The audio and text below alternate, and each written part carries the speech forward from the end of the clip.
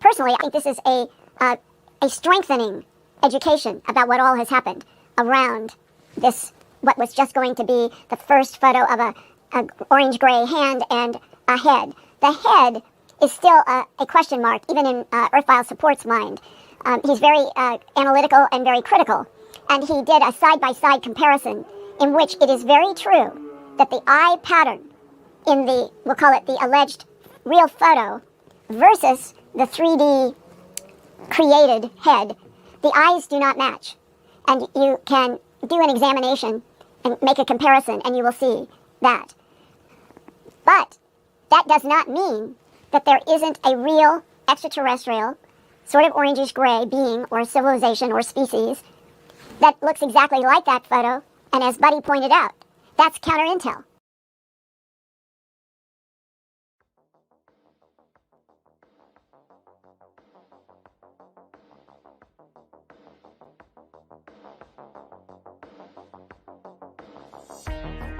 Truth Seekers is a viewer-supported show. Wonderful people like you who enjoy this show send pledges in the form of super chats, super stickers, super thanks, PayPal, or Cash App. Instructions for how to help are in the description. You can also join our Patreon, and for as little as $1 a month you can get extra content. Patreon supporters get a backstage pass, early access to all our production videos before they are distributed publicly, Stephen Campion's music, private writings, a monthly show journal, and more. You can also become a YouTube channel member for $5 a month.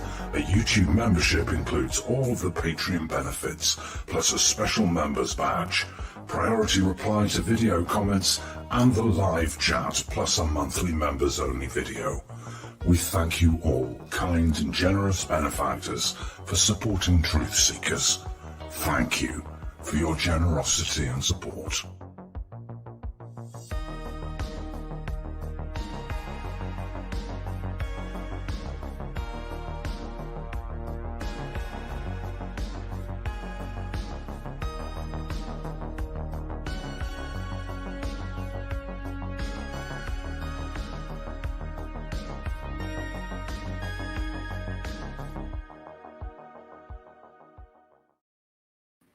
Greetings and salutations, friends, and welcome back. I am here. We are broadcasting live from the Apocalypse Cabin, and as I am apt to do, remember the warning that I always give, which is we're in the middle of the nowhere, and so the internet can sometimes be wonky. If I should happen to get thrown out of my own stream, usually it's a matter of rebooting everything and jumping back in. So if I should happen to de-res in the middle of the show, don't be concerned. Just the wonky internet here. But tonight is a bonus show of sorts. Many people are asking me to cover this ridiculous Marina Saren girl again. And, you know, this is interesting that there was some controversy because Linda Moulton Howe, Christopher Mellon, and others were at a UFO conference and taking pictures with her. And they got a lot of negative, I suppose, attention for taking pictures with this girl. For those unaware, she has made many ridiculous, stupid statements that are factually incorrect about the Nazis. You know, talking about the good Nazis that separated from the bad Nazis. And I am aware that she has recently lost her Patreon because of anti-Semitic and Holocaust-denying statements that she was making. So for her to deny that she's a Nazi, I mean, what is the proper term? Do we call her a Nazi sympathizer? Do we call her a fan of the Nazis? After all, she's all over her Instagram wearing SS earrings, one on each side. She's wearing the Black Sun pendant. She's wearing literal Nazi uniforms. She did an interview with Dave Scott where she had a Nazi helmet behind her, and she talks about the good Nazis. So somebody, sent me a message. We called her New Age Nazi Marina Sarin in the description of this video. In the title, someone took offense to that. Sorry, not sorry. I don't know a better term than New Age Nazi. But it's important that we recognize some things here. You guys know that I get upset when somebody will not stay in their lane. What do I mean? Well, there used to be lanes. You were an alien abductee. You were an alien experiencer. You were someone who had a UFO sighting. You were someone in the secret space program. You were somebody who had past lives. Pick a lane. But this girl, Marina Sarin, has not picked a lane. And in fact, this girl is an alien hybrid, a starseed, a super soldier who was in the secret space program. She's also a reincarnated Nazi SS general. That's right. And we have the screenshots to prove her claiming that she is a reincarnated SS Nazi general, and she misses that life being a Nazi SS general. Now, I'm sure she's going to claim that while she was a Nazi SS general, she was one of the good Nazis, but somebody should give this dumb girl a history lesson about what the SS was all about. And her revisionist history of Nazism should not be accepted anywhere. In full disclosure, I'm not Jewish, but I'm offended, and I'm not even Jewish, and I'm offended. Imagine how offensive this girl being accepted into UFO conferences as a speaker. How offensive is that? She's running around denying the Holocaust ever happened, apparently, so she got thrown off of Patreon, right? Do these people who book her have any responsibility here? And let's talk about Linda Moulton Howe, the woman who has been caught selling 100% provably fake alien pictures twice in the past year and a half. Her discernment is so bad and her investigative journalism skills are so shitty, she doesn't know the difference between a video game cover and a real picture of an alien. Somebody sent her a video game cover. She's telling everybody that's a real picture of an alien taken on the moon. Then she put it behind a paywall, and you had to pay $3 to sign up for a shitty website to see it. This is amazing. It is amazing to me that we now have one fraud interviewing another fraud. And this is what passes for evidence. This is what passes for evidence or proof in the so-called UFO community. And by the way, in full disclosure, both these ladies have bigger followings than our show. Isn't that great? You can run around denying the Holocaust and have a bigger following than a show that tells the truth. Or you can run around selling your audience 100% provably fake pictures of aliens, not once, but twice in a year and a half, and have a huge audience. What does Linda Moulton have? A couple 100,000 subscribers, I think? Great. And, I get it. I get these nasty messages from you fans of Linda. Oh, she did groundbreaking work when she started. Yeah, maybe she did 35 years ago. It was all shit from there. She's been peddling garbage. She did one decent project where she actually vetted things, interviewed people, found evidence, right? And that is her book and documentary, A Strange Harvest. After that, it was all garbage. And by the way, I have a new source which I talked to today. And this is very interesting about Linda Moulton Howe. Today, I talked to a source who would let me, he's going to go on the record. He's coming here to talk about this. His name is Eric Mitchell. And he has a very strange and interesting story. He was knocked down by an apparent object in his yard quite some time ago. And the injuries from that and the encounter with whatever that was created all kinds of neurological strangeness. And he has been studied by neurologists and scientists at Harvard University and some other prestigious universities. In 2018, Linda heard about his story. She called him and she said, "I want to have you on my website, Eric Mitchell, and I've got a huge following and you're going to be well known and I will make you famous," right? And this man has some strange brain anomalies, including apparently the ability to create sound from his brain. I don't understand it. We're going to dig deeper into his actual story. But the important part is Linda Moulton Howe contacted this man and she loved his story, but she wanted him to punch it up a few notches. What do I mean? She started telling him that it would be much better if he told everyone that the audible sounds that he's apparently generating from his brain are binary messages from aliens. That's right. She wanted them to just make shit up. And he protested. He said it's not binary. And she again stresses that you have to lie and say it's binary in order to make the story better and easier for her to sell. He refused to do that. But isn't it great that this woman, Linda Moulton Howe's, running around finding experiencers and then forcing them to punch up their stories, make them more fantastical? It's amazing to me. So we're going to get into the actual interview. I'm going to put my fair use banner up. By the way, I want to give a shout out to and welcome our new Truth Seekers announcer, Ian.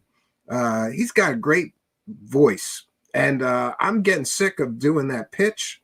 So we're just going to play bumpers now. I've got a few more bumpers that he's going to be helping us with. We want to welcome all you members of the live chat. We have a big crowd here tonight. It is Friday night. I'm at the cabin.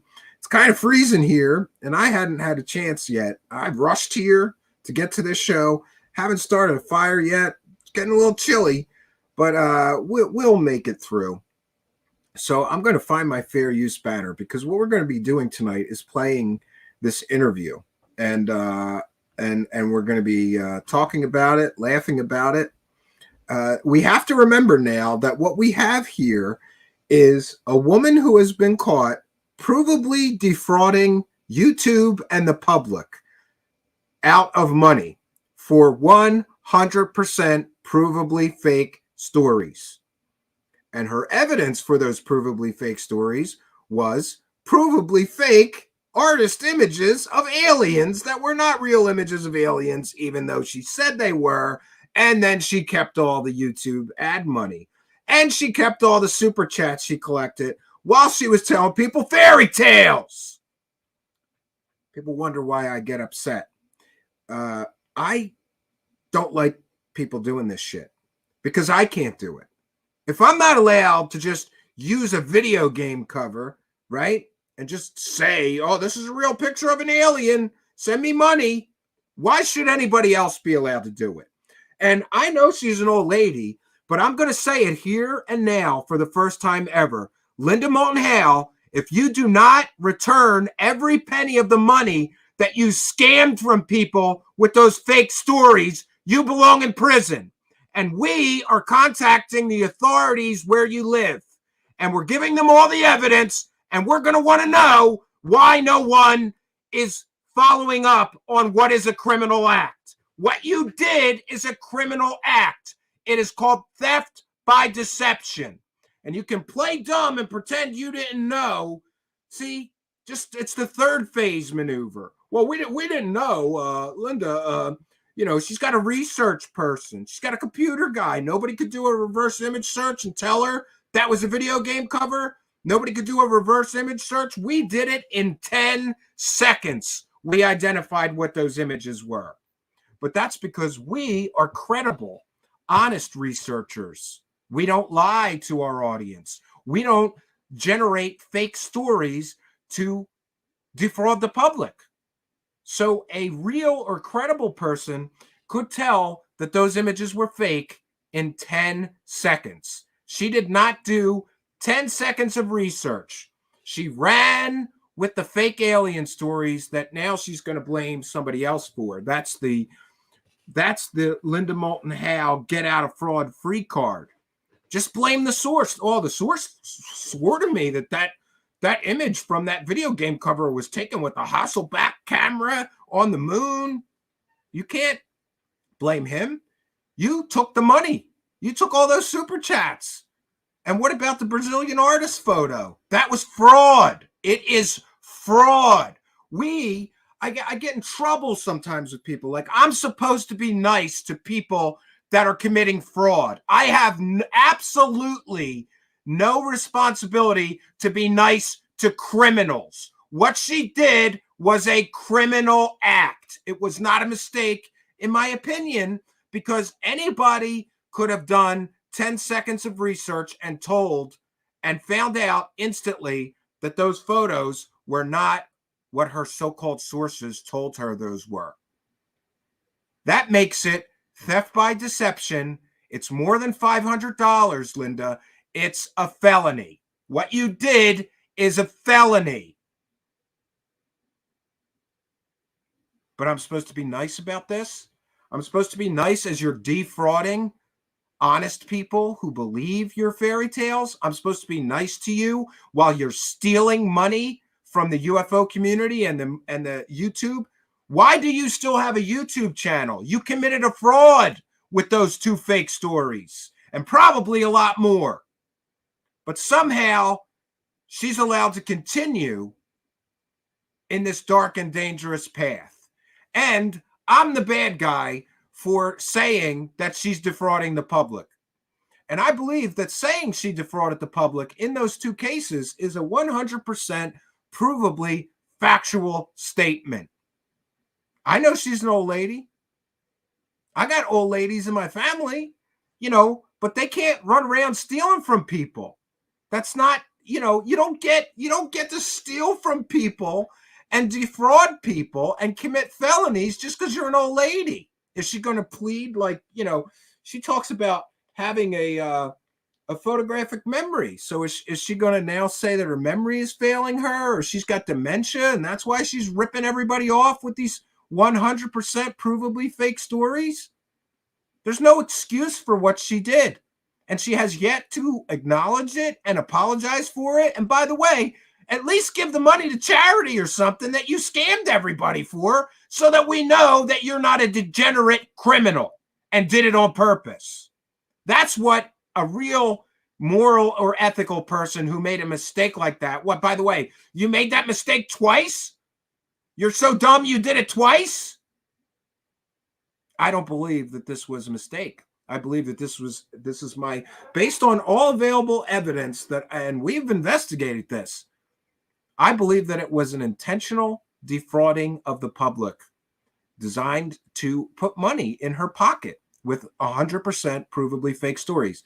And by the way, if myself or someone else didn't catch her doing that, would anybody have said anything about her doing that? Or would she just keep the money and roll on with another fake story? In fact, I believe that she had many, many more parts to that last one, the orange gray alien story, right? She even brought in a fake remote viewer to remote view the death of the alien in the photo that wasn't a real alien. It was an artist's recreation. It was CGI. Great. So we have that woman, the criminal, interviewing a woman who denies the Holocaust happened, who says the good Nazis separated from the bad Nazis, who wears Nazi jewelry, Nazi necklaces. She got suspended on Twitter for Nazi symbology on her Twitter. She got thrown off of Patreon for being a Holocaust-denying anti-Semite. She called YouTube JewTube. She's also an alien hybrid, a starseed, a reincarnated Nazi SS general. She is also claiming that she has alien babies. People took her genetics and made alien babies out of her genetics. And by the way, she's claiming that the aliens gave her alien DNA somehow, and she's an alien hybrid. She also claims that she has superpowers, and she charges people money for her to use her superpowers. So we have a criminal interviewing this Nazi girl. It is a laugh riot of bullshittery. And I, for one, am sick of this shit. And by the way, Portal to Ascension, You booked these two frauds on purpose. You booked these two people and charged people money to listen to this drivel, this garbage, this fairy tale bunch of nonsense. Did you check into the Nazi girl? Were you aware of Linda Moulton Howe's recent defrauding of the public with two 100% provably fake stories with 100% provably fake alien pictures before you booked her and charged people money? What stories did she tell at your conference? Was it more bullshit with fake pictures of aliens that aren't real? All right, so this is a transformative work. We're going to critique the video that we're sharing, besides laughing at it and talking about how ridiculous this is. And we are educating the public about people who defraud people with their fake stories for money. Both these people were paid to be speakers at Portal to Ascension. And I would encourage everyone to contact the people who run that organization and ask them why they are promoting anti-Semites, Nazis. Here's more proof of her Nazism. Oh, wait a minute. Wrong one. Sorry. Let me share the other one. I have another photo of her where she is glorifying her so-called connection to the Nazis, right? And in this, she's pretending to be a well-known Vril psychic, right? And what's in the background? A Nazi flying saucer, the honey boo. That's a Nazi flying saucer, honey. You are glorifying Nazis. Congratulations. You are a piece of shit. All right, so we're going to share this video. And honestly, we're not going too deep into this, just enough to show you how ridiculous this is. And by the way, I did put this video on an alternate YouTube. We're sharing it from an alternate YouTube video just so that we do not have to sit through YouTube ads. This is a monetized video that they are, in my opinion, defrauding the public for 100% fake stories with absolutely no evidence that they're selling as true stories. Good production, though. I'll give them that. They had good cameras and good sound.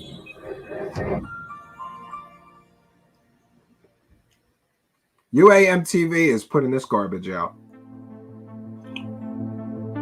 And there's portal2ascension.org. I encourage everybody to go to that website and ask them why they're paying Nazis to speak at their conference, and people who call YouTube, and people who deny the Holocaust ever happened, and people who say that there was good Nazis that separated from the bad Nazis. And yeah.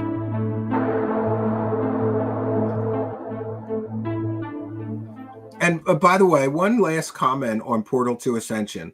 If you're really interested in Ascension, are these two people really who you want to listen to? A criminal that's defrauding the public with 100% provably fake alien pictures, and a Nazi sympathizing, glorifying idiot who rewrites history of World War II? I don't think that those people know anything about Ascension. You should listen to someone who is a spiritual master. Somebody calling YouTube and talking about the Holocaust never happened and getting thrown off of Patreon because she's a Nazi girl is not somebody that you want to listen to about spiritual practices. That's just my opinion, and I'm entitled to it.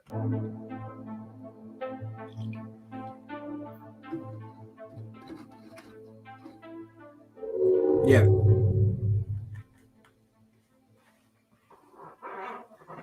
Oh, Zohar Entertainment. Marina, one of the questions that I often have with people who have either been in the abduction or some sort of a relationship with what we call high strangeness of other intelligence.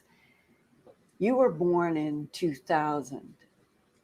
When you think back now, growing up, when was the very first memory of something that might have been a light in your room, a buzz in a closet, where you were, as a child, aware of something that was strange and becomes connected to the rest of your life? When was that very first memory? Well, Linda, when I was 6 years old, I was some sort of aware of my nature. as a starseed or hybrid, and I Okay, what I'm trying to get to is the very first. I'm a awareness 6-year-old. of I you know I'm an alien was hybrid. You wouldn't automatically have the idea of a starseed.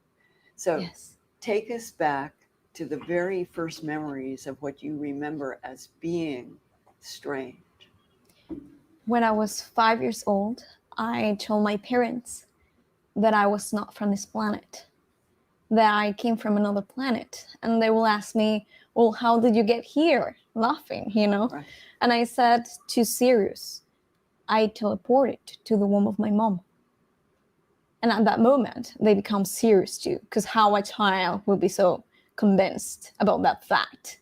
But what were you seeing in your mind's eye that convinced you that you were from another planet? I was aware that I had abilities, psychic abilities, that other people didn't have. Like, She's aware that she has superpowers, and also, isn't it great? She's 6 years old, and she knows she's an alien hybrid, and now she's telling everybody she comes from another planet. She comes from another planet. We can add that to her list of fantastical, stupid claims with no evidence. Where's the evidence of that, you idiot? You dumb, dumb girl. If you were an alien hybrid, we could do a DNA check on you and see something that's not human. Why don't you submit DNA samples to somebody, right? Oh, and you're not from this planet. Sure.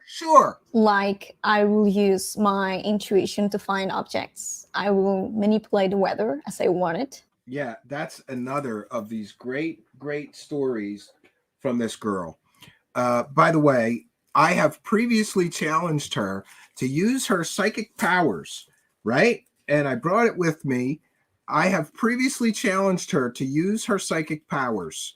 She's got all kinds of superpowers, and I have a billet. It's in my billfold here. I have a billet, and I said that if this girl can use her psychic superpowers and tell me what's written on this billet, and I have shown this to 2 other people who I've given permission to check me if I lie or anything like that. They know what's on this, and I know what's on this. So 3 human beings on Earth, those 2 people I trust not to tell her, I have given her the challenge. I will give her $10,000 in a bank-issued cashier's check if she can use her superpowers and tell me what's all written on this tiny slip of paper. So far, crickets. So her superpowers are real unless she's challenged to prove them. And by the way, earlier on Twitter, where there's this whole back and forth, I keep telling her that she's in love with me. People are telling me that. I don't know if it's true, but kind of having a little bit of fun with this girl. She's getting very pissed off because we're covering her. And I keep putting just GIFs of like, you love me when she cries. But hey, Marina, prove your superpowers. You can make $10,000. Forget those shitty UFO conferences. They only give you a couple $100. 10 grand. Just prove your superpowers are real. And I will have dreams with extraterrestrials that to me felt familiar enough to not be afraid of them. okay, now that's the area that I'm asking about. What was the very first dream that you remember? At what age? And what were you seeing in the dream? The very first conscious dream, it was when I was a child, but I was not able to interpret it correctly. So I just thought, well, these are some beings, but I didn't thought these are extraterrestrials, and I didn't know. Oh, Marina's here. Why don't you use your What were you superpowers seeing live? in the dream? Come on, We're give us a seeing, demonstration. ETs of blue skin. Blue skin. Yes. And when you say ETs, did you know as a child? Come on, Marina. Tell me what's on this. Come on, use your alien superpowers. Call your alien friends. You fraud. Call your alien friends. Use your superpowers. You're in the live chat. Tell me what's written on this. I give my word. If you get it right, I will tell the truth, and I will give you a bank-issued cashier's check for $10,000. Bank-issued cashier's check is as good as cash. Child that they were extraterrestrial, or No, I didn't thought. I mean, I thought they came from another planet. Yes, but I didn't thought about them as my star family. But why, as a young child, would you even think of extraterrestrials? What did you say to your mom and dad about your I was dream? obsessed about it, and I didn't know why. And the blue, what color blue that I would know and you would know? Light blue. So you remember having dreams from, say, age 5 on, trying to talk with your parents about dreams in which you were Only fans, seeing ufology. something that wasn't human, but you didn't really understand what it was. How long from age 5 did you live with dreams? And then when did it transition into something that was telepathic? She's from Spain, Tim. Can you tell us from age 5 on what was progressing and what was happening? So until 15, I was completely unaware of the whole phenomenon, what's going on Earth and Earth history. But I had this knowing of my hybrid nature.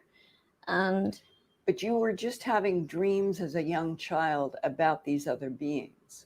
Yes. There must have been a transition point. Yes. Either in dreams or in telepathy, like in a room. Yes. What was we'll call it the pivotal moment that you realized it wasn't just dreams, that you were being communicated with by other entities?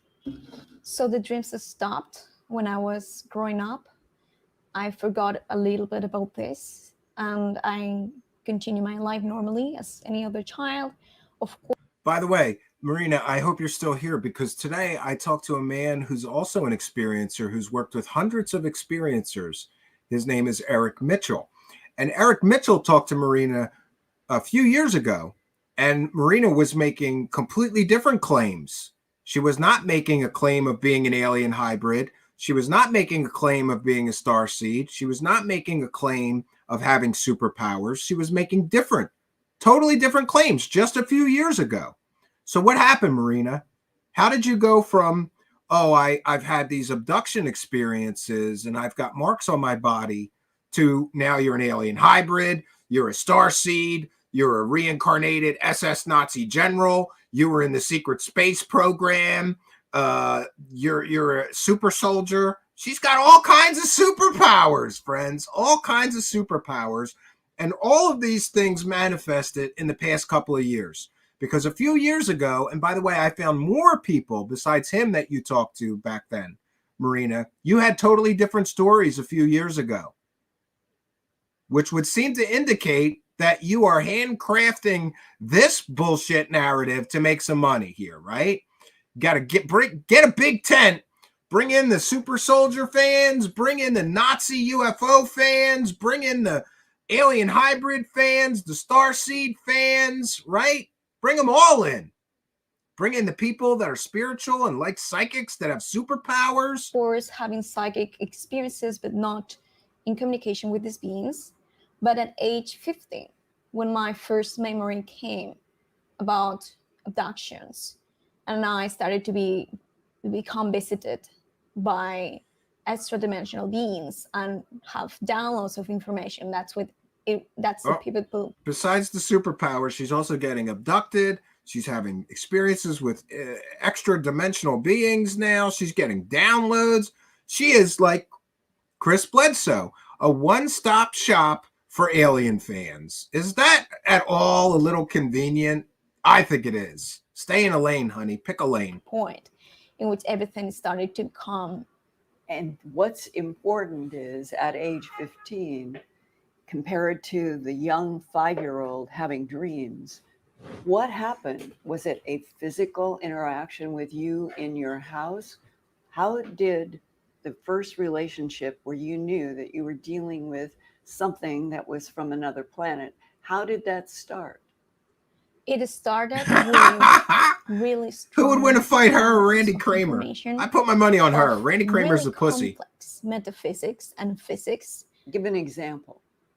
For instance, is the structure of existence, the mechanics of consciousness. Yes, and please like what do. would have been communicated to you as a 15-year-old?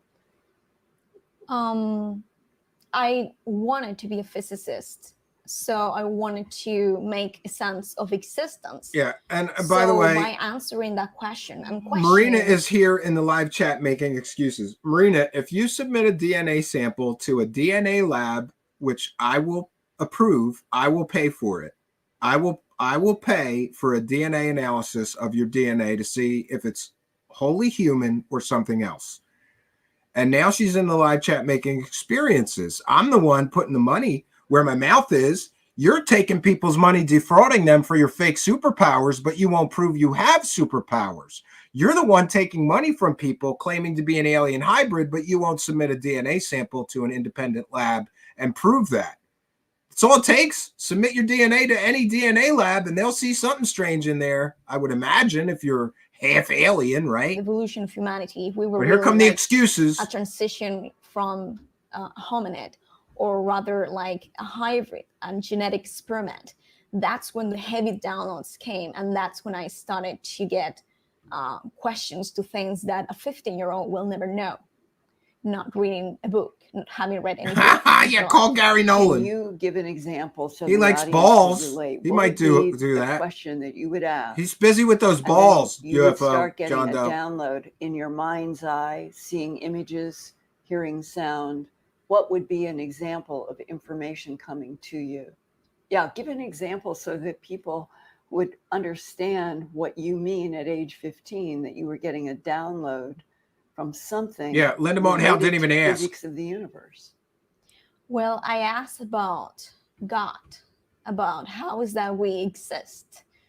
And I got a paradox. I got an answer that is paradoxical, that says we exist because non-existence couldn't exist, because Some say she it was, would Matt. be denying. Depends on of who you ask. existence. And only if existence exists, Nazi non-existence Barbie. could exist. She's And Barbie that's Nazi. why there is existence. And then I asked about God, and they told me, I got the information coming from me telepathically that gave me the vision that God is an all that is force, and everything that exists are infinite frequency modulations of that same energy that we call God, and is fractalized. And the purpose behind God and the universe existing and fractalizing into infinite aspects of itself is because God, by being everything, it was nothing at the same time. So God wanted to be someone, and that's why it fractalized itself to become someone. And the only number that God could divide itself, by definition, technically, mathematically speaking, is infinite, which is an abstract number. And Oh, what a bunch of word salad nonsense. Let's hear about the nature of God from a Nazi girl. This is great. and this whole concept that I've heard. By the from way, are you talking about the Jews' God? Right? You don't like the Jews, right? Which God are you talking about? Are you talking about, El, the Jewish God, the one true God? What God are you talking about? Because you don't like the Jews, so I guess she's talking about a different God, not the God of the Jews, right? Since the Holocaust never happened and everything, and they're liars, and they're controlling the media and the whole world and many everything, people in the and they're shadow banning her. is fractals, the geometry of fractals, frequency is the essence of the universe and the essence of infinity, with the mathematical fractals always repeating. Yes. Which in a way it sounds like what you're talking about. Definitely. Now, to somebody who is listening, who might be another 15-year-old, Thank you, are getting Banana Planet information 666, about a God force for the DNA that test. is infinite, And thank you, UFO and John Doe. recreating itself mathematically. I'll help pay in for the DNA frequencies. test to expose and So out that another fake fraud. its non-existence would not We've got be volunteers, permitted to Marina, be. There to was pay nothing. for your DNA test to prove Today, you're we're just a talking normal, in human, 2022, dumb you're girl. 22 years old. Nazi Barbie dummy. What is your perspective right now on the intelligence that has been putting these downloads into you for the last 22 years? I have to say that I will divide that collective into the ones that are not agenda-based, which are all about experience, for expansion, for spiritual expansion and experience, and the ones who have an agenda that unfortunately have been the ones that have been manipulating and controlling deeply the awakening of humanity and all these Word salad scenarios. nonsense, And new which age type would nonsense. this be and why? My personal experience ranges from the agenda base, the very agenda base, and the non-agenda base. So I have a mix, a duality of both of them. But what would be the agenda of those that are denying their existence to humanity? You mean the people who deny they exist? Yeah. What are those entities? What are they like? What do they look like? And why are they denying information?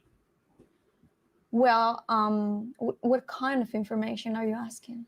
Maybe I misunderstood. I thought you were saying that you've got telepathic download from beings that are trying to show you the essence of God frequency and why the universe exists. Yes. And that then there are others that are trying to block that information from humans.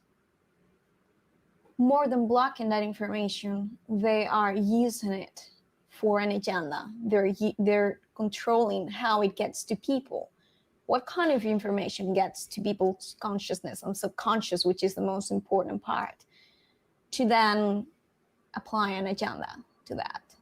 Well, I think a lot of people, especially 22-year-olds watching, they would want to know, how do you interact with these other intelligences? Yeah, it's called in her imagination. That's how she interacts with these other intelligences in the land of friggin' make-believe. Are you taken in a beam of light into a craft and facing Beam of and light. getting telepathic downloads? She's giving her suggestions. She's giving her ideas like, say you're taken in a beam of light, Marina. It'll punch up the story and make it better. What is your relationship with the non-humans that you feel are trying to show you that the universe is related to a God force that is based on math? I mean, how does that work versus others that are trying to block? I think that I'm hearing from you, there are those that are giving you information, and you're aware of others that are trying to block all of humanity from knowing the truth. So what do they look like, and why are some trying to communicate and others trying to block? We need to understand that. So the beings that are responsible for my downloads, that explain to me all these dynamics and the structure of existence, are called Anunnaki, but there are various kinds of Anunnaki. Those specifically are blue-skinned, and they have a connection to what we will call the Celtic people from Earth. Yeah, and isn't it interesting that all the so-called information that she's getting from the so-called aliens she's in contact with is all shit that has been in the UFO community for years and years and decades already? You know, there's nothing original here. It's all regurgitated, slapped together, bunch of different stories from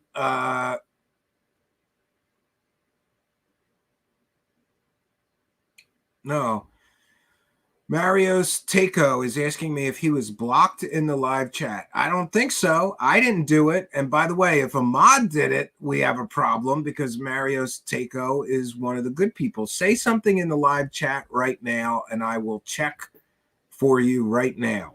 If I don't see a message from Mario's Takeo, then we have a problem. He may have been added to hidden users by the mods, not by me. And yeah, sounds familiar, Ron? They are connected to specifically one important civilization from the past that they call Hyperborea.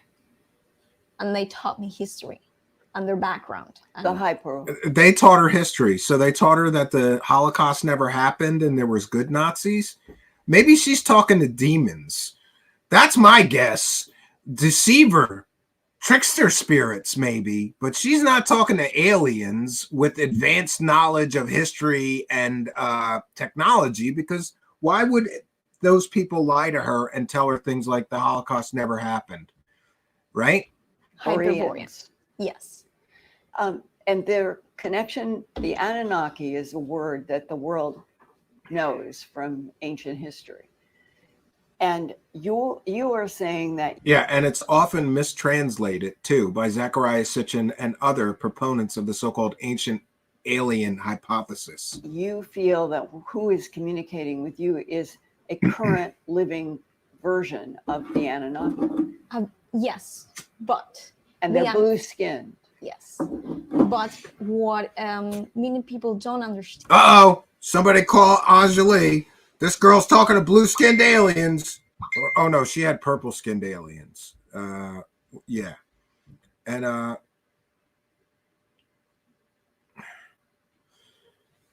I don't know. Type a message and hit enter. Reboot your computer and start over. I can't. I'm in the middle of a live broadcast. I don't know what's happening, Mario. So I apologize. Whatever it is, I can look into it after the broadcast. But I just want you to be aware that oftentimes people think that something's wrong on our end and they just need to reboot their computer. And I hate to be an IT guy here, but have you tried turning it off and turning it back on? Try that. Is that Anunnaki is nowadays a very general term because it's a species made of many different races and sub-races. So even in and there's nothing in any other text that says that they are a species made of many species. So this part, I guess, she's making up. I don't know. Between them, they have political conflicts. They have different mixing of genetics. They have different histories. They have different, let's say, paths of evolution. So let me see if I could check on that now, Anunnaki Marius. Is quite general, I will say. But there was a group that had ropey headdresses, elongated heads, held rods that I have been told were language communicators directly with human brains. And that Anunnaki group, Enlil, Enki, and all of the stories that they were an extraterrestrial civilization that came from another star, solar system, put a base on Earth, and were involved with genetic manipulation of already evolving primates to create. Mario, somebody did add you for some reason. Sapien. So the Anunnaki would have been genetic engineers on the Earth of different life forms.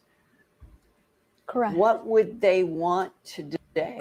Mario's Takeo, somebody put you in the hidden users, and I don't know why, but I have fixed it.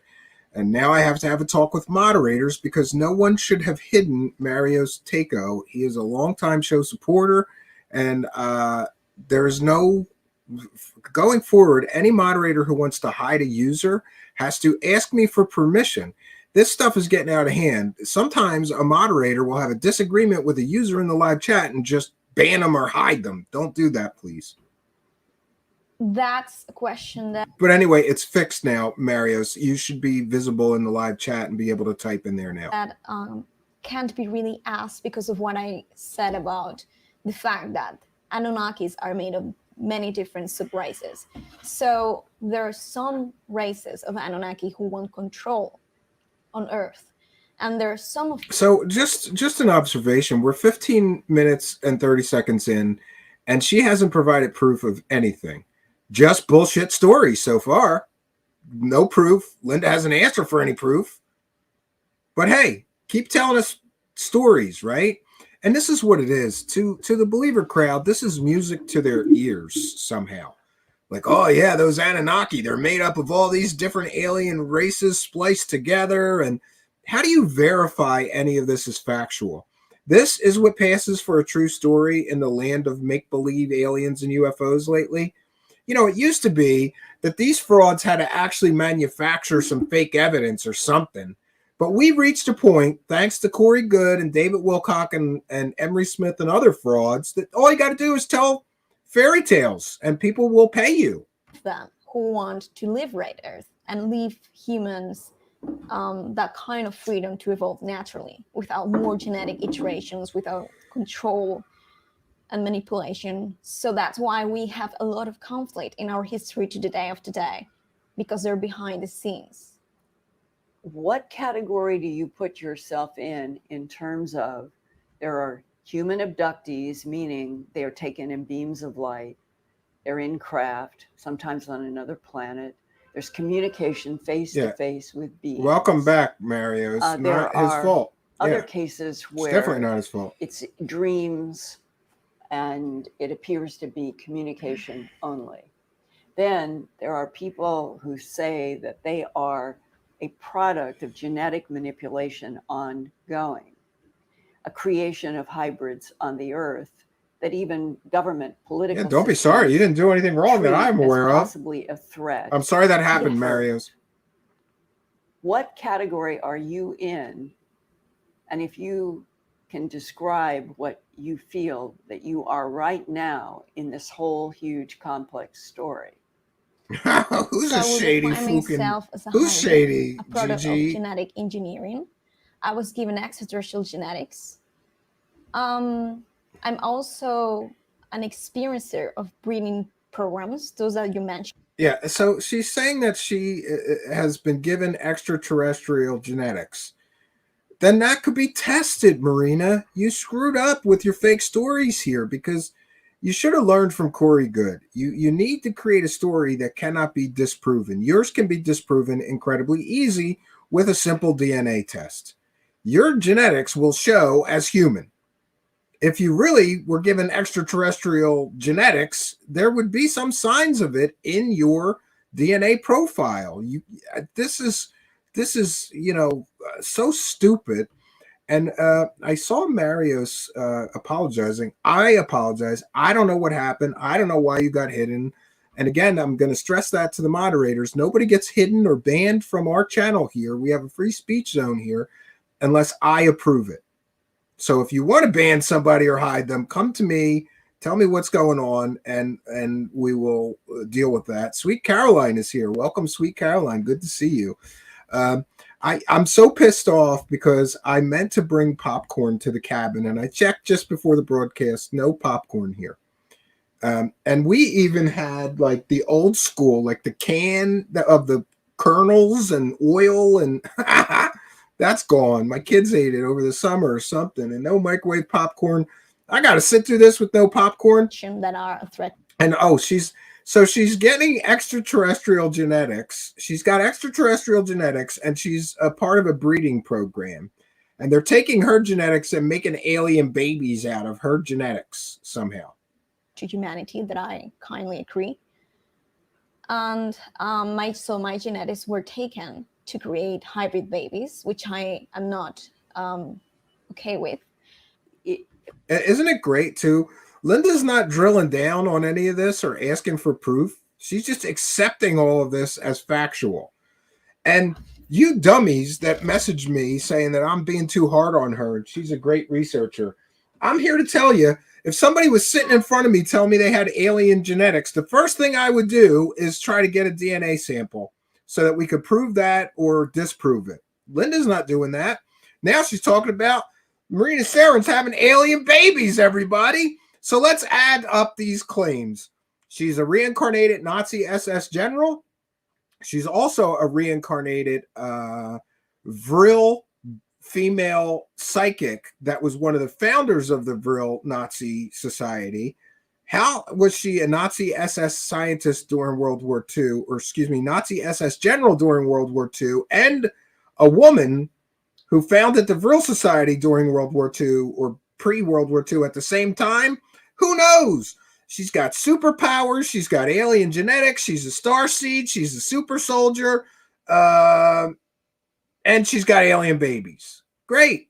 Great. What is your personal understanding of what has happened between you and the Anunnaki and a genetics program that would involve taking souls?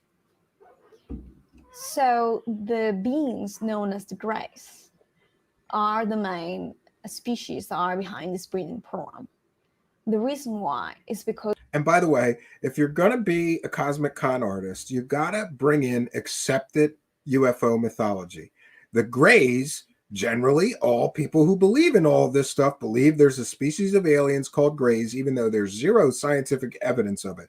Is there witness testimony? of similar looking creatures? Sure there is, but there's also a history in the occult. Look up, look up some occult references, because some people believe that the Greys are not alien at all, but it's accepted mythology in UFO land that there's a species of aliens called Greys. So she's got to bring in accepted UFO mythology and then build on it. You got to change it around a little bit or add your own little twist to it. And here's her twist. It's coming. Because they are a dying race. They are at the face of extinction. And we've all heard that before, that the Greys are running around collecting cow balls and cow assholes, because that somehow, I don't understand this whole theory. So yeah, alien Greys are a dying race. They've got something wrong with their genetics, and that's why they're running around mutilating cows and taking cow assholes and balls, right? Because that's somehow going to fix them. And this is all accepted, established UFO mythology that she's using. Nothing original here. And they claim to be us from the future. So that heard they that before too. People that we are somewhat related genetically, so that we develop compassion and actually agree on a higher level or a lower level to give away our genetics. And they're doing this. And I have to say that I consider this to be one of the greatest threats in human evolution right now, because I had experiences when I confronted them and I exposed them to the public, the real intentions. When I did that, she's a hero. Besides being a super soldier in the secret space program and having alien babies, she's a crusader trying to save the human race. This shit is getting thick, friends. I was attacked by them. I'm going to need waiters in here if this BS gets any deeper. To the point in which I almost passed away. Okay, how did they attack you? Now she almost died. Oh, they psychically attacked her with their superpowers, and she almost died. But couldn't she fight them off? Because she's a super soldier, and she's got superpowers. This is stupid. There's a lot of plot holes here. You need to work on the whole plot here, Marina Saren. And what were you seeing, feeling? My breathing was not normal. My tension was getting way too high out of no reason.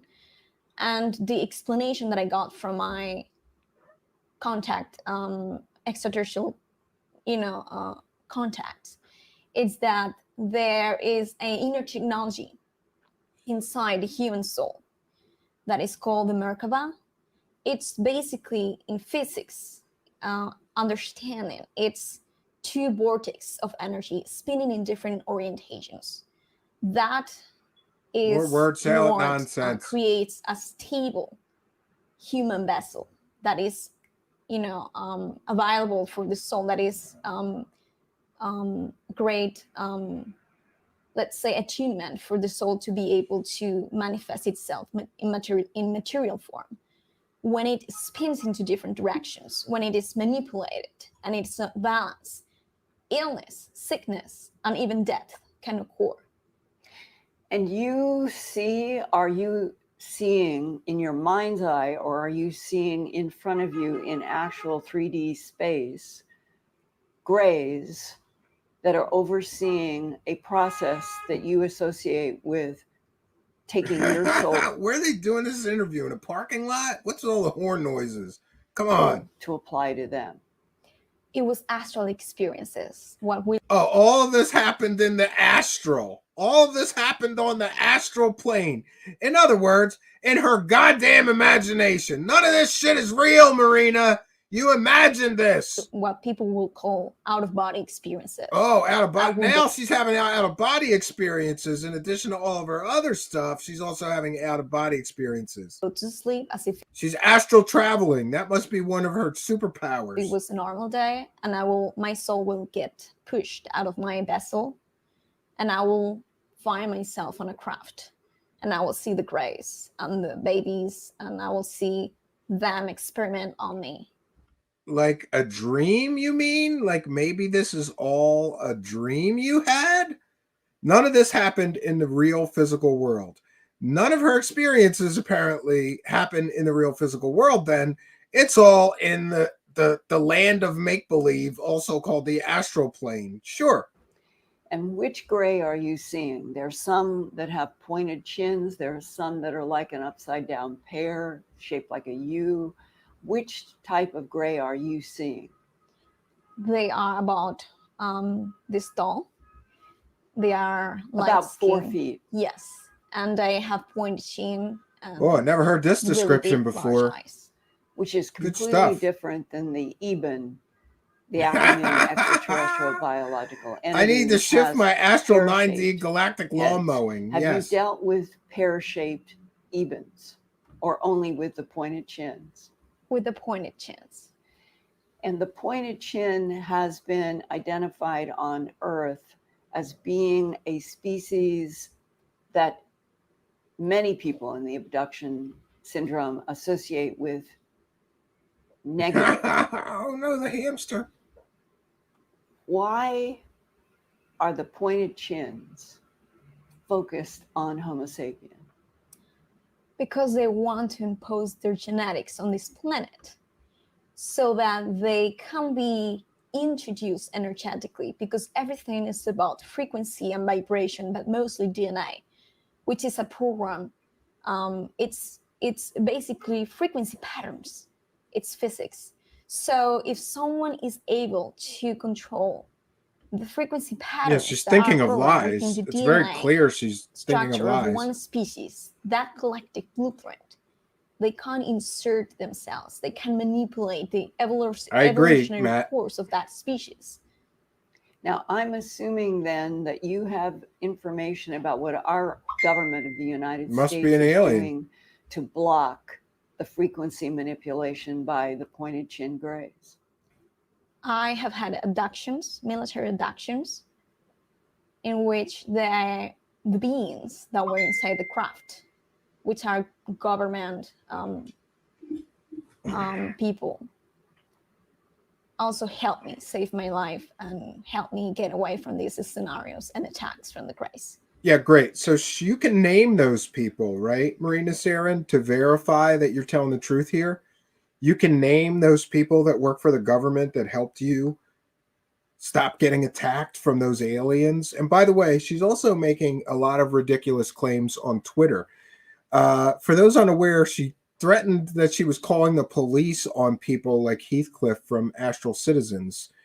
And Heathcliff called all of the police stations where she lives, and there's no reports. So she's making shit up, threatening people with the police for what? What are the Spanish police going to come to the United States and arrest me for saying that your story is bullshit? Is that what's going to happen, Marina? And by the way, she also claims that professional MUFON investigators investigated her story and decided that she's telling the truth about all of it.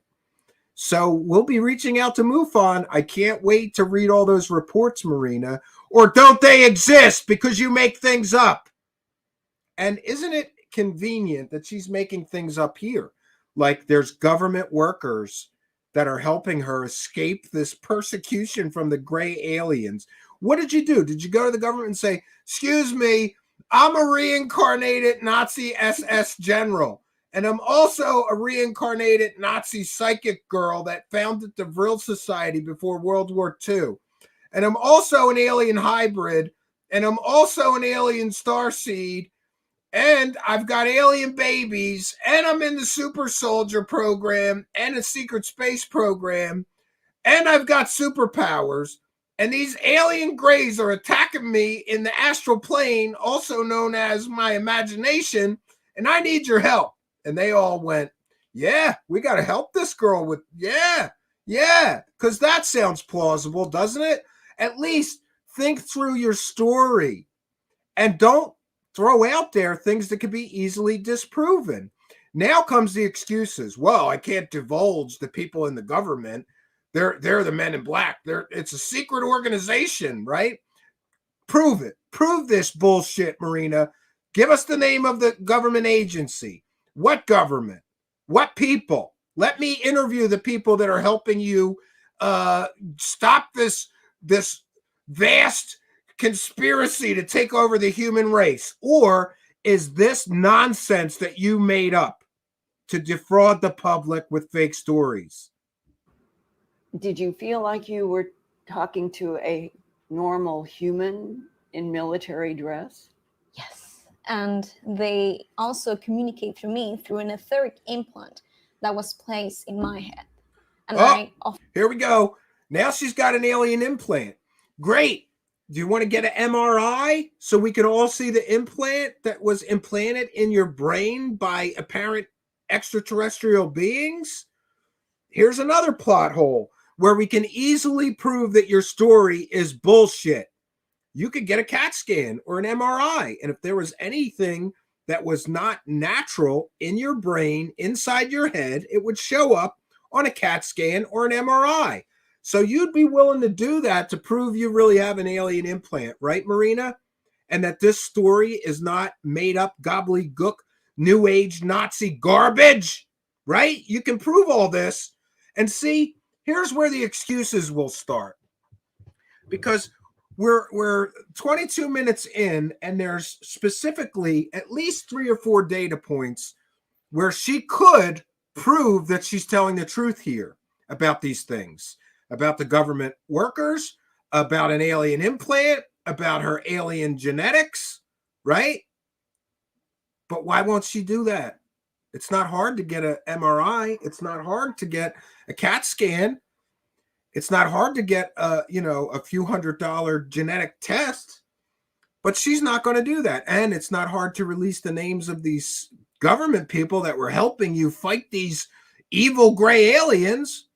But now comes the excuses, because she will go, damn it, I messed up and I bullshitted too much. And in my BS stories, I gave Steve Cambion and all the skeptics an easy way to disprove that I'm telling the truth here. And now comes, she will manufacture excuses for why she can't prove these things that are super, super easy to prove. Often have communications with them. Can you give us the what you remember of the communication with the first military person that you had interaction with? Yeah. Oh, and she's communicating with military people.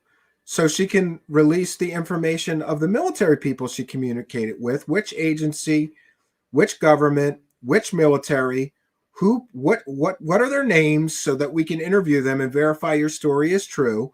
Or is this all in your imagination, you LARPing Nazi Barbie idiot?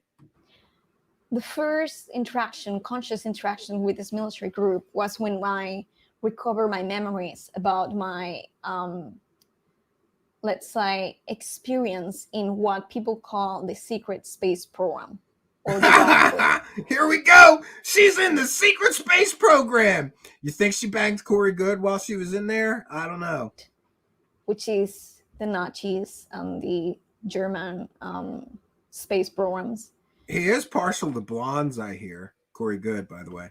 That was the first time that I came in contact with groups. There are factions within the SSP, the Secret Space Program, but that thank you, KMM no longer on the 177. Let's say mission or towards the MRI agenda. scan. We're gonna read all these before we end the show too. And also, they helped me save my life from the graves. Well, let me ask you a historic question. Adolf Hitler, leading up to World War II. We're going to get to the Nazi part. Talk to people about the fact that he was working with extraterrestrials from the Thank you, KMM 177, for kindness. Correct. We appreciate you. And that they were blonde, blue-eyed, and that he was going to, in the war, make it possible for the Aldebaran, blonde, blue-eyed beings to help him and then to take over the world and get rid of what he considered to. By the way, all these people that make these claims, she just claimed that Adolf Hitler was in contact with blonde hair, blue-eyed extraterrestrial aliens from Aldebaran. Where is the proof of that, Linda? Again, this is just, it's like these people think, well, I heard this person. It's like that game where you line up 10 people and the first person whispers into the second person's ear. By the time it gets to the 10th person, it's a completely different story. There's no evidence. There's no evidence that Adolf Hitler was in contact with extraterrestrials. And these stupid people that say it, if he was in league with some super advanced extraterrestrial races that had the technology to travel between star systems, and they were on his side, he wouldn't have lost the war, Linda. This makes no sense. To be a reptilian presence on the earth. That was in the 1930s, leading up into what we all know as World War II in the first 5 years of the 1940s. Has either humans or the pointed chins showed you actual images of beings that were blonde, blue-eyed, and explained were they from the Aldebaran star system, and what would be the current, I guess you would say. And by the way, the James Webb telescope is going to disprove a lot of UFO mythology, because James Webb is going to be able to look at the Aldebaran star system and see if there's habitable planets there. It's going to be able to look at Zeta Reticuli and see if there's habitable planets there. So you people are going to need some new material soon. This is old ass, decades old UFO. I call it UFO mythology. These stories that the Aldebaran was in contact with the Nazis and the Greys come from Zeta Reticuli. It's all UFO mythology.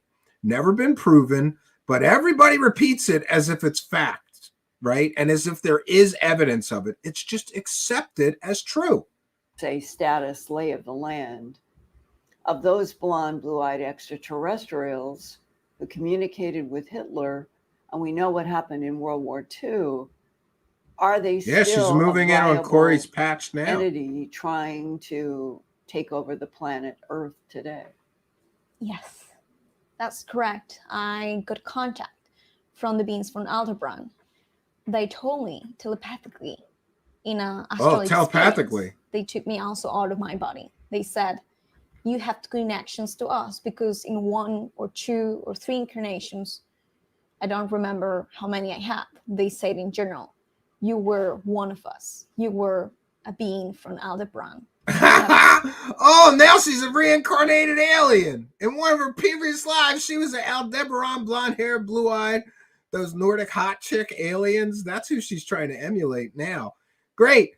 So besides being a reincarnated SS Nazi general and a reincarnated Vril Society female psychic founder, she was also an Aldebaran, blonde hair, blue-eyed hot chick alien too. All right, great.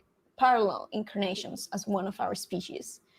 And they told me also that I had 2 incarnations in that period of time, in which during World War I and World War II. In one of them, I was a medium lady who was part of a really famous society that started the whole thing, the contact with the beings from Aldebaran. I was a real medium. I channeled those extraterrestrials. Do you mean the Vril Society? The Vril Society. And the Vril, V-R-I-L, became the names of the alleged UFOs being built underground in Pienamundi. And there's no verifiable factual evidence that Hitler or the Nazis built any spaceships, flying saucers, or anything else. With the possible exception, maybe, it depends. If you're going to accept just testimony from people and stories, then there's the Bell story. And there's the Honeyboo, which was largely disproven, and it was pushed by tabloid newspapers after the war. Pro-Nazi people thought there would be a resurgence of Nazis, and they claimed that they would be using flying saucers and alien technology. But there's no verifiable factual evidence of any of this. So these 2 people, it's like 2 children playing make-believe. That's what I get when I watch this whole thing. These 2 are 2 children playing make-believe. They've got to make believe that gray aliens are real. They've got to make believe the Nazis were in contact with extraterrestrials. They have to make believe that past lives are real. They have to make believe that this girl was an alien. They have to make believe this girl has alien genetics. She's got superpowers. She has alien babies. She was in the secret space program. This is a lot of make-believe, Linda Moulton Howe and Marina Sarin. By Hitler. Correct. Do you know information about who was exactly creating those Vril machines? Sure. It was the German military. And in fact, there was a conflict. There was a conflict because the Draconians, Oh, here we go. She's going to tell the story of the good Nazis. Draconian Empire, knew the plans of the Aldebaran people, and they wanted to take over. And that's when the Nazis became, became what they are to the day of today. They started to, they created the genocide of thousands of lives, and they started to become more aggressive and take a different path from the original mission, because many of them were actually manipulated from behind the scenes in the astral by these draconian entities or species. Yeah, and here is another whole storyline that is offensive to anyone affected by the Nazis during World War II. So she's giving the Nazis an out. It wasn't their fault. The Draco reptilian aliens were manipulating them in the astral plane to make them evil and commit genocide. Before that, Nazis were good. She said that on previous broadcasts, but I guess she's softening things because people took the soundbite of her saying the good Nazis. I'm a little disappointed. I was hoping she was going to say the good Nazis here. And that's when they split. And Maria Orsic, who was the principal medium of that society, A blue-eyed, blonde-haired female. yes, she said, "We're no longer staying here." And she left and went to Aldebaran because they observed that they were taking a different path and they were being influenced by the draconian people. And the ones who were influenced by these draconians, these reptiles, they are the ones who are now called the Dark Fleet. The Dark Fleet. Which is a negative. And the negative Nazis. Yes, the negative Nazis and the good Nazis. And Marina is one of the good Nazis, by the way. She's one of the Aldebaran good Nazis. And isn't it great that all these people that tell stories always make the ugly aliens the bad guys, and the blonde-haired, blue-eyed hot chicks and the blonde-haired, blue-eyed Nordic hot dudes are the good guys? Sure. the positive news is that Maria Orsic has came back to Earth, and I got telepathic communication experiences with her. She's in communication with Maria Orsic now. This is getting good. And what was her priority to tell you? Well, in my other life, in that period of time. Oh, this happened in her other life. As general. Yes. And she was a Nazi SS general, right? She was a Nazi SS general. She just said it in a previous life. But don't worry, friends. She was one of the good Nazi SS generals, right? Her lover. Oh, wow. It gets deep. She was Maria Orsic's lover and a Nazi SS general in a previous life. Would that make her a lesbian? I'm a little confused. This story's getting a little crazy. And what was Maria Orsic's, I guess I want to say, what was her priority in returning now to the Earth in this timeline? Help humanity's ascension. And how do you see that occurring? I see that they are working with the group of the Germans, of the Nazis that didn't take the bad path, let's say. She's working with the good Nazis. And became a breakaway civilization, or even what we call... Oh, somebody contact Richard Dolan. She's stealing his terminology, that Nazi breakaway civilization. Positive secret space program groups or factions, because they exist and they are working with the good extraterrestrials. Some of them are in inner Earth, some of them are in Antarctica, some of them live in ships or in other parts of the solar system. And they... What about Mars? Yes, Mars, unfortunately, is a place that is utilized by the Dark Fleet a lot, because in some of my regressions about my SSP experiences, I saw myself working as a super soldier slave in Mars lab. Yeah, and just for the benefit of those of us who don't live in the land of make-believe, there's a Mars orbiter right now. And that Mars orbiter has mapped all of Mars. So if there's anything going on Mars, we would know about it, Marina. And Marina's going to sit here and tell you that there's all kinds of, Mars bases, right? There's Mars bases. There's Draco reptilian aliens and space battles taking place on Mars. All of that would be seen from the Mars orbiters, you dummy. By people who don't live in the land of make-believe know that this is another data point in her story that can be proven to be completely and totally made up garbage. All right. The same can be said for people who claim there's moon bases, but laboratories. So I don't there's laboratories on Mars, but nobody sees them except in the land of Marina Saren's make-believe. think that the good Germans or the good Nazis are actually there. She said it! The good Nazis! The good Nazis! Great! There's the good Nazis. I'm getting that soundbite, Marina. I already downloaded this video, so you stupid people from Portal Ascension, you're not going to stop me. We've got a new good Nazi sound clip. And it's a strange world we live in where that makes me happy, but it does. That the overall priority is to do what? From Mars to Earth to Aldebaran. What is the main Thank you, goal? UFO John Doe. I'll read that in a moment. The positive. All of them. What is the conflict about?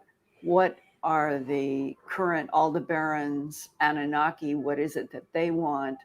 What is the group on Mars? What is at stake here? Well, the Dark Fleet, the ones that are. And by the way, I just want to mention that Linda Moulton Howe once shared our video covering this Nazi girl, or somebody that worked for her did, I heard, and then was fired for it. That's what I heard. I don't know if it's true, but she shared our video covering this Nazi girl, talking about the good Nazis and everything on her channel for a few weeks. Oh, 1 second. Hello?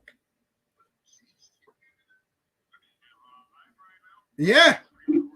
No, I'm live right now.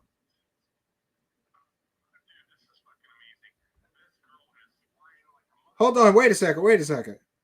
Oh, I don't know how to get it. You're going to have to, I'll send you my phone number if you want to call in. Oh, wait a minute. There you go. I got it. Eric's here with us. No, I just thank God. I just want to say this. Stephen, we've had our ups and downs. I don't give a fuck. No big deal. But the bottom line is, where were you 5-6 years ago when Corey Good popped into the scene and started shoveling at this bullshit with David Wilcock? This is total bullshit. So you have the female version. You got fucking. All right, watch the cursing. Watch the cursing. You just lost me 27 cents, you asshole. Oh, my bad. I'll send it to you, bro. I'll send you more than 27 cents. No, here's what you do. If you want to join the show, we're going to do a little bit more of this, but if you want to join me for the wrap up, I'll tell you what. I'll send you the link. I'll send you the link. All right. Bye-bye. Eric Johnson. Eric, the awakening man. He's calling me right in the middle of the show. And where was I when Corey Good was spouting the nonsense? Right here. Not here, but on another show. Telling everybody that Corey Good was full of nonsense. And thank you, UFO John Doe, who sent a kind and generous $9.99 super chat and says, let's throw in a lie detector test as well for good measure. Serious help is needed. Wasting her life on worst possible kind of short-term fame. Pathetic. There is no good Nazis. Yeah, and the fact that Linda Moulton Howe, don't you know anybody that's Jewish? Do you have any idea how hurtful, offensive, and ridiculous it is that this girl is sitting there talking about good Nazis and you didn't stop her or interrupt her and, correct that there are no such thing, right? With a few possible exceptions of people that did help some of the Jews escape, but this is ridiculous. I'm going to send we're going to do just a little bit more of this, and then I'm going to send Eric the link, and we'll do a wrap up here. And I will read all the super chats to make sure we got them all. Thank you all for your kindness, generosity, and support. Collaborating with the Draconian Empire and the Orion Empire. Their plans are basically creating a race of super soldiers that will have the psychic abilities, mental abilities, physical abilities to become what they call Aryan or superhuman, Ubermenschen, and basically use them. That's a Nazi term. To take the world. To take Earth. Yes. And the positive ones have the agenda of liberating humanity from that. Oh, the good Nazis want to liberate humanity. Great. Reptilian presence. What is it that the reptilian presence wants from Earth? What is their priority? Well, they are species, they are beings that are from different densities of consciousness.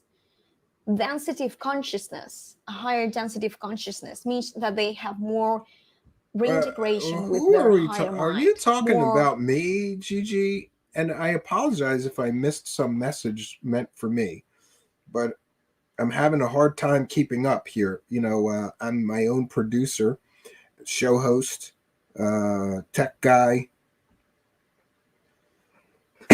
Is that meant for me, Gigi? I'm not sure. Oh, Marina Sarin is here. I'm a redhead, not blonde. Then why do you dye your hair?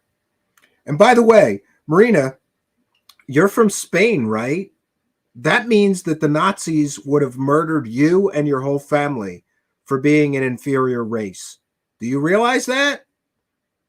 They would have murdered you and in your entire family. And you're sitting there saying good Nazis. The good Nazis. By the way, Marina, I'm going to send you the link here. We'll do this. I will send you the link. You could come on here and you can plead your case, and I will send you the link. You chickened out last time, right? You don't like when people call you on your BS. I happen to know a lot about World War II history. I'm Polish, and that may give you some indication of why I know so much of World War II history. Not a fan of Nazis or any idiot like you glorifying them. You just said good Nazis, you dummy. The good Nazis. Great. The Nazis destroyed the culture Albert Einstein came from. Karl Schwarzwald by the exact solution to calculus, the knowledge of Pillar 43. Well, that's interesting. Yeah, brown hair. So you'd be an inferior person. And thank you, Brock Landers, for a kind and generous $4.99 super chat. Says towards a decent job for Marina.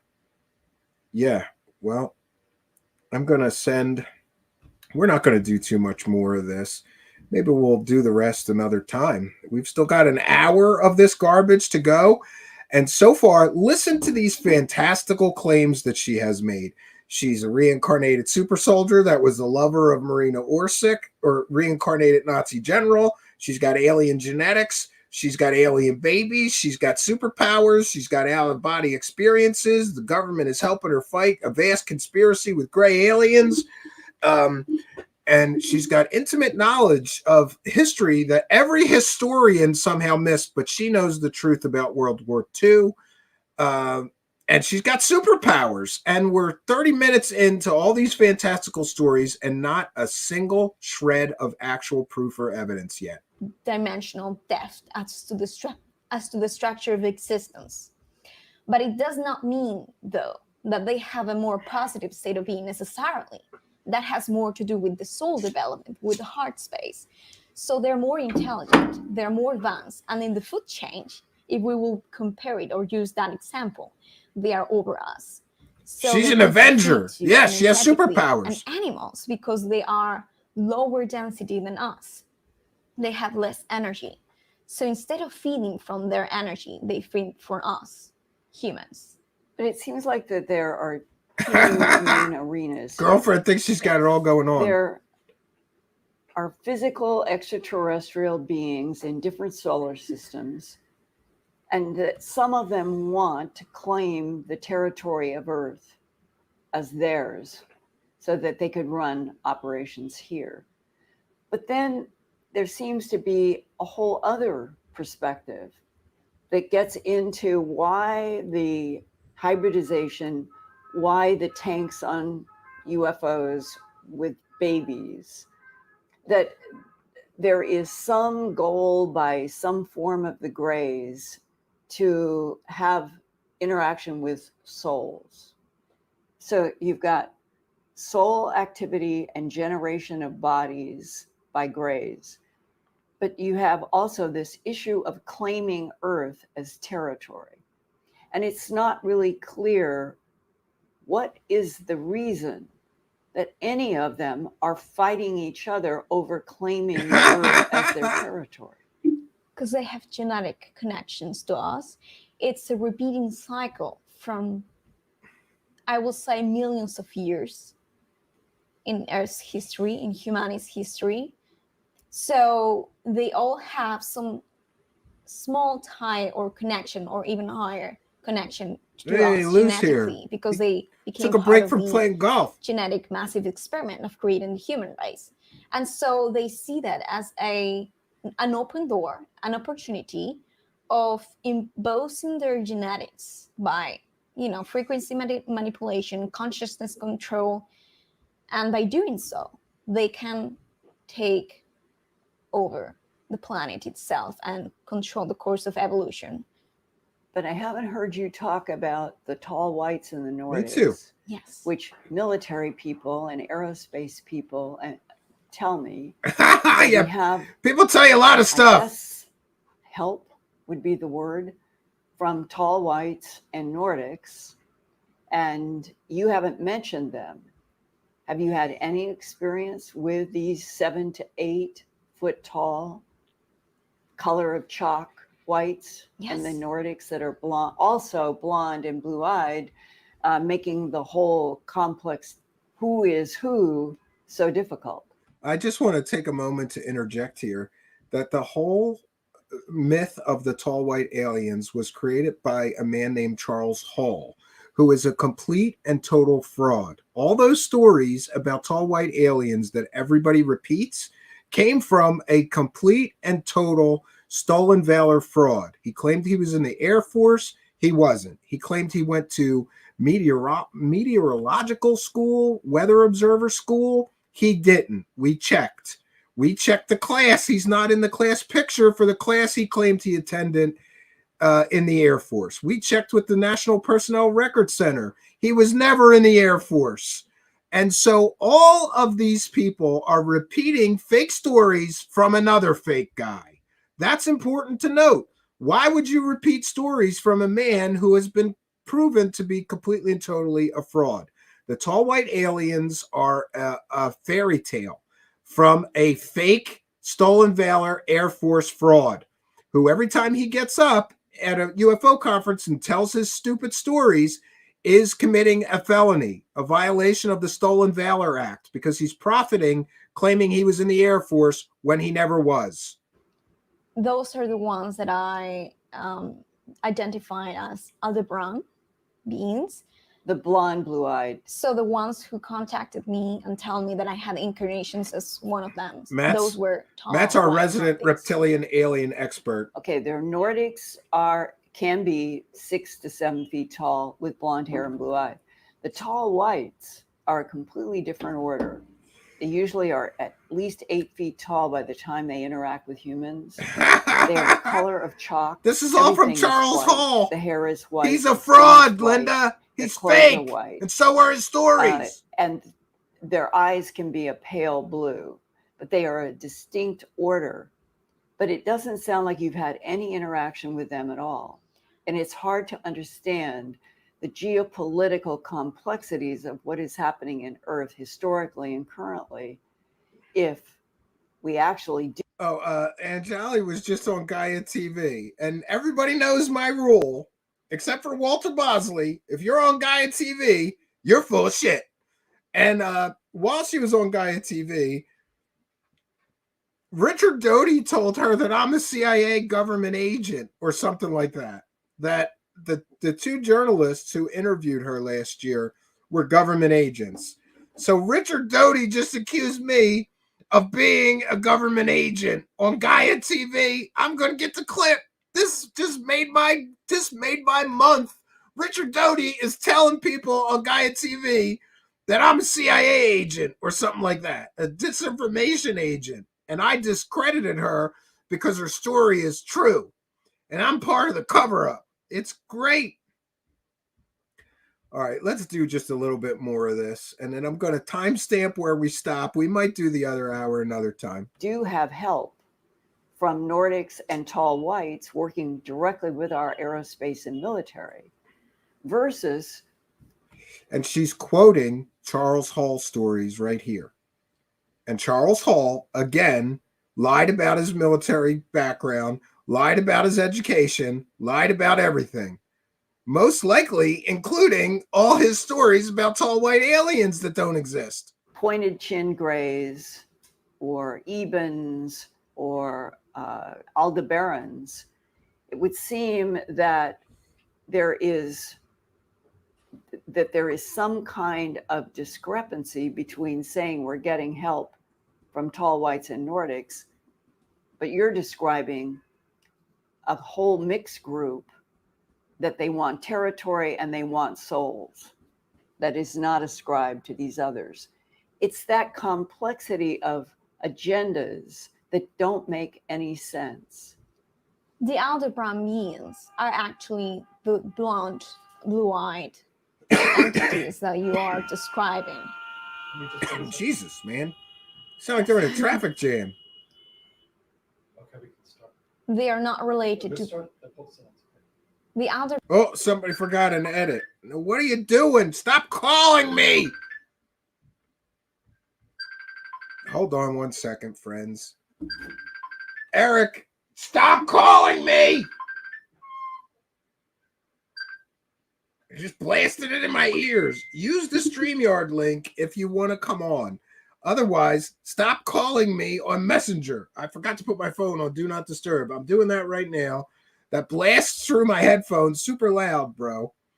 All right. We're gonna use the StreamYard link if you'd like to join the show. The beings that I was mentioning in my story were actually Nordic looking, as you describe them to be, and the ones that are helping humanity and are working with the military. Blonde, blue-eyed. Exactly. Yeah, and just as I said, just as everybody else does, the good-looking aliens, those hot chick Nordic aliens, the blonde-haired, blue-eyed hot chicks, and the blonde-haired, blue-eyed guys that look like Thor, you know, the actor who plays Thor, they're the good guys. And the bad guys are the reptilian aliens. We're going to do just another minute of this. I can't take much more. Exactly. So they're not related. They're not aggressive. They don't want to take over, and they're not related to the pointed chin grays. That's another story. But you have not had any interaction at all with the 7 to 8 foot tall whites. Yes, you have not had any. I did. Well, Oh, she did have interactions with Charles Hall's imaginary tall white aliens. All right, friends, I'm checking out. I can't do any more of this. But joining me for the wrap up here, and by the way, I just want to give a warning to Portal to Ascension. Lawyer letters are standing by. This is a transformative work. We're educating the public about the garbage that you peddle, about the total fraud, fake stories that you sell people as true. And I have very good lawyer letters standing by. So if someone should decide to falsely copyright claim me, remember, if you do that, I will fight it. I will win. And that copyright strike will revert to your YouTube channel. And I will also perhaps seek additional remedies if you should falsely copyright claim my channel here. Joining me, let me put that banner down. So this was a transformative work. We're educating the public here. We've critiqued the video. We offered our commentary of this nonsensical, rambling garbage story from one Nazi girl and one person who is a criminal recently defrauding the public for 100% provably fake alien pictures, telling people they're real pictures. So this is certainly a transformative work. This is the textbook definition of fair use, and we will defend our right to using this interview in the spirit of fair use. Joining me to talk about this is my friend Eric, the Awakening Man. Are you here, Eric? This guy calls me 6 times on Messenger. And now I bring him in the show and he's not saying anything. My connection sucks right now. Okay. Are you here? Can you hear me? Yes. Yes. It's not going to work. Okay. It may cut out. There's an F3 developing into an F4 over Hot Springs, Arkansas. And when I tried to call in earlier, it wasn't so bad, but now there's a huge storm. You know what? Marina is here, and she was making fun of me on Twitter saying, what, you want me to watch this? I'm not going to watch it. She was here the whole time. She's in love with me, Eric. That's what I heard. It's a rumor. You know, here's the thing. If she lived in America, some Hollywood agent would scoop her up because she's obviously attractive. And she's not unintelligent. She's an intelligent woman. She studied the material very well. I'm going to compliment her right now. She studied the material. If David Wilcock had a starseed, she would be the one because she uses 60% truth and 40% bullshit. And she's good at it. I'm going to give her that. Yeah. Yeah. But nothing original here. It's all repeated stuff from other stories, gobbled together. That's my opinion. Yeah, I'll tell you what. I'll tell you why I don't trust her. Is I look at her eyes, I look at her face, I listen to her tone. I mean, if you understand how to read people, she constantly looks down, and every time she looks down, she's lying, in my opinion. So she's searching for the lie that she tried to remember, but she couldn't quite retain it completely. So she's looking for that lie, and then she pulls it up. But what's really sad about this is at one time, Linda Moulton Howe was a great researcher. What the F happened to her? That's what everybody tells me. But come on, that was 40 years ago. 40 years ago, she might have been a good researcher, Eric. She's disgusting. It's disgusting. It's sad, actually. You got to admit, it is sad. Linda should just retire. I mean, seriously, she should just retire. She's not even convincing anymore. Yeah, I agree with you. Well, I'm going to read the super chats and wrap things up. And by the way, you're asking me do your where thing. I was. I'll just hang out. You asked me where I was when Corey Good was doing the same doing the Cosmic Con Shuffle. I was covering him on the Midnight Hour, saying that he was full of it. All right. And Marina Saren says, "Don't worry." I tweeted out. I don't know if you know this. I tweeted out that you're right. I think it was 90% of the time you're right. But you know what? Let me just say this: that if you just if you just assume that these people are lying, if you assume every story is a lie, you're going to be right 90% of the times. You sound like that. Marina's a sweetheart. Listen, she's a sweetheart. I mean, you know what? If I was a young man, she's gonna fool a lot of people with this rhetoric, though. Yeah. Well, listen. Anyway, go ahead. I'll shut up. You sound like hell. I'm going to bounce you out of here because the audio files are going to be all over these comments yelling at me for why your audio is terrible. You got a terrible connection. We'll do this another night. We'll talk about this. I'm literally in a storm right now, but Marina should come on your show. If she believes she's for real, she should come on your show. I sent her the link. She needs a handler, and if she doesn't have a handler, she needs to get one, because if she wants to be a success in the field, she needs to come on your show and put herself under the fire. And if she can make it out of that fire, then we'll let her in the we'll let her in the game. Hey, right now she's and not in the game yet. Angelique She's came here, about and to then move. she got a Gaia. Angelique came here, and then she got a Gaia TV deal. And by the way, tell Richard Doty I want to talk to him, because he's Yep. telling Angelique I'm a government agent and I'm a disinformation agent, and that's why I busted her story, because it's true. Hey, let me just say this: Gaia should be paying Marina about $10K a month for this story, and they'll film. You know what they'll do? They'll bring her in. They'll put her under their fake lie detector test system. And she'll pass the lie detector because they're going to rig it, and she'll be making big bucks. Get to Spain, come and live in Colorado with the rest of the Freemasons and Illuminati. All right, you sound like hell. We'll talk another night, Jesus, Eric. of course. I'm throwing you out of here. I'll let Thank you go. for your input, though. We'll do it another night when we'll bring him here another night when he's got a decent connection. These audio guys will be like ripping me to shreds for, like I can somehow do something about his wonky internet connection and sounding like Darth Vader. All right, so what we're going to do is we are going to read the super chats, and we're going to read the super chats and thank everybody for their kindness, generosity, and support. Make sure that we got them all. Let's throw in a lie detector test as well for good measure. Serious help is needed. Wasting her life, or worst possible kind of short-term fame. Pathetic.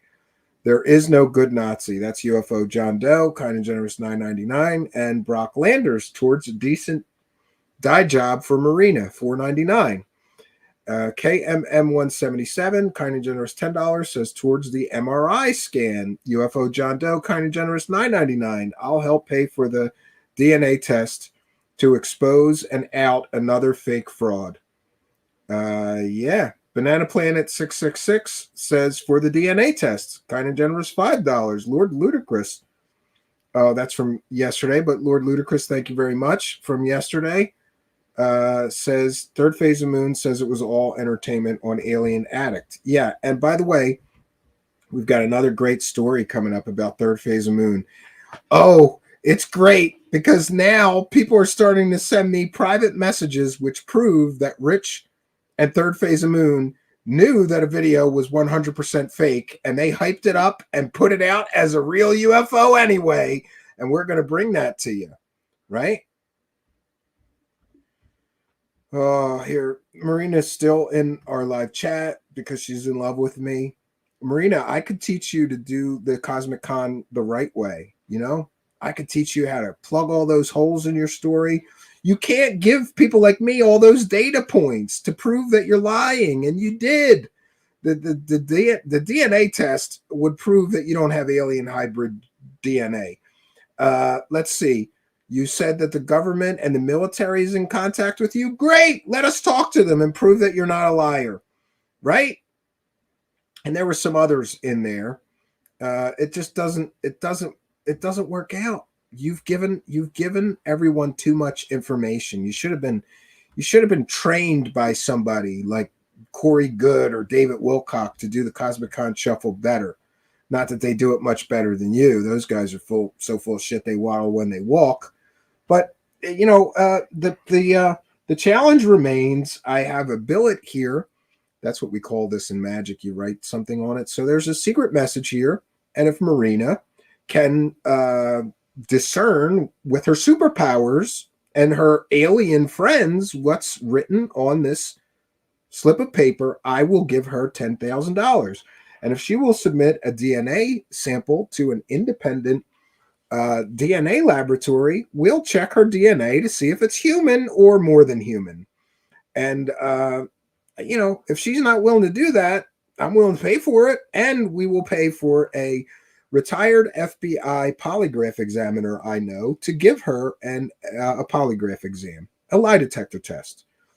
Do I think she's going to do any of that? No. And she could give us the name of the government people and military people she's talking to that she's saving Earth with.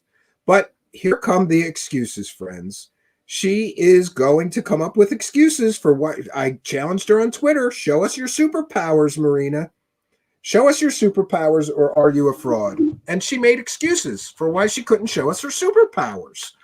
And of course, she's making excuses for why she can't prove her superpowers and win a $10,000 bank issued cashier's check from me.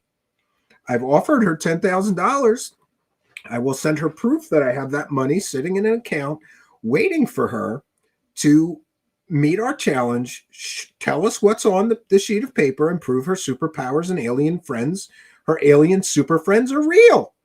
Until then, yes, somebody called me, said I was trolling her on Twitter. She's got a lot of stupid men that, like, I guess they watch her Instagram for her hotsy-totsy pictures, right, of her dressed up like an alien superhero with all those filters and everything. Great. And they're all white knighting for her, telling me I'm an asshole. I'm not defrauding the public, telling people that I have superpowers. Or I'm not re-victimizing all the victims of the Nazis and the Holocaust by saying stupid things like the good Nazis, or giving the Nazis excuses for the Holocaust, like they were under the influence of evil reptilian aliens. That's why they did that, right? Yeah, I don't know what else to say, friends. We're going to bounce on out of here. And once again, I want to apologize to Mario's Takeo. I don't know what happened. I'm going to ask the mods. Somebody put you in the hidden users. I don't know who did that. But going forward, anybody who hides a user or bans a user in our live chat without my express permission loses the wrench. I don't know who did that. We'll figure it out, though. Sandy Smith is here. Let me guess. It said, I'm a huckster. I'm not going to even give any hints. That's my $10,000 on the line, Sandy Smith. I'm not giving her any hints. But it is funny, though. The message written on there is funny. It is definitely funny. So we've got another story for you, but I will save that for another time. And all those talking points of Rich from GoofOn, where he's telling everybody that Third Phase hasn't faked anything in the past 5 years. Wait, first it was Third Phase never has been caught hoaxing anything. Then he had to change it to they've never been caught hoaxing anything in the past 5 years. Then he had to change it to they've never been caught hoaxing anything in the past 3 years. Well, Rich, we've got one from last year where they hoaxed something and they committed fraud against YouTube and the public, and you knew that the video was fake. And we've got proof that Rich from GoofOn knew the video was fake, and that Third Phase told Rich from GoofOn the video was fake. And they posted it anyway and hyped it up like it was aliens. And Rich knew about it, and I have proof Rich knew about it. And that conversation, which we have proof of, took place before they posted it. And in that conversation, Rich is acknowledging that Third Phase told him the video was fake. Then they put it up pretending it was aliens or something mysterious, and Rich said nothing. So the whole narrative that Rich, they haven't faked anything on purpose. Yeah, they did. And we have proof of it now. Now we got him by the balls. What is he going to squirm and say now? And besides that story, we've got 10 more for you. Count them, Rich. 10 more. 10 more. Do you know that people are so sick of you lying and hurting people that they're becoming whistleblowers, sending me screenshots of messages, emails, Twitter DMs? I got all kinds of evidence of fakery, fraudery, and bullshittery, and we're going to bring it all to you. And what's he going to say then? Now we have you complicit in a hoax that you knew that they perpetrated against the community in messages. And we've got the messages, Rich. It's going to be great. So get those excuses ready, dummy. You're going to need some new excuses. And the new excuse is going to be they haven't hoaxed anything since last week, right? Because this one, the next one we're going to do is last year. Last year, they knowingly, willingly, and with great effort, by the way, they carefully edited the video to make it more believable. They carefully edited out portions of the video where you could kind of see it was fake, but they carefully edited all that out, put it up, and pretended it was something mysterious or that they didn't know it was fake, or that they didn't know what it was. And they did, and they told you about it, dummy. And you shot your mouth off like a dummy. And we've got all the proof of that. What are the excuses going to be now? How many times will I prove that Rich from GoofOn lies to his audience constantly? How many times do I have to prove that? And you stupid people keep sending him money so that he can, let's see, fat shame people. You send him money so he can make fun of disabled people. Do you know that he has now made fun of at least 4 disabled people? And the ADL, whatever that organization is that protects disabled people, is getting involved. And they're getting to YouTube. This is going to be great. Can't wait to hear the excuses for making fun of 4 disabled people. And you people sending him money are supporting him, saying, that's good, Rich. Keep making fun of disabled people. And you people sending him money are saying it's okay to be a misogynist and be crude and nasty and talk about women's breasts that he doesn't even know. You people sending him money are saying it's okay to make fun of somebody with a paralyzed eye. It's okay to make fun of people on disability. It's okay. Here's some money, Rich. Go say another guy who's battling cancer is faking it.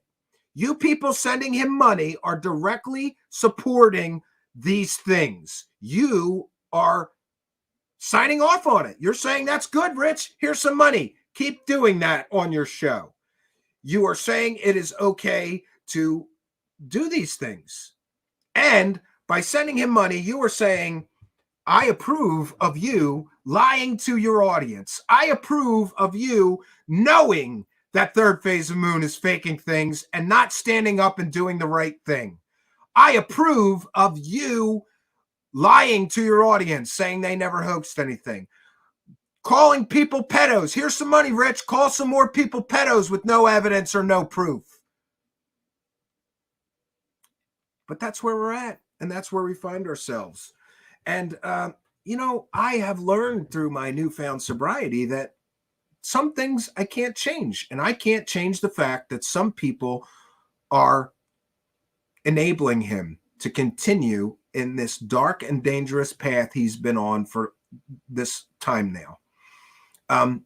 But I do want to mention something. Some time ago, what was it? Oh, on Halloween, Rich got a $5 deck of tarot cards from Five Below in a book. And he clickbaited a title that he was going to be casting curses live so that people would actually tune into his shit show. And his idea of a curse is pulling a card out that I think he pre-selected. That's my opinion. I'm entitled to it. But anyway, he pulled out tarot cards for people. Anthony from Unidentified S4, Gorilla Gamer, the guy who he attacked, who has cancer, he claimed is faking his cancer. By the way, Third Phase of Moon, a subcontractor of yours is running around calling critics of yours pedos. A subcontractor of yours is running around making fun of disabled people. A subcontractor of yours or employee, it's not clear. They said he's not an employee, but Rich explained how they pay him. I think you would call that a subcontractor. So a subcontractor of yours is running around doing all these things, making fun of someone who has cancer, claiming that he's faking it and so that he could get donations. He's not even monetized. I want a statement from Third Phase of Moon. Do you condone or condemn your subcontractor doing all those things in defense of you? All those things he did were against people that spoke out against your fake shit. Do you condemn him doing that? Will you sever that business relationship with him? Or will you let him keep doing this stuff? Do you condone it? Do you encourage it? Because you're not condemning it. I want a statement. You have a company. He's your subcontractor. And you may be held responsible for some of the things that he's been doing in your name, in your defense. We want a statement about that. Cousins, brothers, idiots. So we got more for you. We got more for you. Keep lying. Keep lying. And by the way, some of this information I have had since this disagreement started. It's all in folders, Rich. And how much more do I have? That's what you got to worry about. How much more? How many more times am I going to prove that you keep lying through your fake teeth, that you keep lying to your audience, that you keep lying about me? Now you got King Milk Fart repeating your lies. Congratulations, you dummy. It's great, but I've got a lot more. I've got so much more evidence. There's people close to some of those hoaxes, Rich. They're all coming forward. My inbox is ringing, and these wonderful little birds are whispering sweet things in my ears. It's music to my ears. Stephen, do you want the absolute proof that they absolutely put up a fake video they knew was fake last year? You're goddamn right I do. Send me that shit. And I am going to come down on a hammer, like a hammer, on the righteous side of this thing. I have told the truth since the beginning of this stupid nonsense disagreement. I have done nothing but tell the truth about what it is they really do and who they really are. And I will continue to do that. And I will be the hammer of righteousness when necessary. And that's where we're at. And that's where we find ourselves. And, it's a shame because there's no stopping this now. There's no stopping this now. He could have, at the very beginning of this, just said, Steve Cambion's got his opinion of third phase of moon. They're my friends, and I believe that they're not faking or defrauding everything. Steve's allowed to have his opinion. He's come up with 4 stories for why I stopped talking to him. I stopped talking to him because he told everybody I may have pedo friends, and that might make me a pedophile with absolutely no evidence. And he made fun of my disability. Now we're also up to him making fun of my dead father, him calling my wife ugly, him bringing my child into this, him lying and saying that I'm begging for super chats for a PlayStation when I had already bought the PlayStation a month before I ever even mentioned it on my show. And by the way, I just commented about how expensive children's gifts we're getting. I certainly did not beg for super chats to buy a gift. But that's what pisses him off, is that me and my wife are doing great. Oh, I forgot. I won $400 on a scratch off today. $400 cash. I should have brought it with me. I'll show it. Rich is the grand wizard of the trailer park that he lives in, telling everybody he's going to curse people live on his show. And he drew the Wheel of Fortune card, right, for me, and told everybody that my whole situation was going to hit rock bottom and my finances were going to be a mess, right? I don't know exactly. I'm paraphrasing, but he basically told everybody that my financial outlook is going to hit rock bottom, right? Wrong.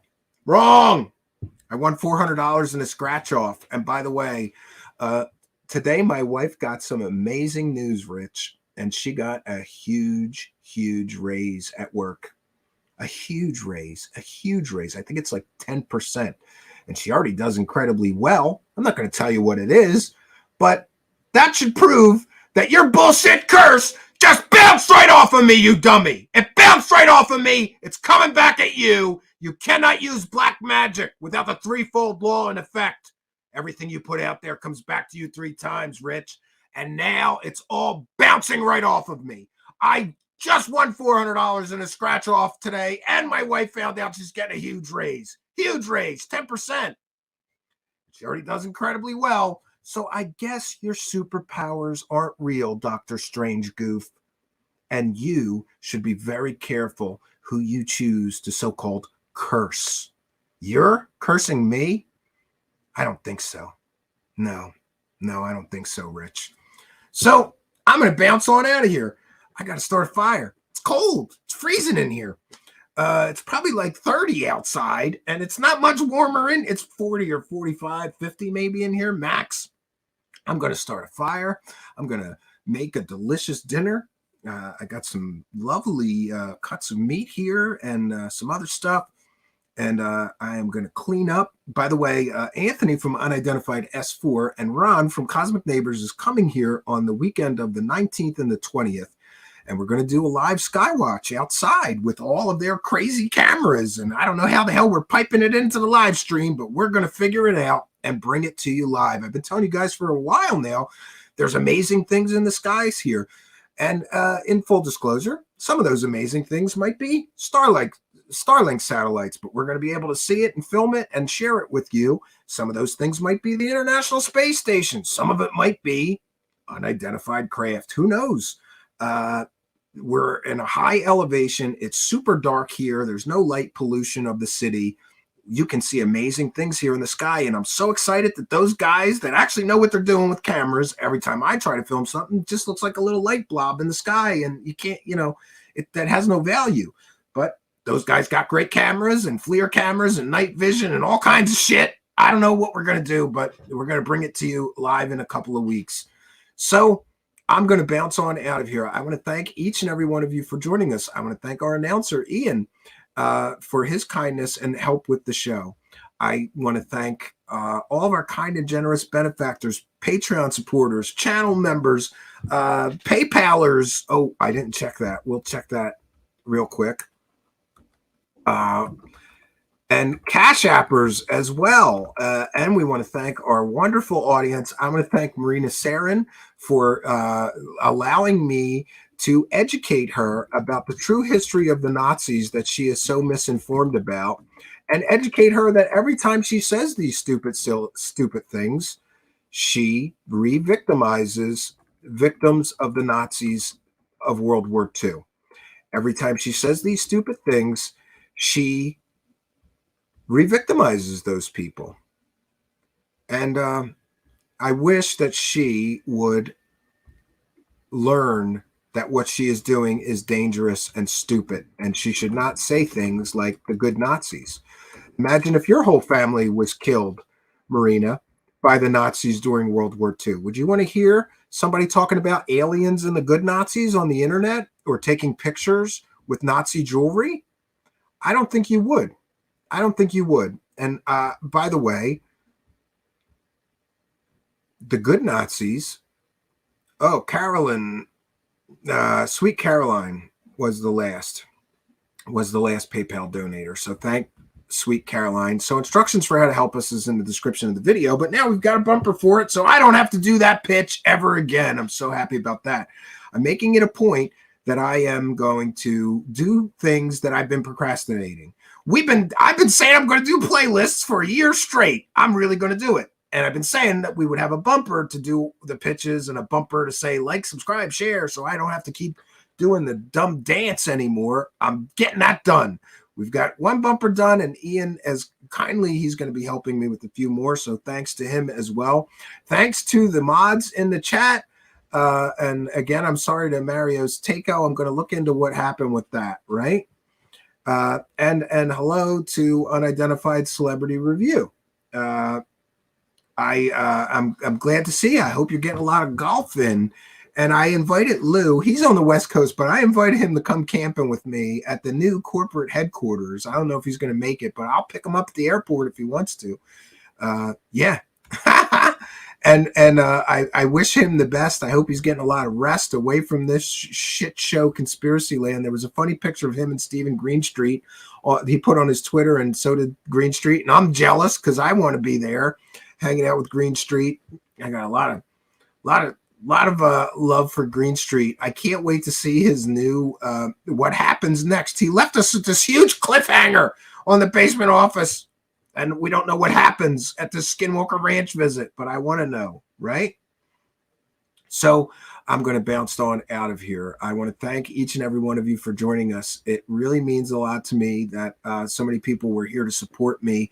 And I would welcome Marina Sarin. I will pay for her to visit a Holocaust museum. Whatever it costs, I'll buy her lunch for the day, and I will pay for the visit to the Holocaust museum nearest her. I'm not sure where that is, but she's in Europe. She's in Europe. There's one near her within a few hour drive or train. I'll pay for her train fare. I'll pay for her lunch, and I'll pay for her visit. And then maybe she will shut up and stop saying foolish things that hurt people about the good Nazis, right? That's what I think. So, yeah, we're going to bounce on out of here. We're done for the week. I've got a ton of stuff to do. I've got a ton of things to do here at the cabin. So that's all I got for you, friends. Until next time, my name is Stephen Cambion, live from the Apocalypse Cabin. Until next time, good night and God bless all of you.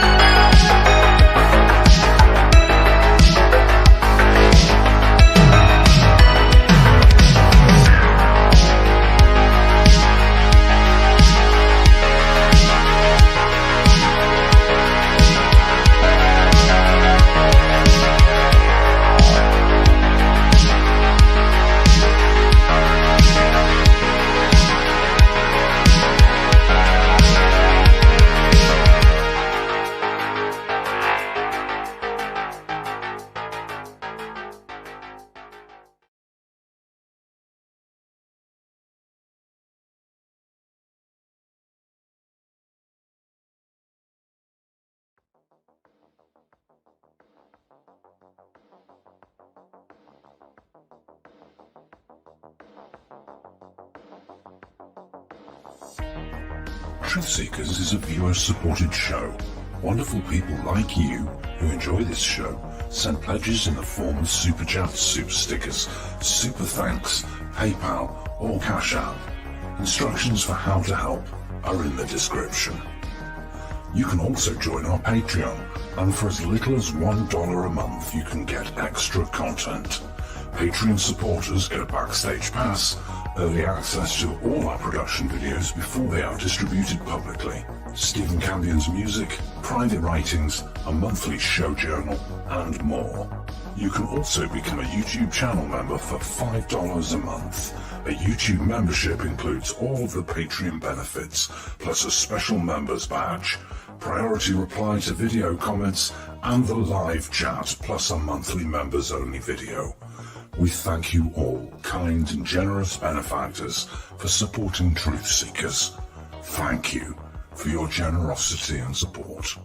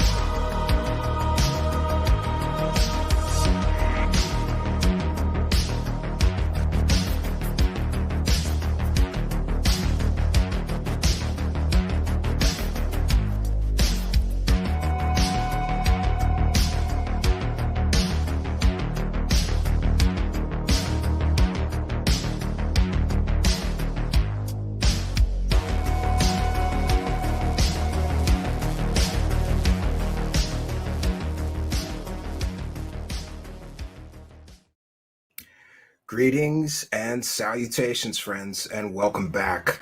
I apologize for my absence yesterday night, but because of tonight's story, I wanted to do some double checking because tonight's story is so bizarre, so stupid, and crazy that it sounds like somebody just made it up. And I didn't want to report inaccurate information.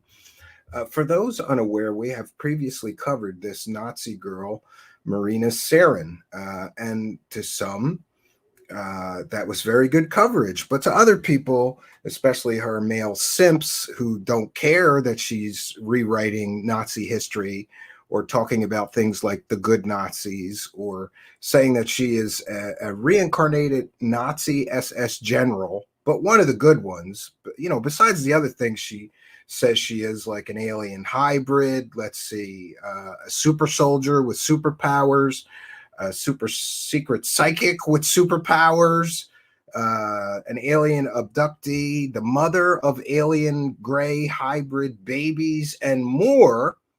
Now that girl, yes, that girl who people argued with me is not a Nazi. Okay, she's wearing Nazi earrings.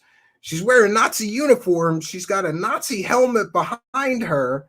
She is palling around with Nazi sympathizers, revisionist history people, Holocaust deniers, and more. You can think she's not a Nazi, but after tonight, no one is allowed to bust my balls for calling this girl a Nazi, because only a Nazi or somebody who thinks the Nazis were great would appear on a public YouTube live stream with one Douglas Dietrich, who, among other things, this is why I said this whole story sounds made up. Douglas Dietrich claims to be a vampire, but besides being a vampire, I don't know how the superhero origin story of Douglas Dietrich really goes, but besides claiming to be a vampire, Douglas Dietrich also claims to be the illegitimate biological son of Adolf Hitler. I'm going to say that again.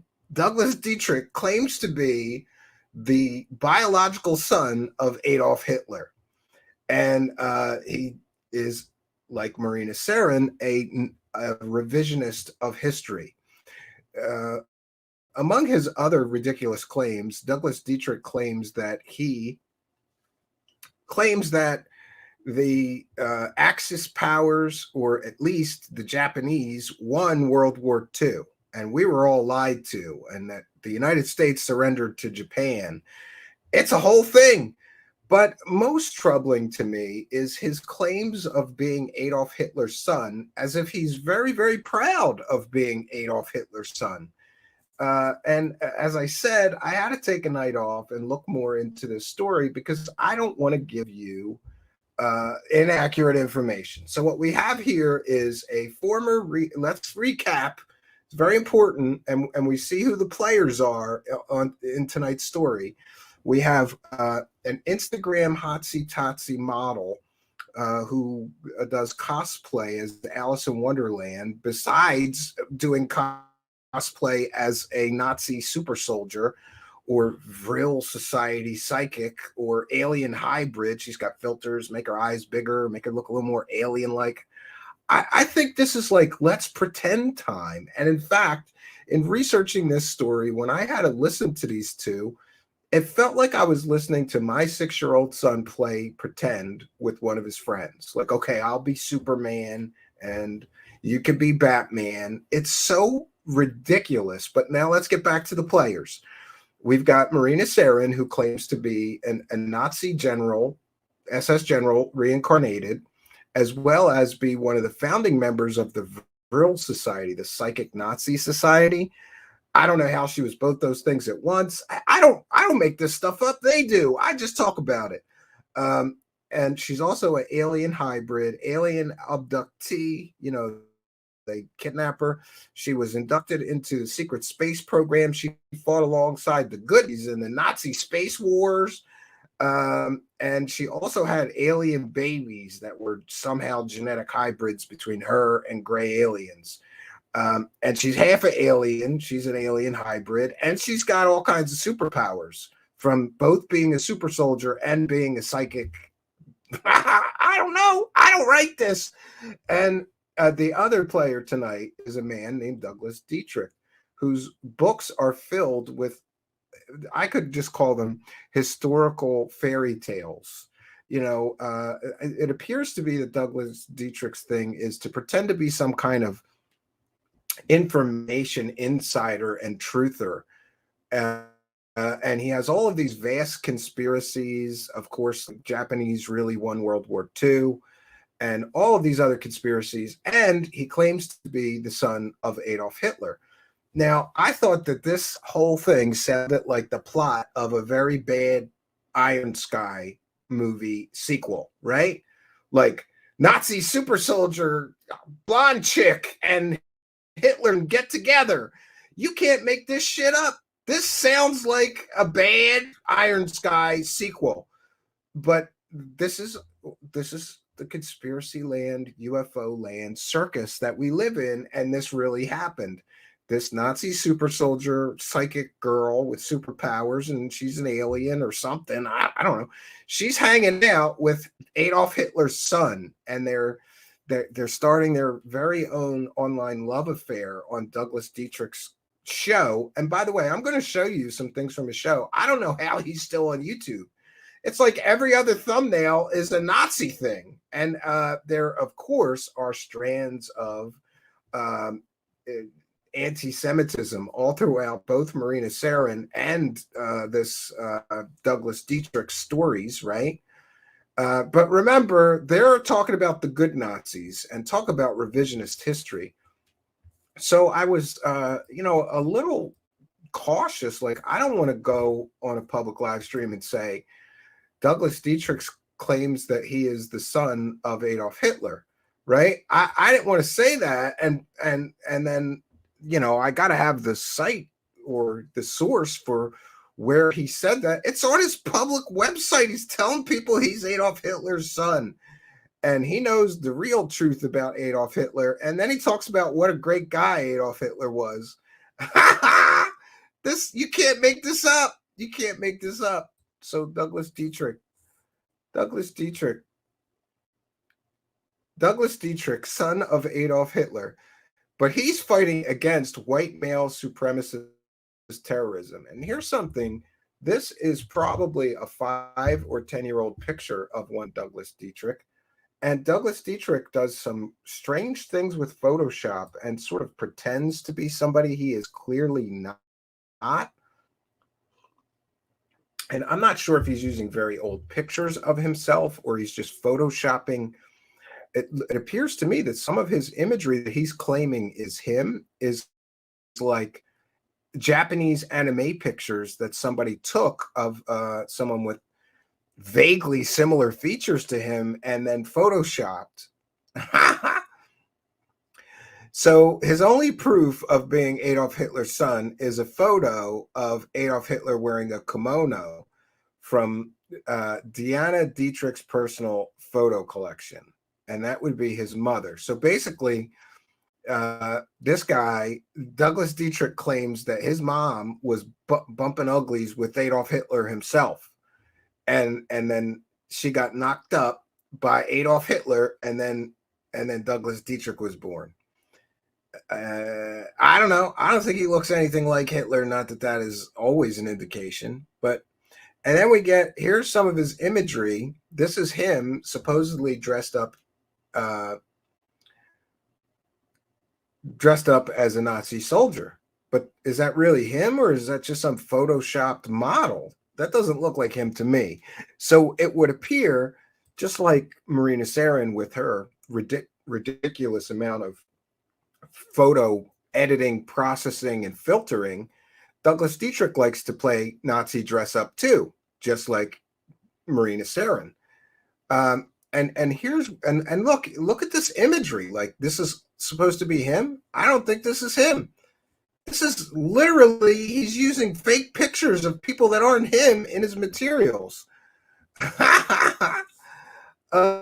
Oh, and it's great. He's asking people to donate so that he can do great things. Like here it says Douglas Dietrich is both a military historian and public edutainment personality of mixed race, Amerasian heritage.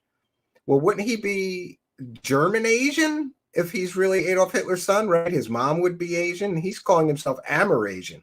He can't even get a story straight on his own website. Who portrays historically accurate symbolism, architecture, regalia, and apparel by both illustrating and modeling such, and it is no way, shape, or form promoting white supremacy. Sure, because wearing a Nazi uniform, that has nothing to do with racial hatred, right? Why would you wear a Nazi uniform if you don't believe in racial hatred, racial superiority, and all the ideals of a Nazi? Do you just like the uniforms and you want to play dress up? Is that where we're at?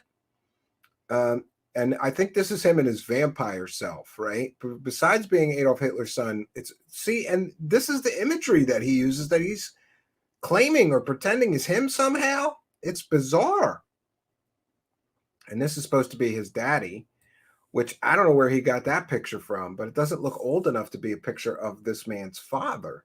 It's like he's just making up this stuff. I don't know.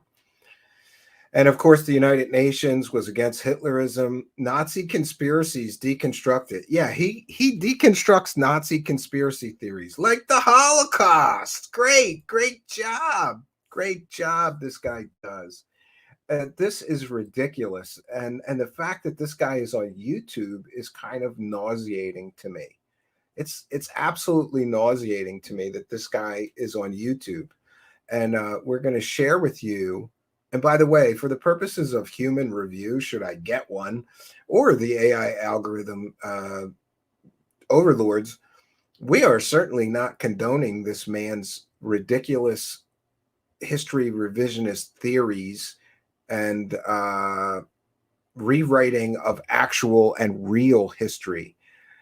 In fact, we are critiquing his stupidity in espousing these false beliefs among himself and his followers.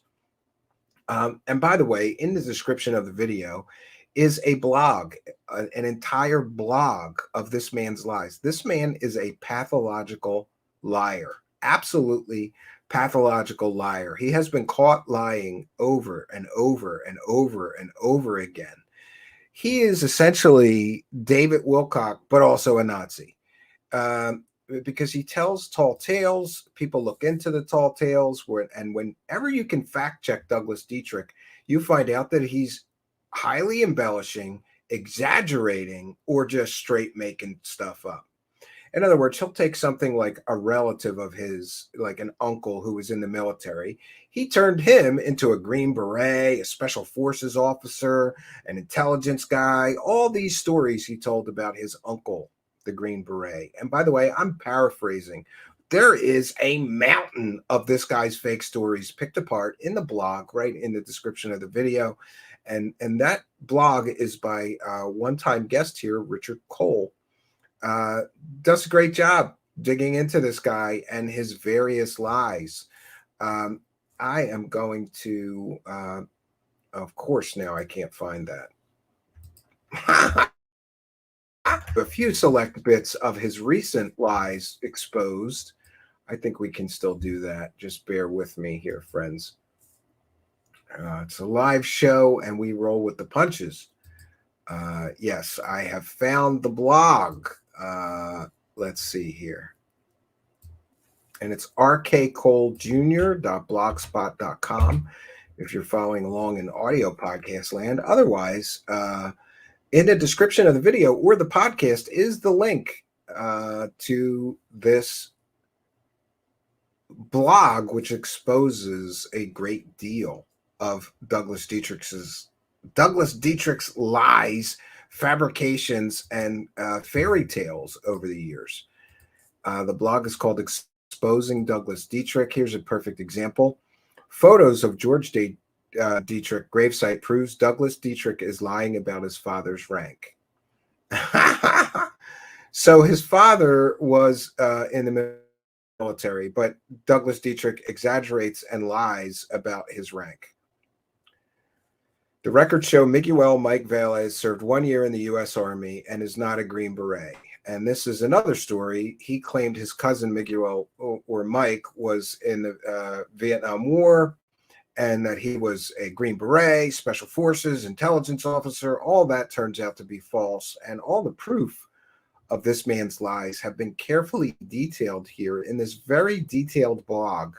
And it gets a little ridiculous. Essentially, you start finding out that almost everything that this guy says is a lie, half truth, exaggeration, or outright fabrication. And it gets worse when you realize that he is saying absolutely ridiculous things like he's the son of Adolf Hitler. So somebody has been looking into him and his various claims.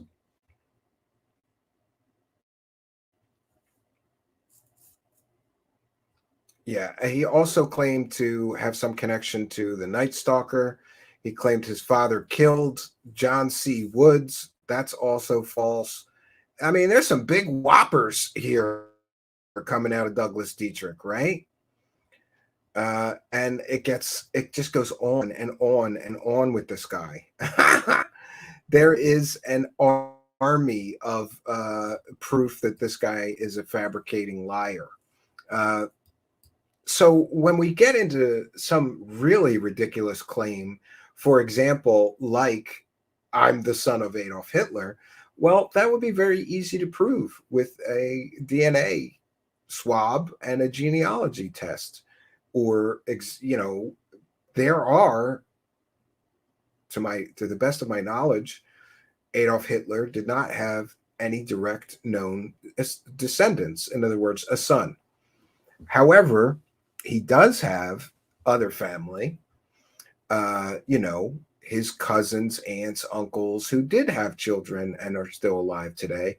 If Mr. Dietrich wanted to actually prove that he was truly and legitimately or illegitimately, whatever, the son of Adolf Hitler, he could do that. He could prove that. But he hasn't yet to do this since 2018, despite grifting off of that and begging for donations. And one can speculate, who do we think would be willing to donate money to a man claiming to know the true history of World War II that also is the son of Adolf Hitler and speaks so kindly, right? And so highly of der Führer? Who would want to donate to that guy? Well, I speculate that this is his grift and that people who are neo-Nazis, white supremacists, whatever, are donating money to him because they think that he is the heir to the so-called Nazi Reich somehow. It's a nice scam, but there's no proof that he has any familial relationship with Adolf Hitler. Nor has he ever given any proof of that other than a story. Well, my mom told me she was butt banging. Well, not butt banging, I guess. Sorry, got a little confused. Well, my mom told me that she was bumping uglies with Adolf Hitler. So I must be the son of Hitler. This is story time. Welcome to fantasy land with Douglas Dietrich. And hey, now we get to add Marina Sarin, the reincarnated Nazi SS soldier who's also an alien hybrid and has superpowers. Oh, we've been through it. Okay, so we're going to go to the actual podcast. And by the way, you know what? No, we're gonna share some. I'm going to share. I tried to invite Marina Sarin here. She did not take me up on the invitation. And I reached out to her shortly before broadcast to find out if she knew that she was hanging out with Adolf Hitler's son. And she claimed she didn't know. So let me cue up. I'm going to share. We had quite the exchange. For those unaware, everybody's so curious. Why has Marina Sarin not blocked me on Twitter? Well, it's very simple. It is because she's in love with me, friends. I'm convinced. Other people are convinced. We all think it's true. So I'm going to share with you what Marina Sarin had to say about why she would appear. Remember, she's trying to clean up her image now. she's trying to clean up her image and say that she is not a Nazi and that she only is talking about the good Nazis. Remember? It's so ridiculous. She's talking about the good Nazis. All right, so this becomes problematic for her, trying to clean up her image or claim that she is not, in fact, a Nazi when she's going on a show with a guy who claims to be Adolf Hitler's son. So I reached out to her and asked her, do you know that you're hanging out with Adolf Hitler's son? She claims she didn't know she was hanging out with Adolf Hitler's son. This makes it all okay. You can wear Nazi earrings and Nazi this and Nazi that and take Nazi pictures and, talk about the good Nazis and then say you're not a Nazi. Then hang out with somebody claiming to be Adolf Hitler's son who thinks the Nazis were awesome and still claim you're not a Nazi? I don't think so. So actually, I'm not going to share my screen, but I promise you, Scout's Honor, this is really the exchanges that happen. Okay, let's see. So I write to Marina and I say, do you know this man Douglas has claimed to be Hitler's son and also a vampire too? Do you just like playing Nazi dress up pretend with others who dress up like Nazis and tell fake stories about World War II history?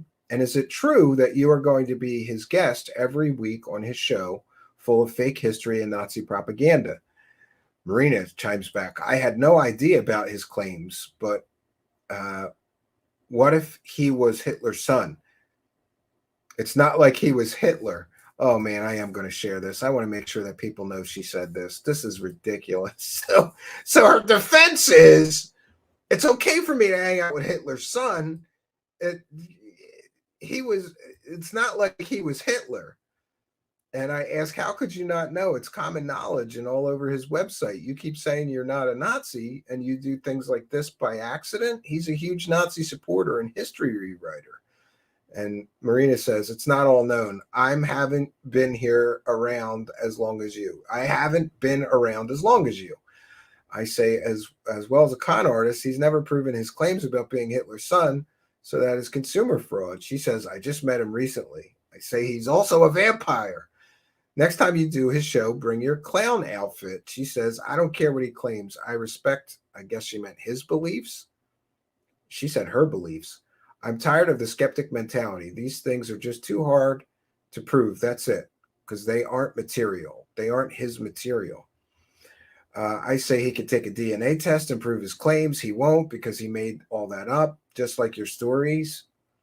You cannot prove, just like you like to play dress up Nazi and pretend, so does he. She asks, how can I prove my actual vessel that I was in another vessel?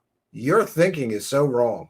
I don't know if he claims he is his son directly or in another lifetime. So I guess if he was Hitler's son in a different life, then that would make it more okay to hang out with the Hitler's son Nazi guy. I don't know. You could give information only to that person you would know. You don't because you're a storytelling BS salesman. Those stories are as fake as your superpowers. I gave her his website.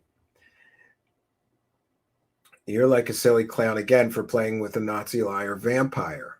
As if past life regression memories, she says, recoveries were giving you all the information of a whole lifetime and specific details that would be relevant. This is about her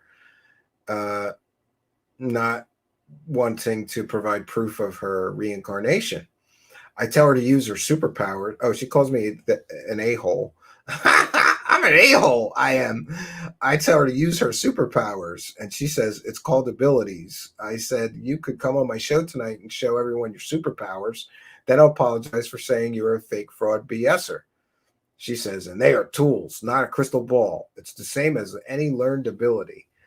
I say, convenient excuse to not show us your superpowers. Can you fly too, like Supergirl? Do you have heat vision?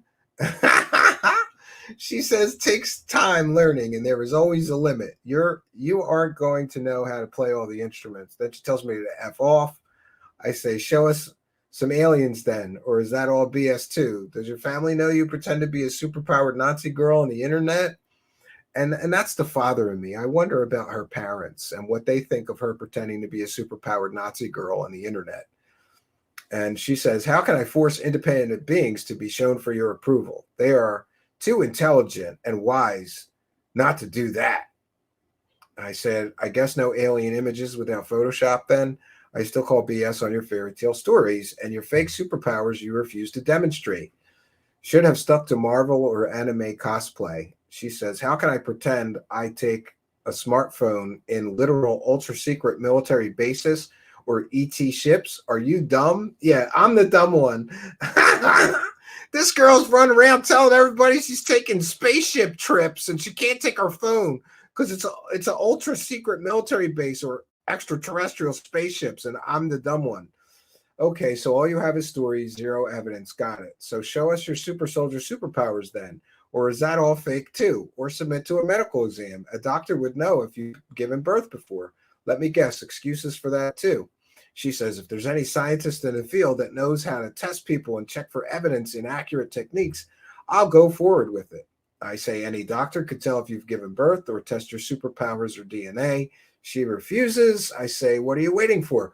Go prove your fake stories are real. I'll wait. So you refuse to prove your superpowers are real. You refuse to submit a DNA sample for analysis, and you refuse to submit to any medical exams to prove you are not lying. Isn't that convenient for your grift? And then I also asked her, because I have it. Several people have told me they're very familiar with Spanish-speaking people, and she does not sound like she is from Spain. So I asked her, what country do you actually come from? You don't have a Spanish accent. Is that part of your story fake too? She asked, where do you think I'm from? I say, not Spain, judging from the way you speak. She tells me, I told you she's in love with me. Look at this, so playful. She says, I told you I'm from Uranus. WTF, what accent do you think I have? And I ask her, are you selling softcore porn and nudes as well as telling Nazi fairy tales now? And by the way, I'm simply asking that because people keep sending me the stuff that she's selling, and it appears to me to be softcore porn and nudes. Not that there's anything wrong with that, but I'm just curious, besides the alien grifting, is she running around selling, the OnlyFans kind of pictures? I am from Spain and born in Madrid. I say, if you say so. She claims I'm a skeptic of her nationality. I said, I have no reason to believe anything you say, given the amount of times you've told lies or fake stories. She says, be skeptic of all. And then she claims that I have an issue and I target people like her because I have jealousy. And I say, wrong, you lie to people and take their money. I show people you are fake. No hate, contempt maybe, but I think that is different than hate. Silly Nazi girl. I have to care about you to hate you. And then she claims that if I hear all the testimony about her clients, I'll shut my mouth up. No, I won't. No, I won't. You just conned them good. You don't get, extra points. Just because you conned them good doesn't, win you any points with me. They can tell you I have told them things of their lives nobody would have known and how happy they feel after I offer my help. I don't grift. I serve humanity, and you are the hater villain. Uh-oh. I let her know that my family did fight in World War II against Nazis, and I don't like her trying to rewrite history. I asked her to tell me more about the good Nazis. She said they were a good National Socialist pyramid. And yeah. In my sessions, I treat people with their life issues and help them, and it works. I had many people cry of happiness and relief, and I tell her, you're taking people's money with zero proof of your claims. Luckily, you are in Spain and other countries. That is called fraud. She says I can't call it a grift. I'm calling it a grift, honey. It's a grift. It's a grift. It's a grift. Yeah, so she brings up me shouting at the woman of Gaia. I have been advised by many people not to do it.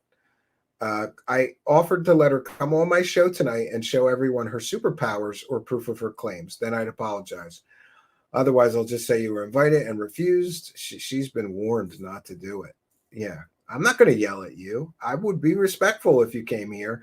I'd have a lot more respect for you being a con artist, grifter, liar if you came here and try to justify your conning, grifting, and ripping people off for your fake superpowers. And let me be very clear, Marina, if you cannot demonstrate that your superpowers are real, then what you were doing, taking money for them, in many countries, I don't know about yours, would be considered a form of fraud.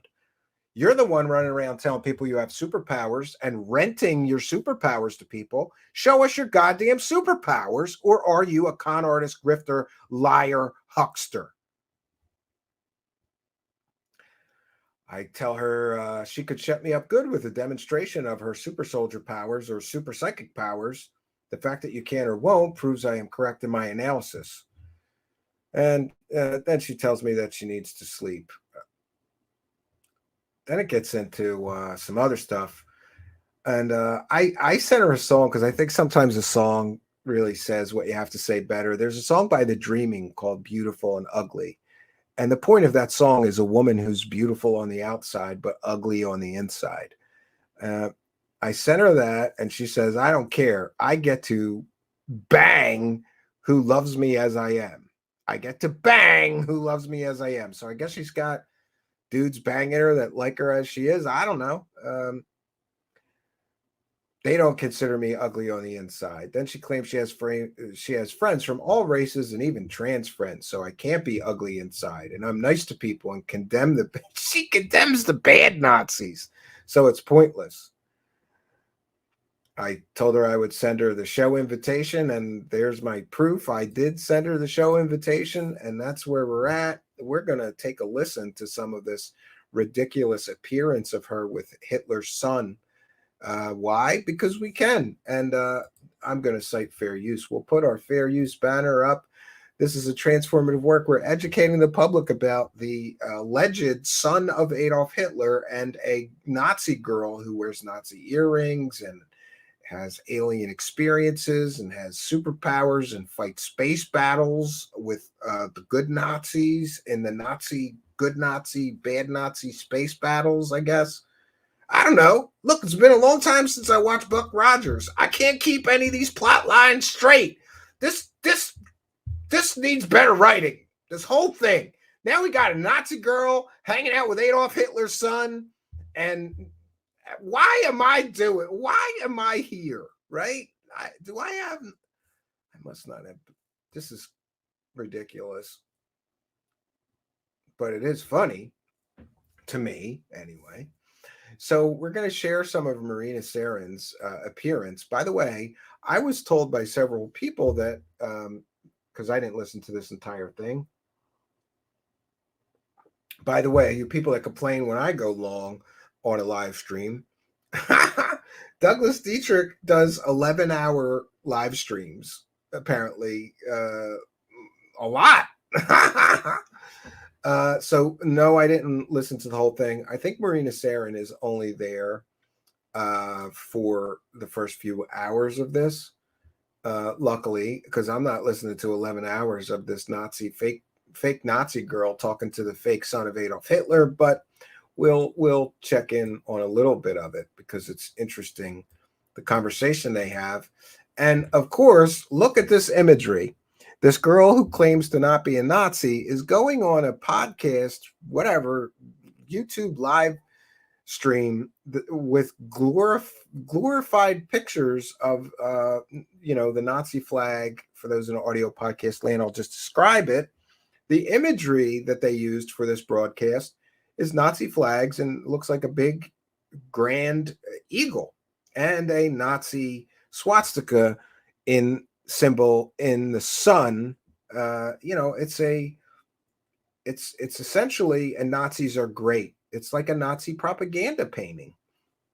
And that's the imagery that they're using. But remember, I'm the bad guy for pointing out that these people are literal Nazis, right? I'm the bad guy here. So Marina Sarin should be joining us in a matter of moments or minutes. We are attempting to call. Peter Moon is communicating such to her as well. And then it's a question of whether or not the Did you transatlantic. put a call into her, right? I did, yes. And And is she communicating in the chat room? she communicated in the private messages on Facebook, private messenger on Well, Facebook. and what did she say? Is she having trouble with Skype or something? She just said, "I'm ready." So I think that basically what's going on is something Well, happened. she Which could have her Skype turned off. That's quite possible. Oh my God, these two guys can't figure out Skype. To one of the hot. Okay, here she is. So the girl with the superpowers couldn't figure out how to work Skype to connect to these two Nazi simpers that love her, right? Heirs of their kingdom. yes, And suddenly one of them, like the mother, came towards me and say, "No, what are you doing? You're gonna alert the military, the politicians, the very high priced, people. You should not give human food to any of us." And I was like, "Oh, okay." Oh, we missed the beginning. So this is about this. This is Marina Sarin talking about one of her alien adventures, apparently. I am so sorry. And then they brought me to this beautiful place. It was all green.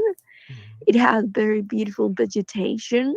Why am And I there were listening to even this? some animals that were not like alive in our surface, that I will say that were extinct after the Ice Age.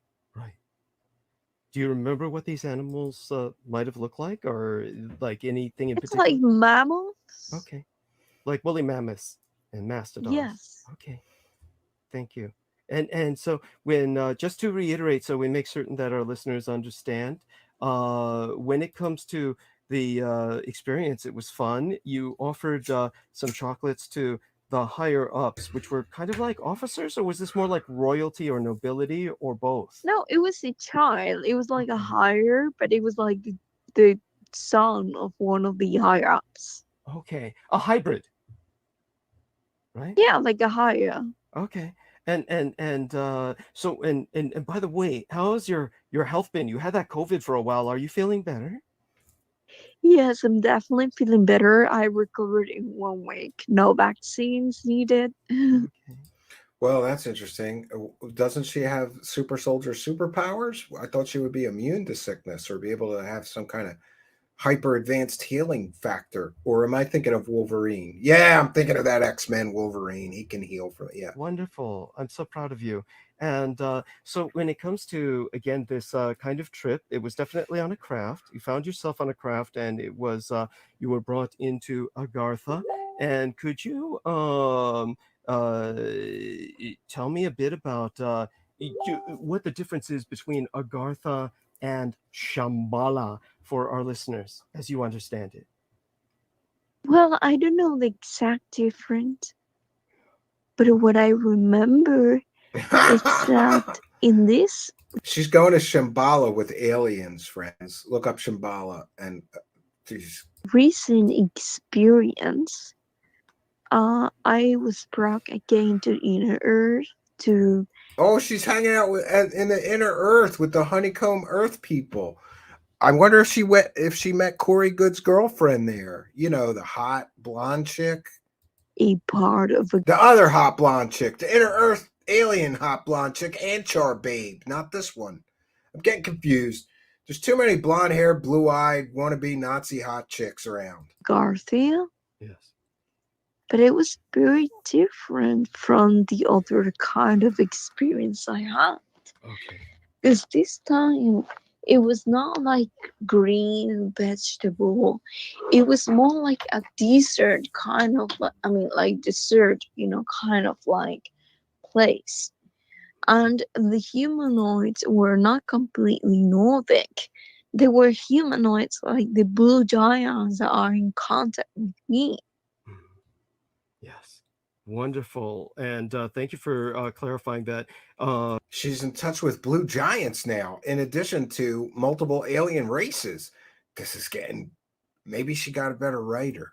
Now, by the way, I've just made certain that there's an individual in the chat room who's been banned. So for everyone's comfort, and that is making certain that that's known for everybody's comfort. Dat dude 873210 says we're sounding loud and clear. Sammy Romero says we're sounding loud and clear. So wonderful. We're getting more comfortable with yourself. When it comes to these blue giants. Yeah, and by the way, what did that person in the live chat do? They called her a Nazi. Do you ever feel a sense of danger or a sense of danger around, you know that, or should people be cautious around them, or how would people recognize them, say for instance, and not confuse them with demons or something of that sort? To be honest, one of the things that I felt when I first connected to them, it was amazing unconditional love. From the other part, I felt pretty much like intimidated because they are royalty. They are Anunnaki royalty. So I felt like I should like become like very high at their level so that I could be respected and taken seriously. But they reach out to me and She say, wants to be why do you feel respected and intimidated? taken We love you. seriously. There's no reason to feel that way. And when I had a conversation with the channel's extraterrestrials, they told me and confirmed me that these specific blue giants doesn't see us as bastard children who are not enough, like spiritually. I mean, who are not enough, like royal or something. They see us purely as beautiful beings, creations of them, enough, not indeed in any other kind of genetic iteration. Wonderful. And when it comes to genetic iterations, I want to get back to this, of course, because this is fascinating and it's important. But one of the things that I realized was because you're young and you're fertile and you're of breeding age and very desirable, that listen to Douglas Dietrich. You're young, you're of breeding age, and you're very attractive and desirable. There's been times in the past when different races from the different systems or different interests or power groups have tried to breed you.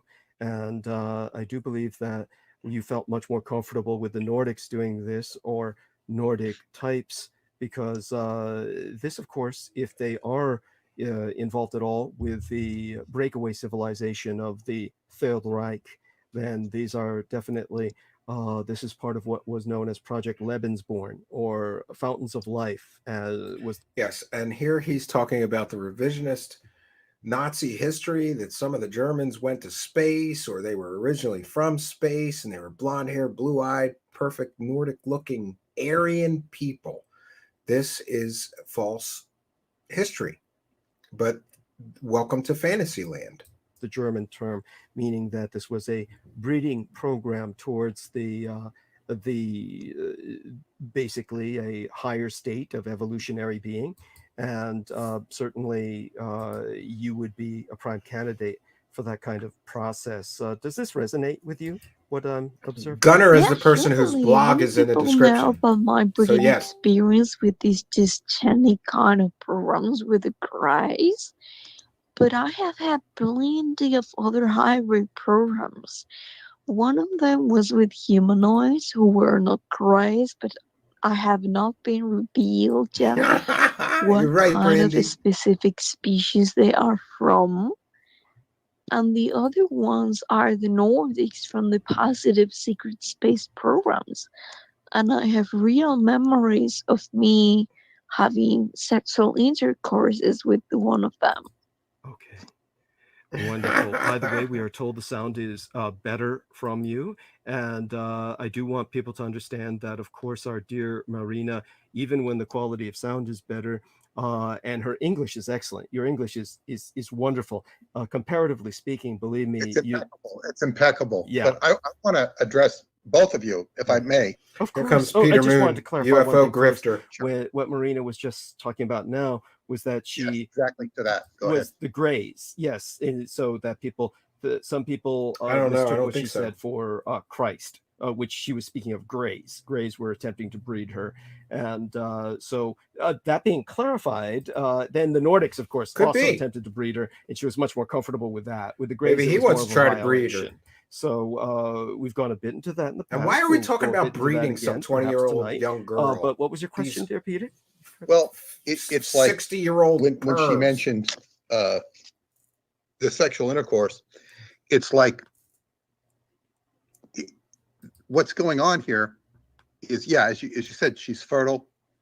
And this is obviously, she's not the only one that's had this happen to her.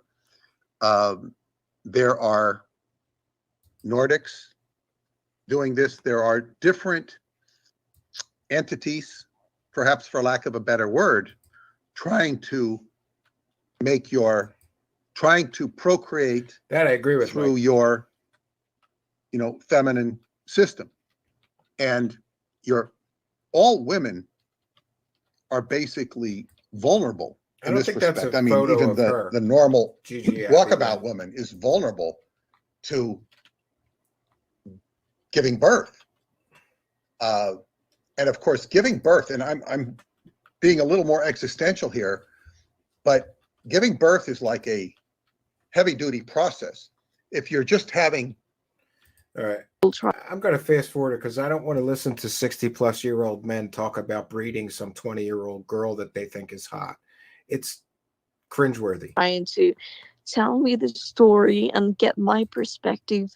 So apparently, unfortunately, I have to monetize it. Otherwise, I wouldn't have a way to reach out to those people and help them, get them my advice on their experiences. Thank you, and that's right. That's wonderful. So when it comes to, say, for instance, the inner Earth, I'm so profoundly happy that you have knowledge of the inner Earth. You're aware of the importance of it, and I do have a question from private messages about Pleiadians. What your opinion might be on them? Do you have an opinion on Pleiadians in particular? Oh, of course I have. I'm very, very, very different from what it's the most common perspectives. I have dealt with two kinds of different Pleiadian ETs. The ones that are positive and are collaborating with our race and species, and the ones that, unfortunately, for not understandable reason that I am aware of, they are working on like closely with the gray hybrid programs, and they're trying to defend them. Yeah, and by the way, what you get with Marina Sarin is a amalgam of already told stories from all over UFO land. Contactee stories, Galactic Federation of Light stories, secret space program stories, the fake Nazis in space, secret space program stories. All of it is stuff that I'm sure that she has read or picked up along the way. There is nothing original about her stories. It's like she's just reading books and repeating stories from books, but making herself the hero of each story somehow, and playing up her involvement in all of these things, casting a wide net to get a big following, right? She's battling reptilian aliens in space. She's an alien hybrid. She's a starseed. She's a psychic. She's a super soldier. She's all of these things and can prove none of them. Okay, that's interesting. Okay, so we need to be careful of them, wary of them, and definitely appreciate your bringing that to our attention.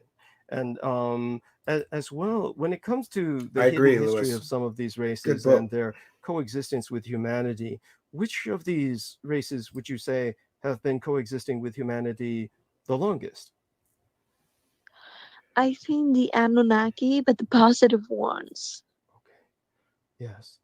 And another point to make in case people didn't understand, it's some of these key phrases that with Marina Sarin, her otherwise impeccable English, some of these key phrases become difficult for people to understand. The key phrases like Nephilim. She was pointing out the fact that the Greys are, I believe, correct me if I'm wrong on this, Marina, the Greys are taking our DNA and interbreeding it or hybridizing it with that of the Nephilim. Is that correct? Correct. It doesn't mean that they're taking genetics from the Nephilim, like the fallen angels themselves. It's just that it's a very specific and explicit cycle energy of evolution. Yeah, and this is where her stories get nutty.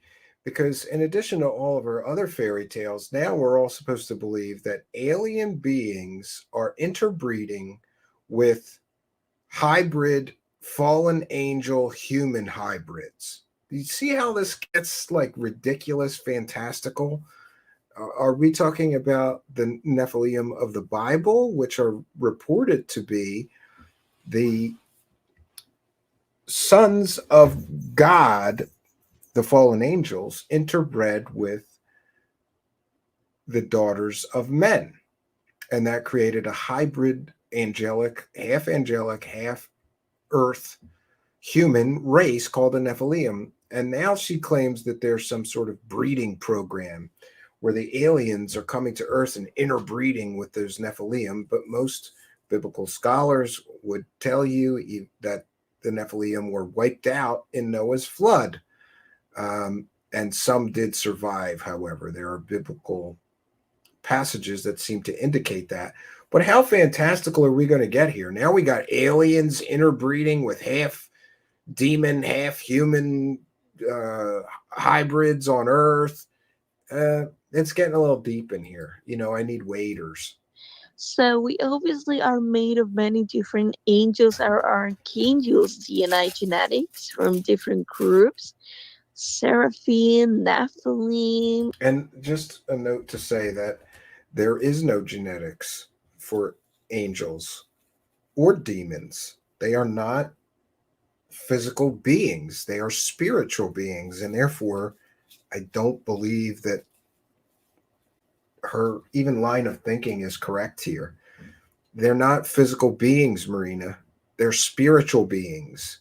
Elohim, etc. And so the ones that are specifically the Nephilim are the ones that are most connected with the karmic cycles of energy in the past that good word salad. Karmic cycles of energy. What does that even mean? What does karmic cycles of energy mean, Marina? Or are you just word salading this? Manifested in a parallel future, the version of Christ that have been evolved or performed these genetic agendas in order to become almost extinct. So that's why they are here right now in this present moment, because we have all this plenty of possibilities and we are connecting to many different kinds of probabilities. So because we have this Nephilim DNA that connects into their own karmic cycles of energy coming from the past, they are finding these ones that have compatible DNA with the Nephilim and are trying to reinforce that genetic blueprint so that they... Okay, so aliens want more half demon, half human people living on Earth?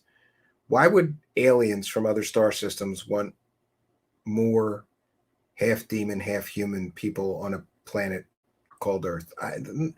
I don't write this. She needs better writing. Like, why would they do that? There's gotta be some reason here. But this is what we get. It's UFO story time. No proof, no evidence. Just trust me, dude. These aliens are coming here and identifying Nephilim and amplifying the Nephilim genetics and are able to breed, to be compatible, and to create these hybrid children. Yes. And aside from that, dear Marina, what would you say? Could you disambiguate, tell us the difference between the Nephilim and the Anunnaki? What difference would there be? Well, I will say that the Nephilim and the Elohim and all of these different archangels and angel groups are actually Anunnaki. Because if you look at the word Anunnaki, Anu was like a god, and Na was kind of like from, and Ki was heaven. So if Yeah, and here she's playing fast and loose, pretending that she can somehow translate Sumerian words, a language that no one has spoken for tens of thousands of years. She doesn't know how to say Sumerian words, let alone translate Sumerian words and what they mean. I would trust that to an archaeological scholar that has studied that culture and language and tradition for decades, but not some 20-year-old girl that doesn't know. She's like, well, listen, I watched Ancient Aliens every episode, and they say, great, your source is basically David Wilcock and terrible translations from Zechariah Sitchin and terrible revisions of history. This is her repeating nonsense that she has heard before. If you realize the word Anunnaki means angels from heaven or God from heaven, it means like fallen angels. No, she's repeating Zechariah Sitchin's terrible translation. Those from who the heavens fell. She's doing a bad job of it, but essentially she is repeating a 100% incorrect translation by a man like her who had no knowledge, education, or proven track record of being able to actually translate anything from Sumeria, including tablets or language.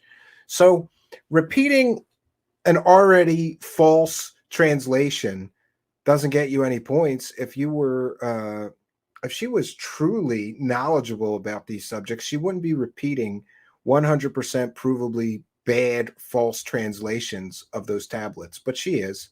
Angels, literally, in Sumerian transcription. And you know what? This is one of those things, like if you repeat a lie enough, that wrong Zechariah Sitchin translation is in perhaps 100 books, 100 documentaries.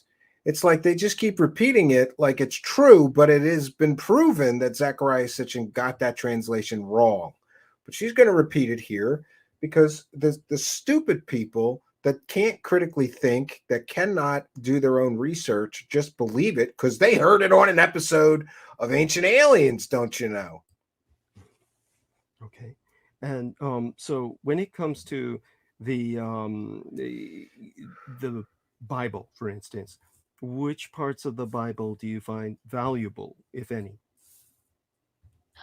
Well, to be honest, I believe that Christ was an avatar from a master that incarnated in that specific place in space and time, so that the Christ energy, the energy from the fifth density and sixth density of consciousness, will be rebirthed. So that the tyrannical energetics and dynamics that were existing and coexisting within those governments and institutions and societies will be rebalanced, so that the new kind of like five-dimensional unconditional source energy will be illuminating that path away from those karmic cycles of energy of the Anunnaki. Obviously, she's bluffing because she has absolutely zero knowledge of actual Bible, zero knowledge of the actual Bible, Old Testament or New Testament. So what happened is that unfortunately, he was heavily targeted by many different groups back in Israel. And these people, specifically the Jews, because they were the... Oh, here we get into the anti-Semitics. The Jews, they killed Jesus, right? This is typical anti-Semiticism and anti-Semitic ridiculousness. But, this is what we can expect from a girl who thinks the Nazis are great and the Holocaust never happened. Ones in Israel, it's the ones that sabotage the Christ messages, and they started to add elements in the Bible, in his words, that had Jewish Christian elements, so that they will use his words and his impact in the world to enslave humanity in a religious kind of mentality with Jewish Christian elements that will make them be slaves to God rather than You're God correct, Jameson Reese. Okay. And so this was part of a kind of yes, according to the Bible and perhaps even historical references, the person who crucified and put to death Jesus Christ were the Romans.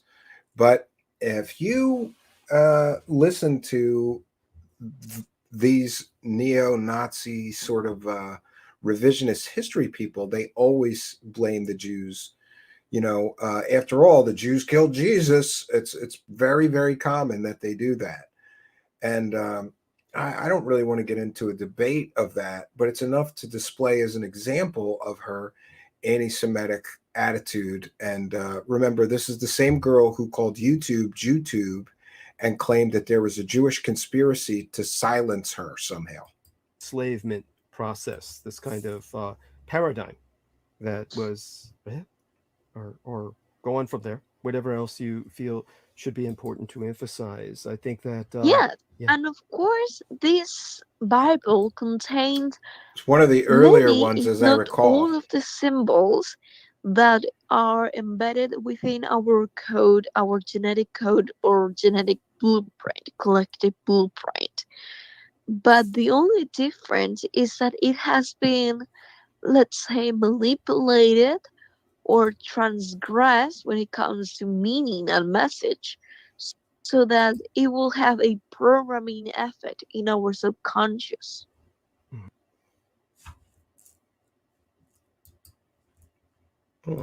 That's odd. 1 second, friends. Oh, let me try that again.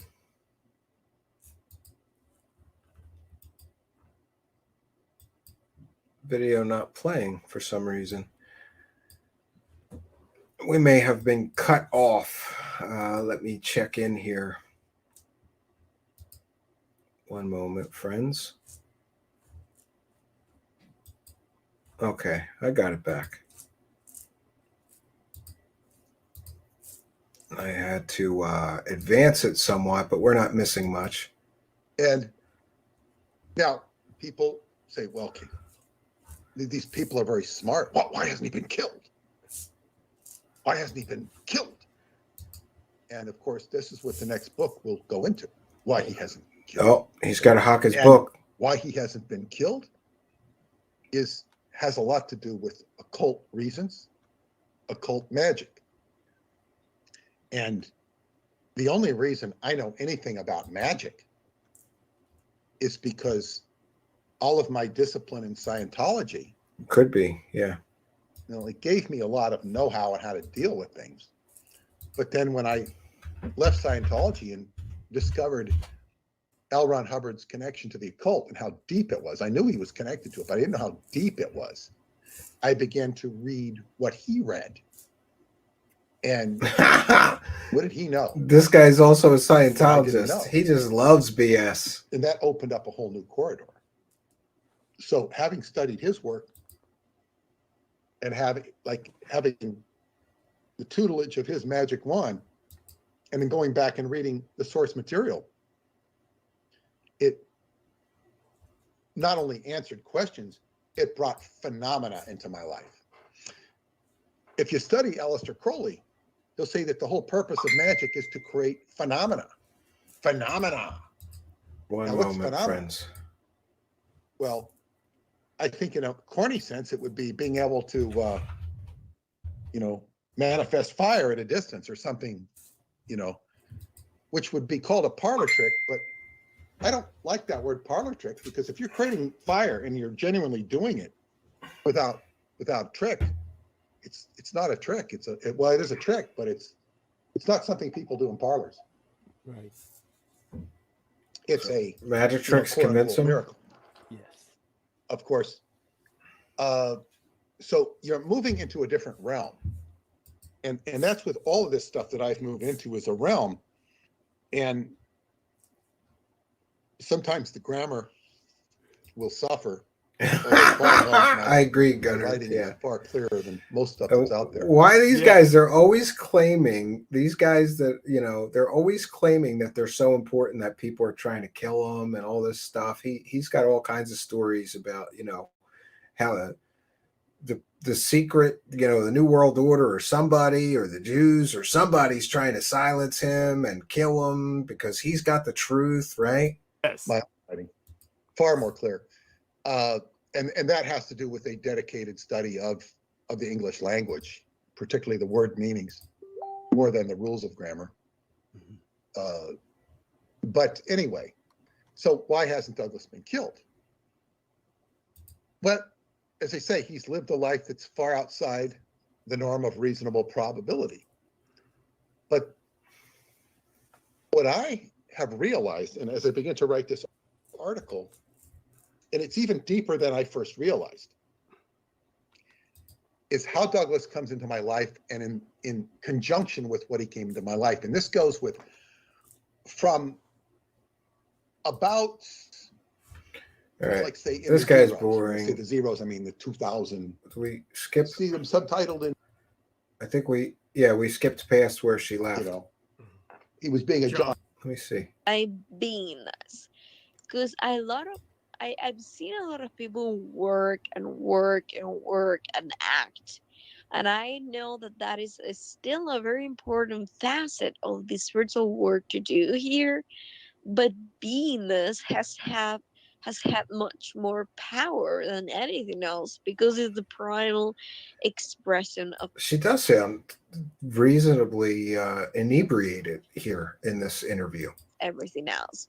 So I will suggest them that they will flow their focus into those ideas that make them who they truly are, and that they align with them, because the universe doesn't think for itself in terms of logical speaking. It just responds to frequencies. So the more word salad. Oh God, frequencies, right? Vibrations, frequencies, the energetics of who you truly are, the more that you will have that effect in your reality, and you will have that positive effect, positive feedback from the universe. Wonderful. Thank you so much. Mwah. You take care, honey, and we'll look forward to seeing you next Wednesday, all right? Okay, thank you so much for having me. I always enjoy these conversations with you. And I'm so glad that finally I'm having conversations with hosts. Oh, so she's going to be on this Nazi, the Son of Hitler show every Wednesday at 8 p.m. now. And Moonlick, where did she deny the Holocaust? I was told by several sources that she's a Holocaust denier. And she essentially has created her own work of fiction about World War II, including the good Nazis. She has denied being a Holocaust denier, to the best of my knowledge. And we'll try to find a source. Among other things, however, though, she claims that the good Nazis went into space and the bad Nazis stayed around and did all the bad stuff. And she's for the good Nazis that went into space, not the bad Nazis that did all those terrible things. But Moonlick, she does claim to be a reincarnated SS Nazi soldier. And I don't know how well or reincarnated SS Nazi general. And I don't know how well you know World War II history, but a Nazi general would have been part of the Holocaust. A Nazi SS general, for sure, would have been some part of the Holocaust. So why don't you ask her how many Jews she killed when she was an SS Nazi general? And if she doesn't come back with a real number or talk about her involvement in the Holocaust, then she is, by definition, a Holocaust denier. I don't know that I have a source with her actually denying parts of the Holocaust, but from what I remember, she denies an awful lot of things that the Nazis did that were truly evil. So, yeah, maybe we have a project then. I have to go listen to this girl for 12 more hours, or should she have to explain her views on the Holocaust That's what I think. Yeah, Moonlick, you're one of her simps, right? Do you want to bang her? Are you the guy that's telling her she looks great in those Nazi images, right? I'm not going to argue with you. She said she was a Nazi SS general in a previous life. What did the generals do? And will she admit to taking part in that? If not, she's a Holocaust denier.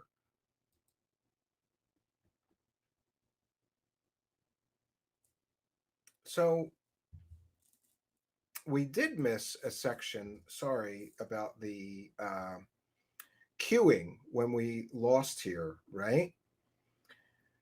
I would say that one part that we missed was her pitch, where she told people what services. And one of the services that she offers now is that you can pay her to tell her your experiencer story.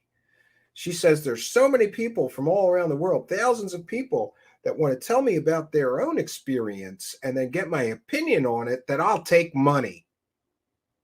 And you can tell her all about your alien experiences for a price, for some money, and then she'll tell you what she thinks, right? She will tell you what she thinks, right? Moonlick, if you believe in previous lives. Well, Gunner 65 is correct. Marina Saren claims to be both a reincarnated Nazi general and a woman who both lived at the same time. Yeah, somebody has to explain to me how that even works. How are you living two simultaneous lives? Is there soul fragments involved? I've heard that explanation before for people. Oh, get it. You know what, Moonlick? I've had enough of you and your bull. And why don't you go give some money, more money to your buddy, right? Don't come here and start trouble, because I'm not having it. She claims she was a reincarnated Nazi SS general. Will she admit that she took part in the Holocaust? If not, she is by definition a Holocaust denier, right? And you're coming here and defending a Nazi girl who is rewriting history, and I'm the bad guy? This is what is wrong with this whole thing.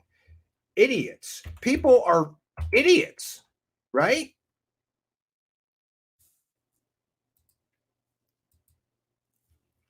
Do you think that she should be able to rewrite history? Do you know any Jewish people? Do you think they like her running around talking about the good Nazis, right? She's running around talking about the good Nazis, right? But, of course, I'm the bad guy here. That's the way this works, right? That's the way this works. We'll take down. So questions or comments for me, please put them in all capital letters. And we will check in with the wonderful live chat. So many people here with us tonight. I want to thank each and every one of you for joining us. And tonight, now is a good time for me to remind you people listening in audio podcast land. We love and appreciate you, but you're missing half the fun. So please do go on over to YouTube, put Truth Seekers, one word, in the search bar. You'll see me, the strange guy with sunglasses, pop up. Go to that channel, smash the subscribe button, hit the notification bell, and you too will know when we're doing a live broadcast and taping for the podcast. We want you to come here. Don't just watch the show. Don't just listen to the show. Come here over to our YouTube channel. It's Truth Seekers on YouTube, and be a part of the show. And likewise, if you're listening to the show or watching the show on one of those alternative platforms we are now on, we love and appreciate you as well. So you people listening or watching on Twitch, Odyssey, and Rumble, we would like you as well. Come on over here to YouTube. If you're watching on BitChute, please do subscribe to all of our various platforms. You can subscribe on Rumble, Odyssey, and BitChute.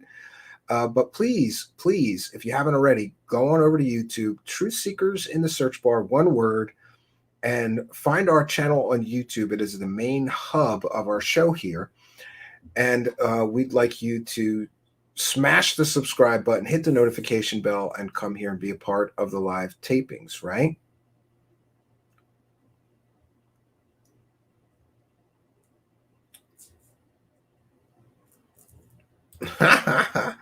Yeah, he does. He was simping until he figured out how wrong he got that, right?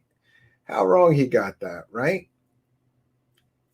And by the way, to anybody who's critical of me, I invited her here. She could explain why everybody says she's a Holocaust denying Nazi. But I would think that maybe, just maybe, wearing SS earrings on a public Instagram post. By the way, she took a lot of the Nazi, her in the Nazi jewelry and everything. She took a lot of that down. So one might wonder if she's trying, as I said, she's trying to rehabilitate her image here and play down the Nazi stuff. But she can't when she's doing things like hanging out on a public live stream with a guy who claims to be Hitler's son. And by the way, while we were going through this, somebody had asked if Gunner 65 has done a lot of research, and it's actually, he's the guy with the blog exposing Douglas Dietrich, previous guest here as well, right?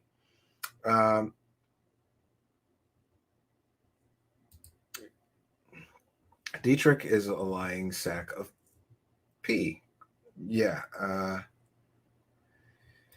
Yeah, I don't know if I have that. I have to check if I have that. I think I might have that. The goof on Marina Sarah Nazi mix. We might have that still. I might have I think I took it off. Yeah. Yeah, I don't think that I do have that song, B. Baker. But if I do, I'm checking through the bumpers here.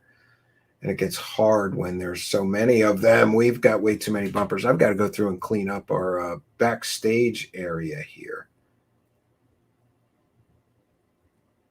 I know we had a wonderful mega mix of the Nazi song with Marina Sarin, but it doesn't look like I do have it. So questions or comments for me, please put them in all capital letters. She is also like 19, 20, or I'm told. How we take anyone with such a small life experience in a vacuum of social media BS into account for such huge and momentous claims is beyond me. Yeah.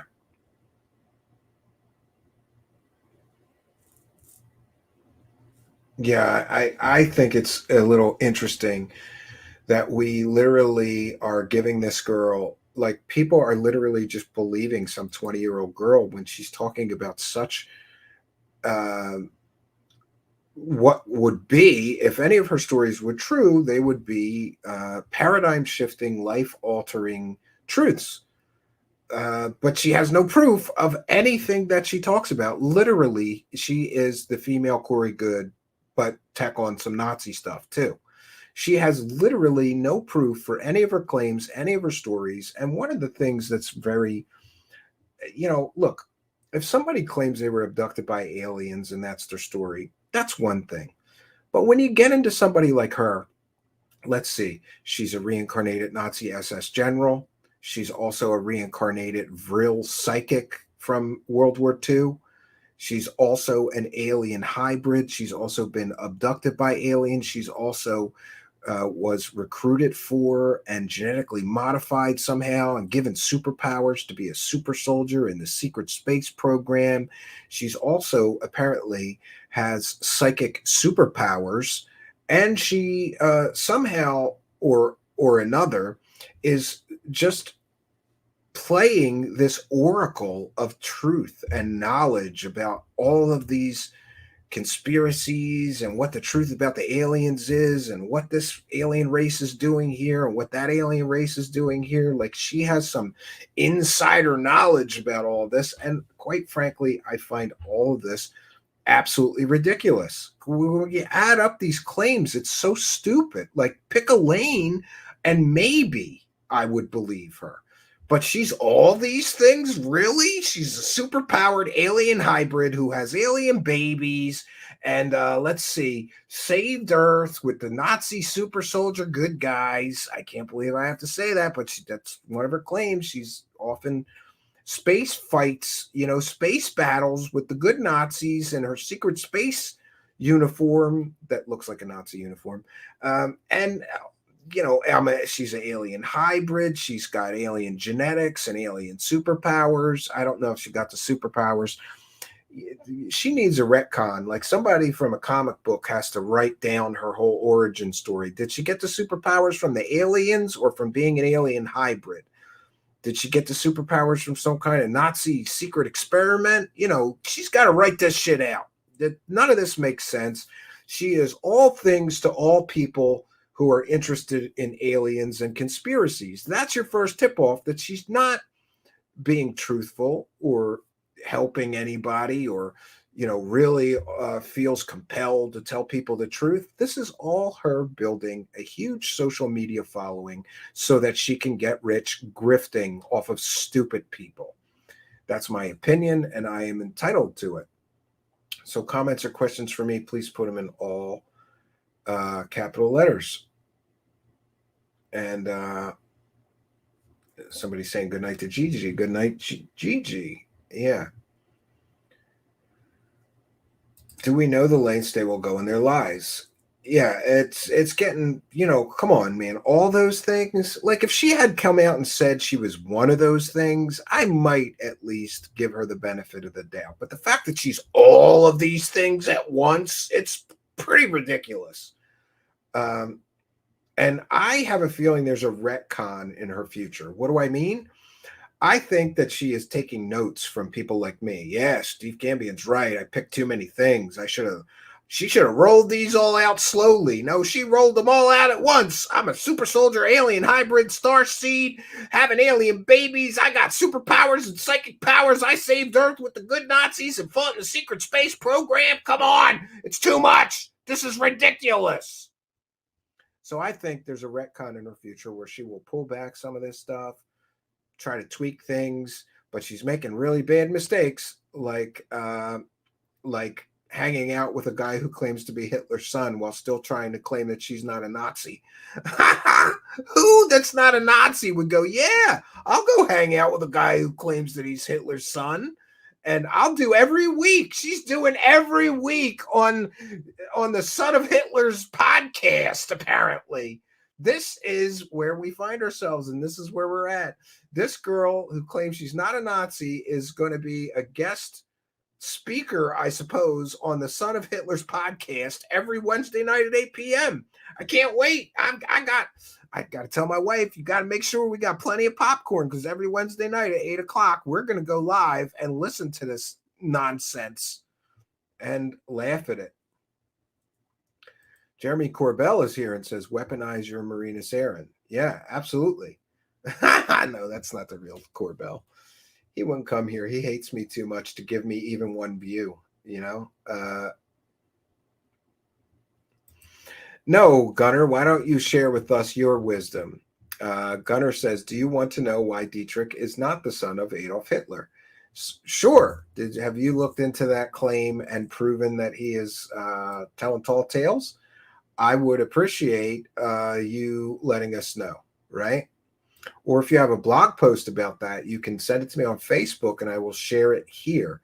I looked into his claims, but I was unable to find any definitive proof that he's telling tall tales, though I think based on all the other tall tales you've proven that he's told, I wouldn't believe him with this Adolf Hitler's son claim one bit without a DNA test and matches to surviving familial family members of the Hitler family,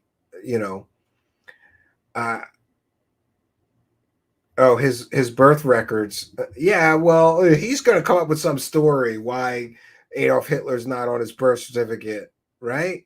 He's going to come up with some story like, well, Adolf Hitler couldn't be my father on the birth certificate, right? The blog URL is in the description of this video, friends, and it is a treasure trove of proof of Douglas Dietrich's lies, half-truths, fabrications, and exaggerations over many, many years, right? Oh, well, that's a good one. According to Gunner65, Richard Cole, who does the blog exposing Douglas Dietrich, Dietrich's mother was born in 1923. Dietrich claims his mother obtained Hitler's sperm in 1936. She would have been 13 years old. Star Galactic Federation is asking for the link to the BitChute, and I will have to go get it for you. I don't know offhand. I will get it for you. We're doing pretty good over there on BitChute. We're getting a lot of views, a lot more than I anticipated. So we're pleased with that. I want to thank our new distribution partners, BitChute. Let me come over here, and I will put BitChute link.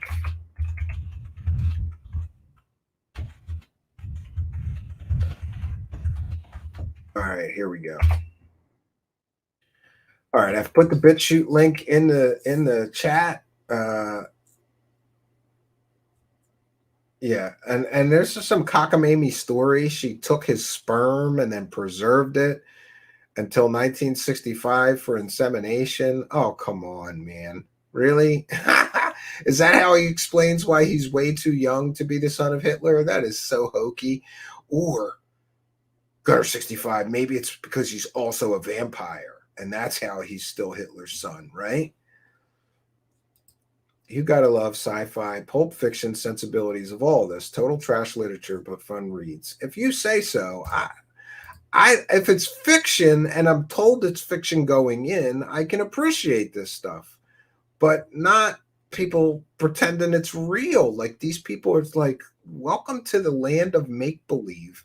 You know, Pragmagic, when I'm listening to these people, I feel like I'm listening to two young children playing pretend, but it's a grown adults, you know, and it's just slightly different than children would do. It's like, okay, I'll be the son of Hitler and you pretend to be an alien hybrid super soldier Nazi girl, and we'll fool everyone and we'll both play pretend I'll be Adolf Hitler's son and you can be this. It's so ridiculous here, but that's exactly what a UFO convention is like. If you've ever been to one, you go there and people will introduce themselves and often include whatever they're LARPing as, right? You know, like you go to a UFO conference and somebody introduced themselves as I was a super soldier.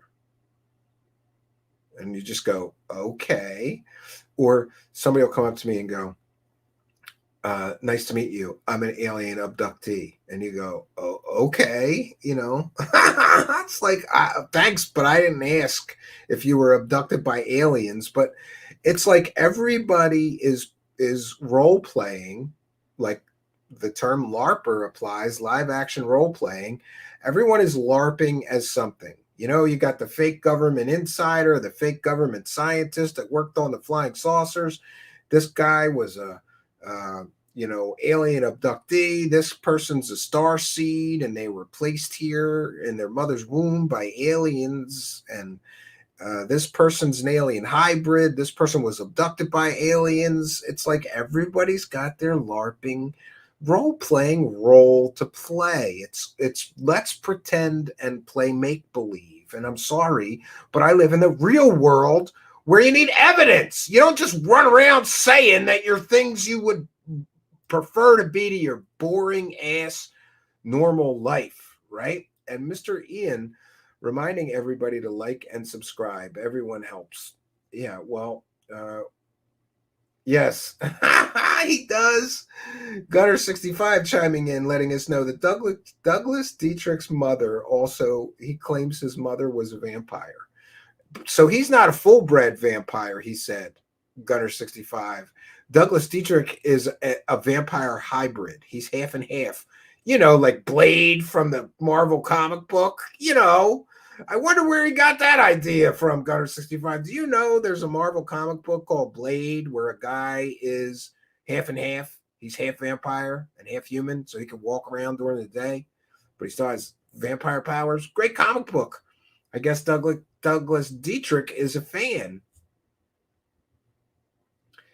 Yeah, Moonlight, you're missing the point. She didn't claim to get pregnant at that time when she was 13. She claims that she obtained his sperm as a 13-year-old girl during World War II when she was 13 years old, and then somehow preserved the sperm up until 1965 and then artificially inseminated herself to have Hitler's heir, who's supposedly Douglas Dietrich. I call bullshit. I think that's a whole totally fake story. It seems a little fantastical that some 13-year-old girl, what did she do? Did she give him a handy and then put the sperm in a vial and freeze it until 1965? This is a ridiculous story. Moonlight. Somehow, I think there are pictures of Douglas Dietrich in the sunlight. Not so good for vampires, supposedly. No, he's a daywalker. He's only half a vampire. That's how he can walk around in the daylight, B. Baker. You don't understand how vampires work, okay? He's a half vampire, and he's also Hitler's son. It's so ridiculous. And sometimes I wonder if these guys sit around and go, all right, what is the absolute most unbelievable, most ridiculous thing that I could say? And then they say that. David Wilcock is seeing the Blessed Virgin Mary right now in apparition form. Did you know that? It's like the bigger the lie, the more money they make. That's how this works. The bigger the lie, the more money they make. It's just the way it works. Yeah, and oh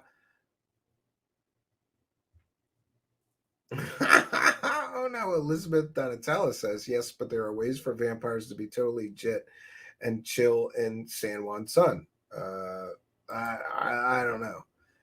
Hitler's seed, that's right, 30 francs, keep it on ice. Yeah, like she bought it from somebody, or did she give him a handy? Pragmagic. She probably gave him a handy, right? Hitler's stressed out. He needed a handy. He needed to bust a nut, you know? He's a lot of you ever Pragmagic, you know, when you're really stressed out, busting that nut feels great. It relieves some of the pressure. Maybe Douglas Dietrich's mom was just helping Hitler relieve some stress and pressure on himself. Who knows? But then she saved the jizz until 1965, and then somehow she managed to artificially inseminate herself with the Hitler jizz and have the Hitler son, Douglas Dietrich. That's how this whole story could have gone. Pragmagic. I don't know.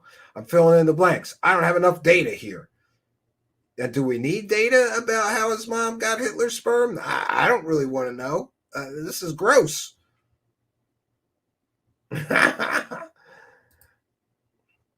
This guy needs a real job. Hit up the Home Depot. Lots of construction work. Yeah, I agree. All right. So what are we going to do here? We're gonna remind everyone. Sponsored by Flush Legit. P.S. That's the actual story. Yeah, if you say so. Yeah. So what are we going to do now? We are going to remind you all that we are a viewer-supported show, and then remind you how you can support our show. And we appreciate all you kind and generous benefactors from all over the world. There is a money button down there in the live chat. If you're listening on or watching on Rumble, BitChute, or Twitch, there's instructions in the description of the video how you can help us through PayPal or Cash App. We appreciate your support. We are a viewer-supported show, which means you out there support our show and keep us on the air. And here's how you can help too.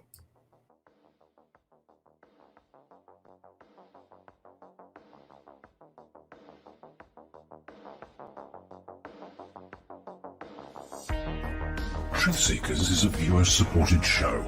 Wonderful people like you who enjoy this show send pledges in the form of super chats, super stickers, super thanks, PayPal, or Cash App. Instructions for how to help are in the description. You can also join our Patreon, and for as little as $1 a month, you can get extra content. Patreon supporters get a backstage pass, early access to all our production videos before they are distributed publicly, Stephen Campion's music, private writings, a monthly show journal, and more. You can also become a YouTube channel member for $5 a month. A YouTube membership includes all of the Patreon benefits, plus a special members badge. priority reply to video comments, and the live chat, plus a monthly members-only video. We thank you all, kind and generous benefactors, for supporting Truth Seekers. Thank you for your generosity and support.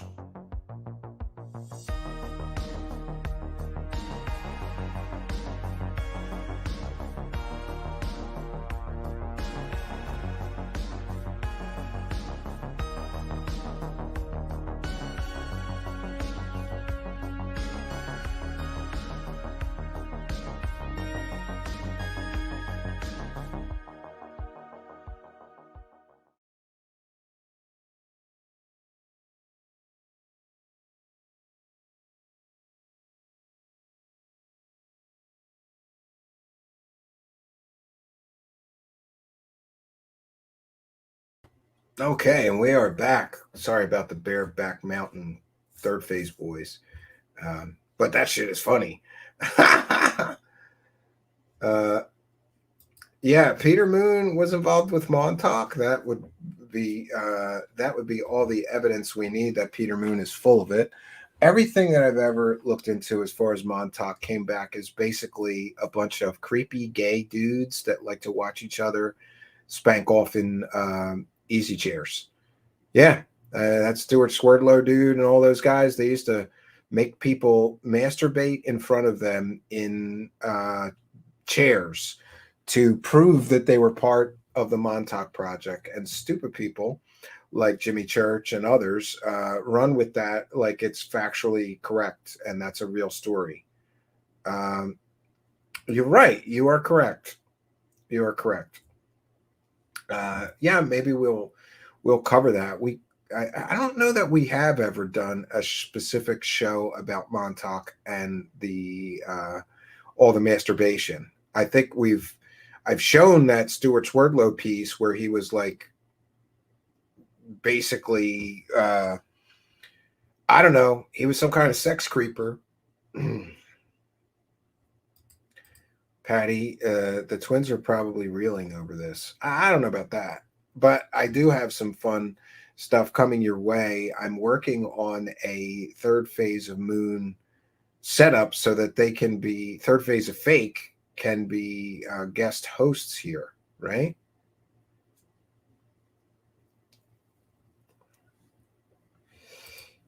Yes, I've heard that, Mr. Ian. Stranger Things was going to be called Montauk, right? Let me take a look at my messenger. People often will send me some extra little goodies that we can share here with our live audience. I want to thank each and every person for joining us.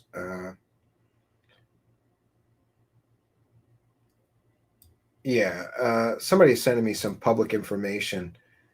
And of course, it doesn't mention that his father in a people search doesn't come up as Adolf Hitler as his father. He has somebody else as a father. So yeah, I don't want to share that because we don't want to risk doxing him, giving out his phone number or address or any of that kind of stuff.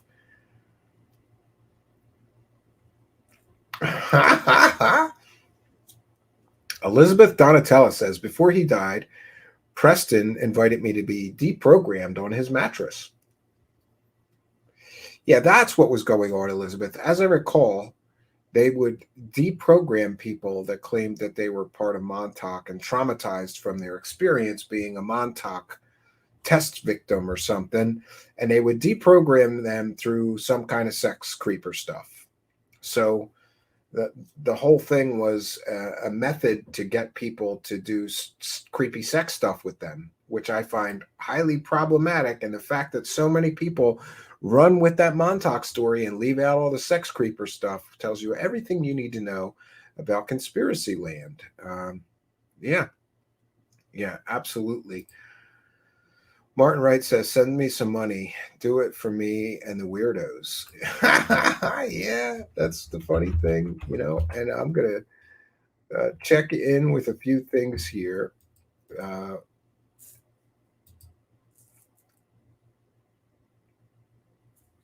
Okay, let me make sure that we got everyone. No, we missed one. So I'm glad that we here. Let me share this and thank that person. 1 second. We read every single super chat here, and if I forget, please do send me a message. If I should happen to ever miss your super chat or super sticker or PayPal donation, just send me a message and I will correct that. We want to thank Martin Wright to say, nice to be on the side of sanity, Steve. Kind and generous, 10 pounds. Thanks for your kindness, generosity, and support. And Moonlick, as well. Kind and generous, $2. Thanks for your kindness, generosity, and support. From here till the end of the broadcast, I will be monitoring the live chat, and I will put on screen and thank every single person who becomes a supporter, a member, a Patreon member, or any of that.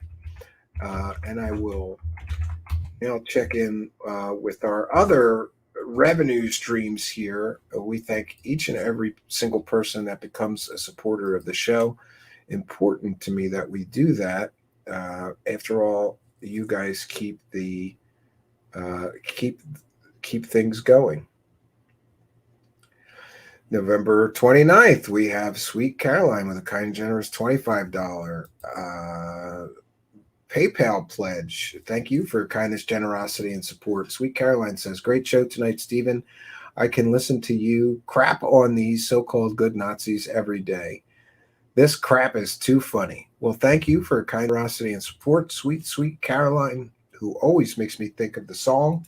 Can't hear that song now without thinking of Sweet Caroline here in our live chat, longtime show supporter. And channel member as well. That's another thing. We'd like to thank our channel members. 1 second. I'm going to see if we can't do that here. I keep forgetting. I'm looking for a way to thank the Patreon supporters, but unfortunately, a lot of people use their real names. So if you would like to be thanked for being a Patreon supporter, just shoot me a message, and I'm going to add you to a special list of those who would like to be recognized. 1 second here. Yeah, we'll do that another night. I'm looking at it. I'm like, I don't know. 1 second. I'm seeing if I can quickly tell. For those unaware, we do have a channel membership and a Patreon as well. For the Patreon, it's $1 or more a month, and you get a bunch of extra goodies. I'm posting a really long video, a 40-minute video or 35 or 40-minute video tonight, which is a backstage look at that new land where we're going to be building our new studio. So you guys that are members, Patreon supporters, get the first look. And if you're a channel member, you get all the Patreon supporters, so you will as well.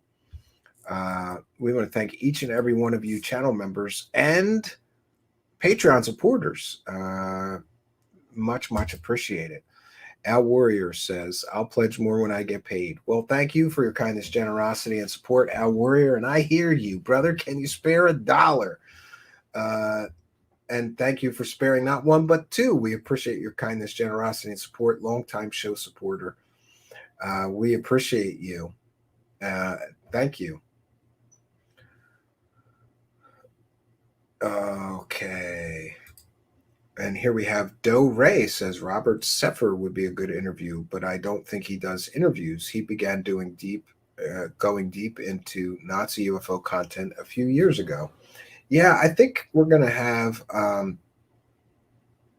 Mr. Walter Bosley come here and explain to us what parts of all that mythology and stories are actually based in reality and what is garbage or fake or false information. And Mr. Ian reminding everybody you can continue the discussion after the show on our Discord channel. Yes, we welcome you to join our Discord channel. So also, friends, I should say that we skipped Monday because I needed to be sure that this guy was really claiming these things. And I was sure pretty quickly, but we skipped our show yesterday. So we're already one show light. And then I have the additional problem of leaving early for the cabin this week for various reasons. So we're somehow going to have to jam in some extra shows this week. I'm not quite sure how we're doing that yet. I may, depending on how I feel after this broadcast ends, we might do another one late tonight and get these, get our, we have a quota for shows every week. And I try really hard to stick to that. So for us, it's 4 live shows a week. Try very hard to stick to that because apparently as soon as you get off the hamster wheel here, all the numbers drop. So we have to continue to, try to bring you the very best shows that we can. I am aware many of you are sending me messages saying, why don't you do Saturday shows? Why don't you do Friday shows? We may begin doing Friday shows. And the reason for that is that Erica Luke's, I always try to avoid doing shows on Friday because Erica Luke's show was on. And Erica Luke's has now stepped, I'm not sure if she's quitting totally, but she did what she called her last show this past Friday. So we that night is cleared to me now, and there's really no impedance. There's nothing stopping me from doing a Friday show other than the cabin travel. For those unaware, sometimes I leave here at 6:30 or 6:45. Sometimes it's a 2-hour drive, sometimes it's a 3-hour drive. Going down to the cabin, my way to the cabin is a lot of back roads. That's the way I prefer to do it because everybody drives like 90 on the turnpike. So I use other,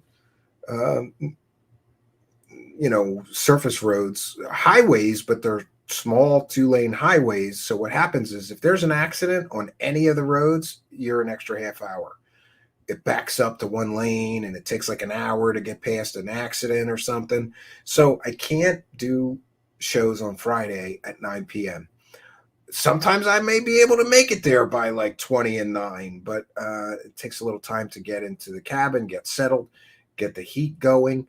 But we may begin. Let me know what you think in the comments. Would you like to see Friday night at 10 p.m. shows? Considering doing that. But the problem that I have with that is that I try to separate the cabin time from the regular work here that needs to be done. I try to do that here during the week so that when I leave for the cabin, I'm good until I return. And the other issue, of course, is having enough time to create good shows. I am aware that there are many people doing the live streamers. They'll stream 7 days a week. I don't really want to be one of those people. I would like to produce as many good quality shows as we can and no more. And that's a balance that we're trying to reach here. Martin Wright is here and says, support Steve, hit the like button, guys. Yes, another way that you can, I always forget to mention that another way that you can help us is, of course, to like, comment, subscribe, and share these videos. It really does help. Copy the link to the video you're watching right now and share it on your social media, anywhere that you can. It really does help to increase our voice and to allow more people to find our show. I love and appreciate seeing all of you people. I see a lot of you people retweeting, and that's another thing. Another way that you can help is to follow me on Twitter at Stephen Cambion. On Twitter, just my name, at Stephen Cambion. On Twitter, all of the show information is always posted there, as well as the audio podcasts as they are produced and distributed are always there on Twitter at Stephen Cambion. You can also join our Facebook page. It's Truth Seekers. Just put Truth Seekers, one word, in the Facebook search bar, and you should find our channel. We are broadcasting live to both my personal Facebook at Stephen Cambion and the Truth Seekers page on Facebook.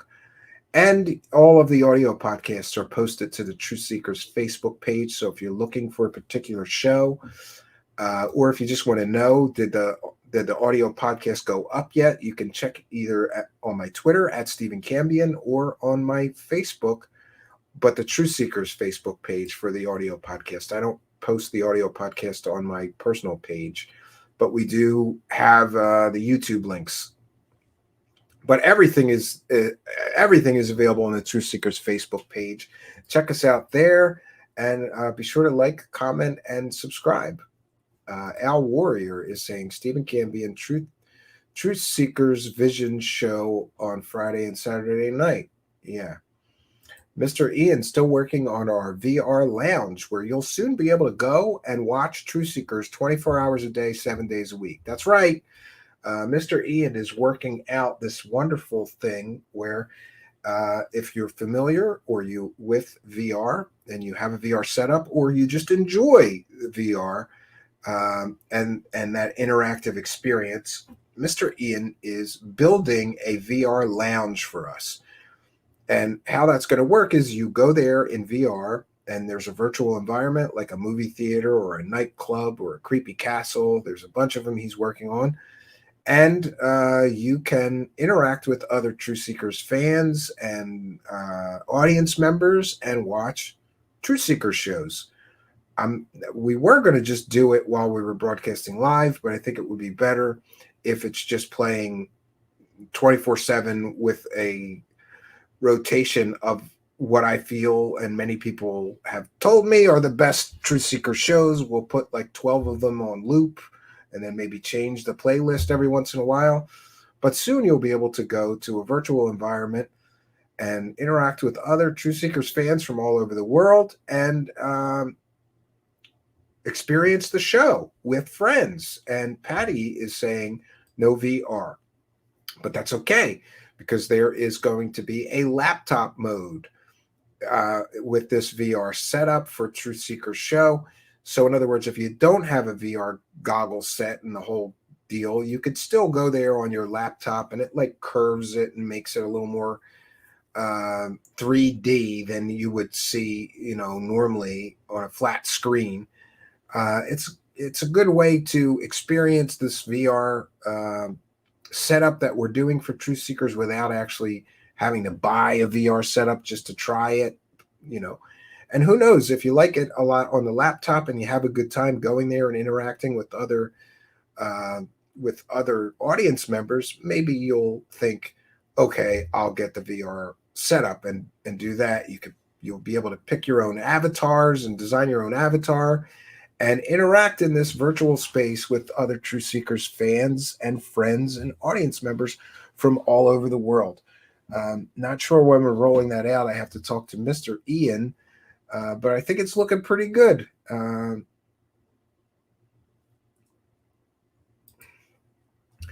Mr. Ian says we can have a perpetual event on Alt Space VR, restreaming our best material. It will serve as an introduction to Truth Seekers from a completely new audience. Yeah, and we thank Mr. Ian for making that thing work. He used his magic techno boomstick, right? He just techno boomsticked it, and suddenly we're going to have a VR lounge for the show, which is awesome. And to my knowledge, will be the first show or podcast that I've seen do that. I'm sure we won't be the last. For once, we'll be early adopters of something, right? Yes, and Bobby Broadway is reminding people that Alt Space can be used without VR too. Yes, you don't need the VR headset to do it, but that's obviously best. You could do it right on your desktop or your laptop, and it looks great. So you won't have to invest in a VR setup to try it unless you try it and decide you want to. I, for one, am looking at a VR Quest right now, saving my pennies, right? Maybe Santa will help and bring it to me. I don't know. I'm usually an early adopter of things like this, but you guys have to remember that I was here for the first time VR tried to become a thing, and that was in the 90s, and it was terrible. And I spent a huge amount of money on something back then that was garbage, I have tried the VR Quest, however, and I really do like what they have now. But my only frame of reference is the last time there was a really big push some of you may remember there was a movie called Lawnmower Man. It's a Stephen King story. And in that was, a virtual world.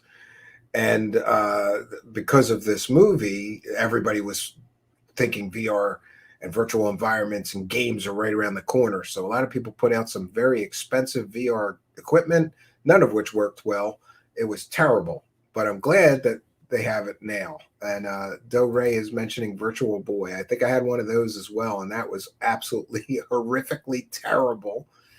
The technology wasn't ready in the 90s. We did not have those powerful GPUs that we have now and video processing capability. So it just looked like they put two screens right up to your eyes. It just looked like it was terrible. Now it's much, much better, right? Bobby Broadway was an early adopter, saying, I have had the Virtual Effects 1 and Virtual Effects 3D in the early 2000s, and then the Vuzix VR 900, and then played the 90s stuff, Dactyl Nightmare. Yeah.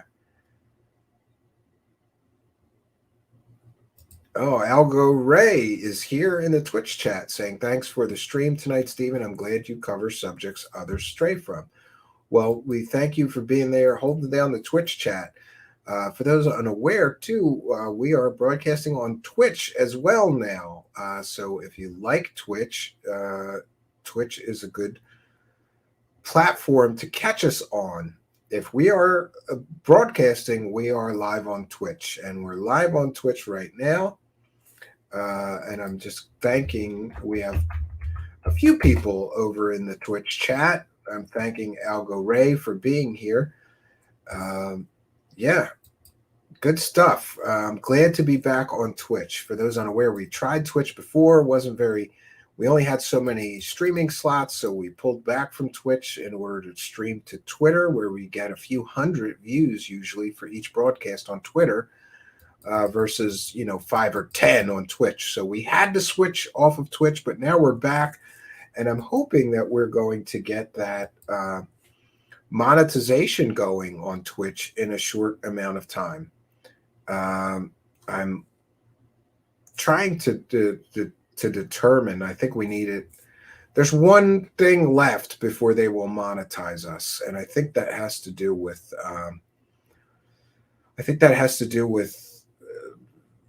Now we need to get 5 people chatting at the same time or something. Let me see. Let me look at these actual statistics.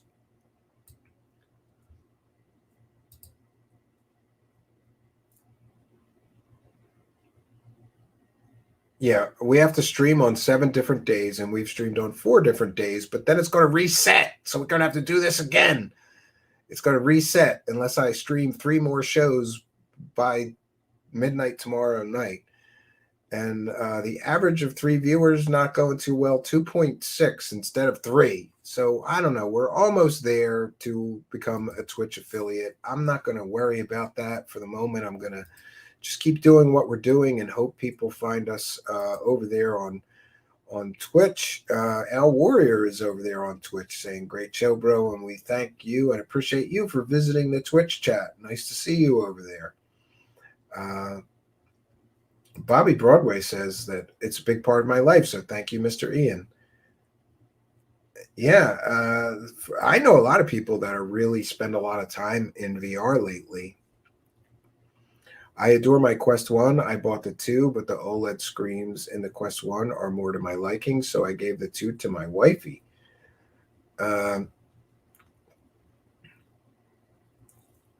Yeah, thank you, Algaray. I appreciate that. Algaray says, I'll tell some others I know who use Twitch. Yeah, we need more subscribers. And by the way, it would be helpful if you are on Rumble. Find us on Rumble. It's Truth Seekers or Truth Seekers Show.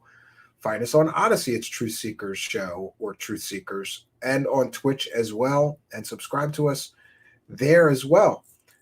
We're hoping that this new distribution platform really helps us to increase our views. I did the analytics from last week. And yeah, we're picking up a lot of extra views across these alternate platforms. And now all of the views are getting aggregated to, so the numbers that you see on YouTube are no longer, very accurate. That's just YouTube. And then we have to add Odyssey, Twitch, Rumble, and BitChute. And I'm amazed at how much better we're doing for views once we add in those alternates. Billy Hicks is here.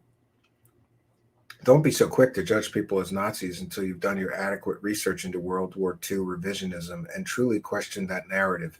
There is a reason why Nazi and Holocaust are undying terms. If you say so, but I've read a lot about World War II, and I generally believe that the historians, mainstream historians that study World War II, have generally gotten it right. But some people have accused me of being biased, being in that I am Polish, and so people think that I just hate those Nazi Germans because they might have raped and pillaged my village of my ancestors, and maybe that's the case. I'm inclined to believe the real history books. Are they 100% accurate? Perhaps not, but I think that by and large they get things right. And by and large, many people who are running around saying things like good Nazis are not getting anything right. Yeah. UFO John Doe is here and says, sorry I'm late. I had to hang Christmas lights outside in the freezing cold.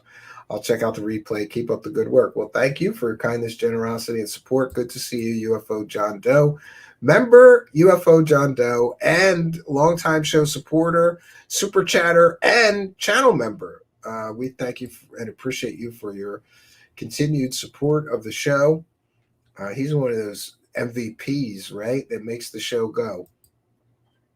Mr. Ian says, I costumed as Imperial characters from Star Wars for about 20 years, doing film premieres and raising cackload for charities all over the UK. Yeah, didn't you do that for like children's charities? Mr. Ian's a good guy. He volunteers for children's stuff and autistic charities. He's my kind of guy. He believes in that saying. And so do I. And that saying is, be the change you want to see in the world. And he does that, right?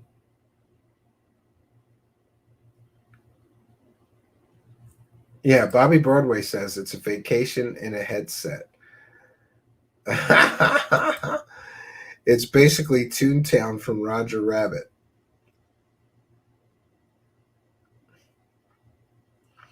And if you don't get out of town much, it's definitely worth the investment. VR is worth the hassle of setting up because it truly feels like vacation every time you jack in. Bobby, I'm worried though. And here's what I am worried about. I am worried that one of the reasons I have held off for so long, and I'm a techie guy, like why would I not have a setup already? But one of the reasons is that I'm scared. And what am I scared of? I'm scared of getting too wrapped up in it. Like I'm afraid that I'm going to like it too much and I'm going to waste, some would say spend too much time on it. And I'm already pressed for time between cabin stuff, life stuff, show stuff, family stuff, that I don't have time to spend hours a day in a virtual world. I'm far too busy trying to manage things in the real world. My poor wife, she really wants this. I have some remodeling projects that I haven't gotten to, and I would really like to do them, but I'm already too busy without starting those. And then you add the VR thing to it. But I will say this. I don't ever watch television. So compared to most people, that means that I should have many hours a day that other people just spend on television. I don't know. My concern is that I'm going to like it too much and I'm going to be in there all the time. And I'm already falling behind in my goals, both personally and professionally. And as a father sometimes and a husband, I'm falling behind in my goals. I'm afraid I'm going to get that headset and I'm going to just check out of reality because virtual reality is a lot easier and more fun and less sucky, right? But I think I am going to get it, especially I'm going to get a VR Quest, especially considering the work that Ian is doing. I should be able to go in there and welcome everybody and thank everybody for being an audience member and all of that stuff. I guess I could do it on a laptop, but I'd rather do it with the VR setup. And I've wanted this VR setup for a while. I have just cautiously avoided it for the reasons I mentioned. I'm afraid it will cause me to lose too much time, right? Oh yeah, I could spend a lot of time in there. I did just get Red Dead 2 working with VR mod, and that's like Westworld. I'm loving that. I would enjoy the hell out of that, Bobby Broadway. Who wouldn't? We're boys, right? We're men. We, as boys, I don't know about you, but I sure played Cowboys and Indians, and Westworld is awesome. So would I like to play Red Dead Redemption 2 in VR? Absolutely. We're so behind here, Bobby Broadway, that the newest console that I have is a Xbox 360, and therefore I only have played Red Dead Redemption 1, but I enjoyed the hell out of that. I've seen 2 and drooled at the difference in the graphic quality and everything. I'm sure that's got to be a lot of fun, Bobby, in VR, right?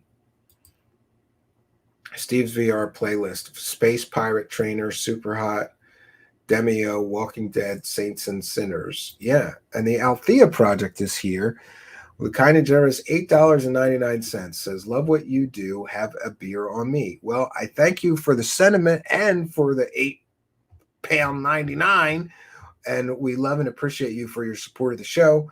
But if you're not aware, I have been abstaining from alcohol for 179 days.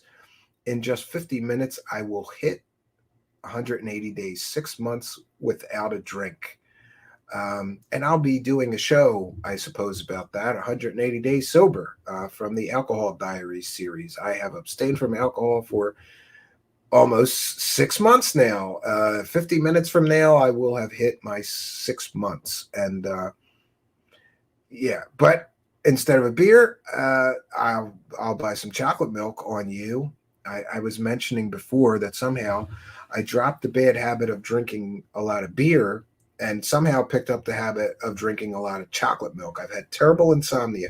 The one thing I will say about quitting drinking is I have had horrible insomnia, like can't sleep for days insomnia.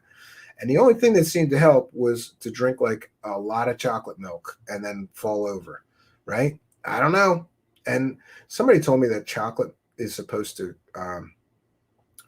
have something to do with cravings. Like when you take in chocolate, it has some kind of chemical in it that controls cravings.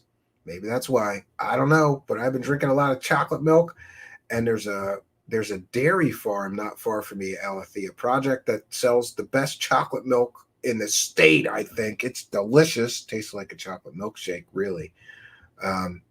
It's probably higher in milk fat than any other chocolate milk I've ever had. That's why it's so good. I don't know, but it's delicious.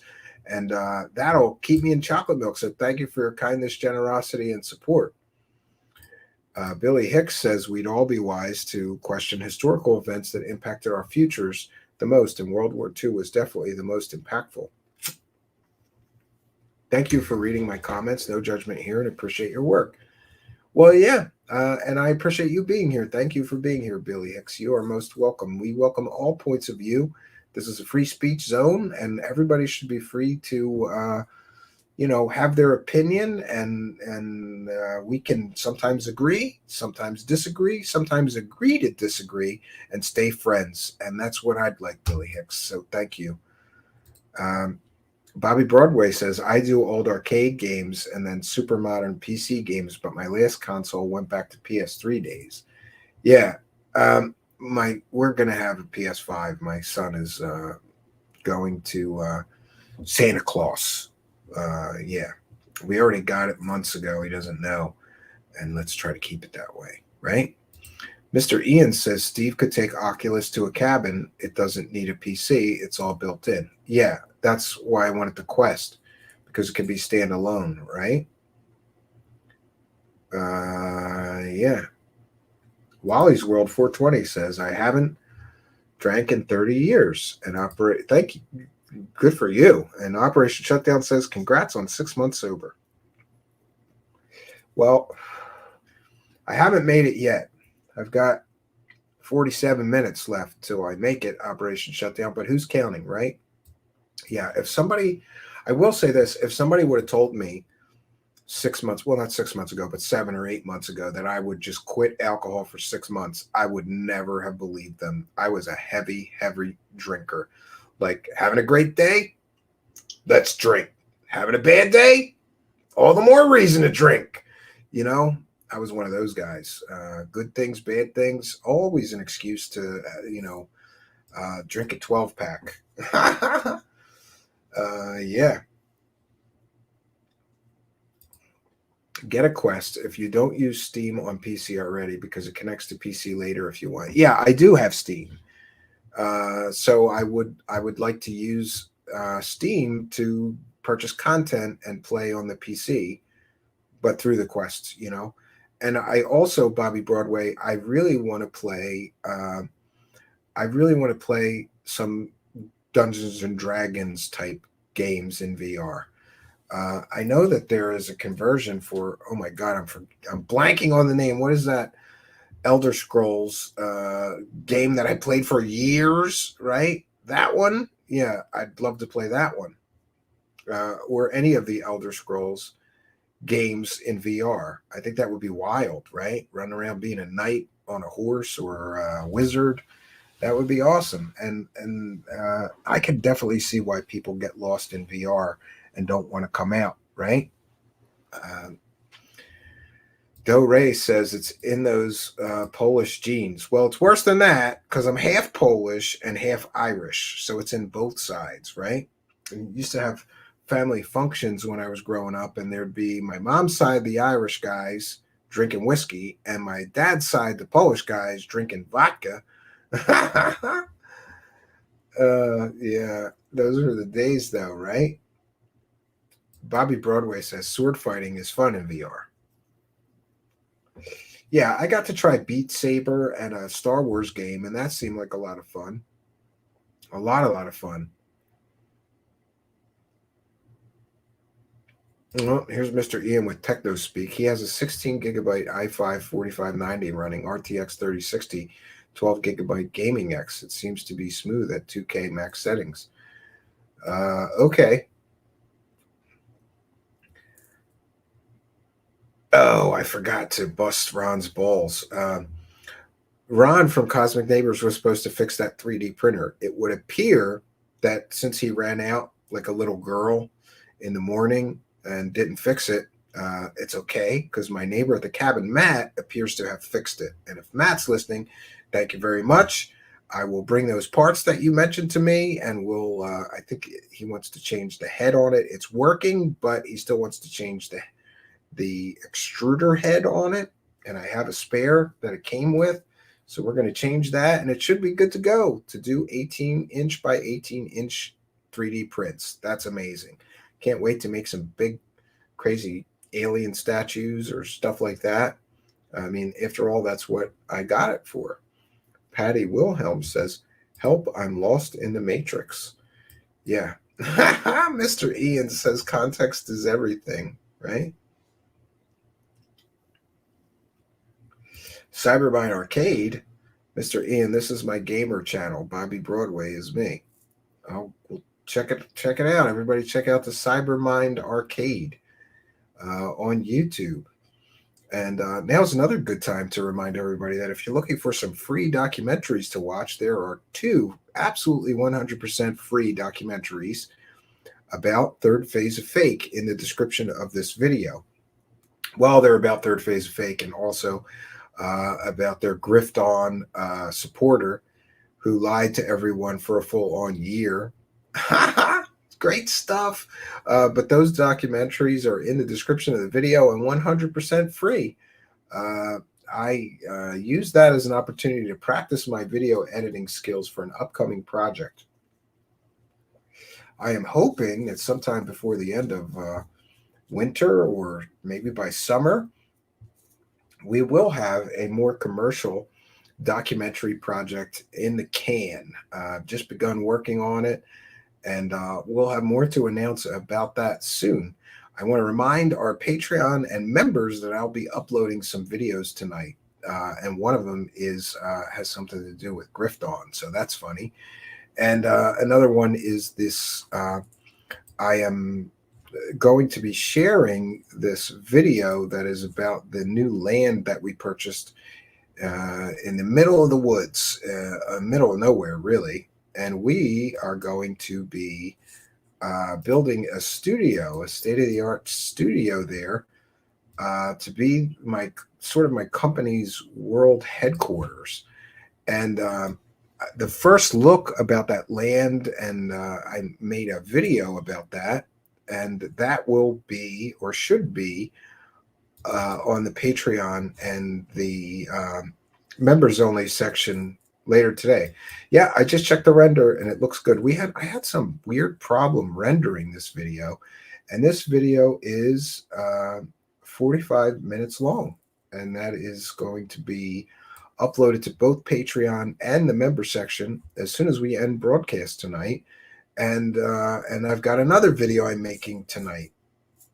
And all of this, plus I've got to try to jam in some extra shows this week, or I'm going to be working from the cabin, which I prefer to not do usually because the internet's a little wonky there. Yeah. Mr. Ian says, one day Steve will meet a local videosmith and gain studio staff, which prompts and fades, and a proper desk and a bunch of papers. Yes, papers to tap on the desk confidently. Yeah. Yeah, we need some more papers, Mr. Ian. That's definitely what we need. And I look forward to having a staff someday, right? That would be awesome, right? And as far as the desk, there's not much to see. It's pretty boring here, actually.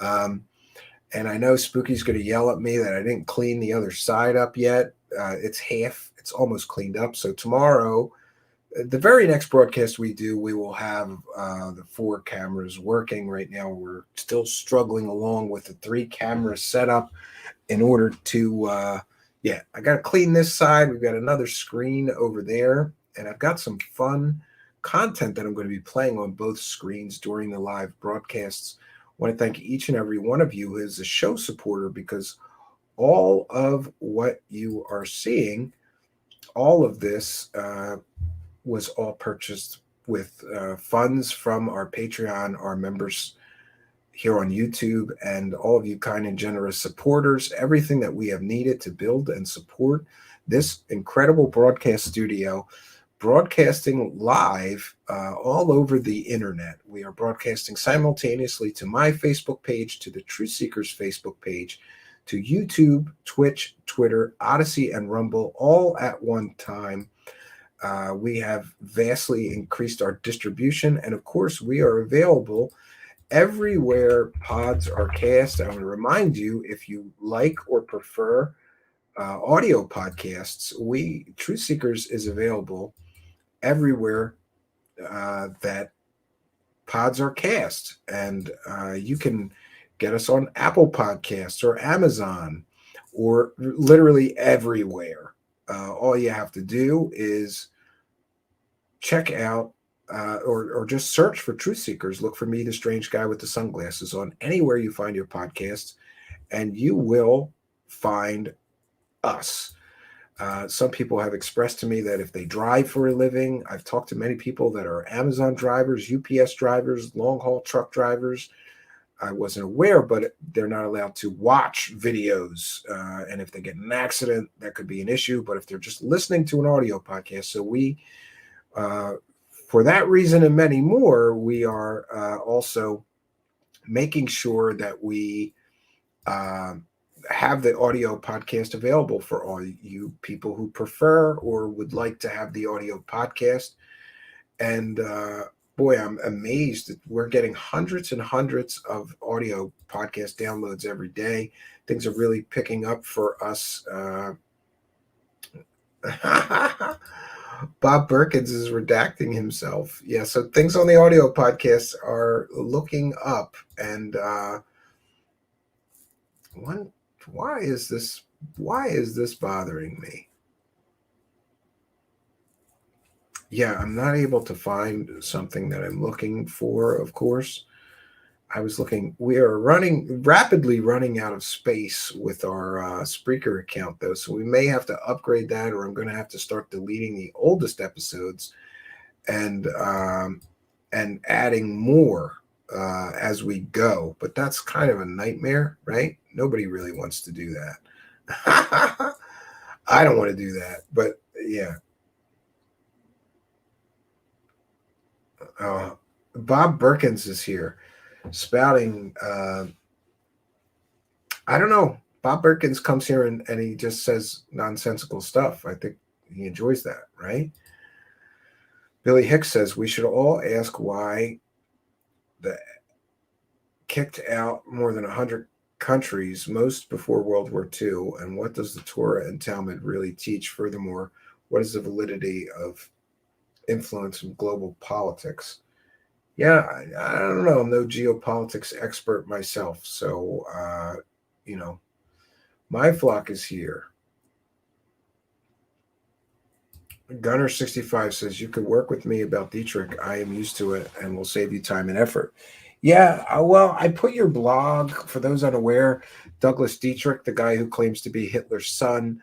Gunner65 here, also known as Richard Cole, has a great blog. It's called Douglas Dietrich Exposed, and I put the description of it, I put the link to his blog right in the description of this video or podcast, so you can go check his blog out. He does a great job ripping that guy apart, right? That guy just lies constantly. It's one of those jokes like, how do you know Douglas Dietrich is lying? His lips are moving. And Gunner65 here, Richard Cole, has busted him many, many times previously, and I'm sure will continue to bust him in the future. And that's a good thing, right? I'm always happy, Gunner, when I find somebody that already has done the work, so I don't need to. And Gunner is very, very thorough, and he provides all kinds of evidence to support his claims when he's telling you that Douglas Dietrich is a pathological liar. He's not just telling you, he shows you as well. And what more could we ask for than that? It's great to see that sort of deep dive evidence, right? Mr. Ian says, Bob is a French-Canadian visual artist. Considering he is bilingual, he does all right. The French are very passionate, he keeps sending me these weird movie clips, and I don't know what he's referencing. He sent me a movie clip of cowboys getting drunk and shooting guns at people holding glasses or something. I'm like, what is this about? Why is he sending me this? I don't even know. Yeah, this is the kind of stuff he posts. Bob Berkins writes, cat lurking, watching that crow on an electric wire talking. He posts stuff like that for 2 hours straight in the live chat. But somebody said that he is the live chat mascot, so they want him to stay, I guess. I don't know. It is what it is, friends. So, what else can I say, friends? That's all we got for you, as I am fond of saying. I'm not sure when the next show is, but likely tomorrow night at 9 p.m. Eastern Standard Time. Somehow, I'm going to still get 4 live shows in this week before the week is out. Whatever the best way to do that is, I'm all for it. We will be back tomorrow night, 9 p.m. Eastern Standard Time, and we'll be covering Linda Moulton Howe and her new alien hybrid friend. And what is the proof that her friend is an alien hybrid? Well, magnets stick to her. So she's got to be an alien hybrid. Could be anything else. No, there's no other reason that magnets would stick to somebody. They must be an alien hybrid. And those magnets are sticking to those alien implants. It is ridiculous. Not quite as ridiculous as some Nazi Instagram model hanging out with, Hitler's supposed son. But it's ridiculous. And we'll have another night of ridiculous fun looking into that story tomorrow night, 9 p.m. Eastern. And I was just reminded that for once we are ahead of the game, and I have the artwork from Kari for that already. And I should share that and be a good show host, right? And thanks to Kari for the incredible artwork. Here we got tomorrow night's show. Linda Moulton Howe claims 100% alien hybrid proof. And what's her proof? Magnets stick to her. And Spooky writes, I'm calling BS. And I got to talk to Spooky and say, we're trying not to curse. I don't know if the algorithm can read the thumbnail, but we should probably not curse on the thumbnails anymore. But it is what it is. Linda Moulton Howe, the continual grifter, wasn't enough to grift with those fake alien pictures and with the Nazi girl. Now she's grifting with some girl sticking magnets to herself, claiming that she's an alien hybrid, and that's her proof. Oh, it's going to be a good one. Tomorrow night, 9 p.m. Eastern Standard Time. Please do be here for the festivities. You are most welcome. I'll check in one last time with the live chat. Billy Hicks says, thanks again for exposing David Chilcock and Corey Not So Good. Once I pay off my debts, you'll have $100 donation. I hope you're not in debt to them coming your way. Well, thank you for your kindness. We appreciate that. I'm glad that we could help. We can help those who were stuck in that rabbit hole. Ray Kachinka says, looking forward to the show tomorrow, and thanks for being there over in the Facebook chat. For those unaware, all of the live show, if you write a comment, no matter where you're watching, if you're watching on Facebook, if you're watching on YouTube, Twitch, or Twitter, Facebook, YouTube, Twitch, I will see your comments in my aggregated live chat. If you're listening or watching on Twitter, Odyssey, or Rumble, I won't see it, but we try to check in with those at least once a show. And we love and appreciate you no matter where you're watching or listening to the show. You are most welcome as well. So until next time, and next time is going to be fun because we're going to go deep into this alien hybrid with the magnets. She's got magnets sticking to her. It must be aliens. That's what they claim.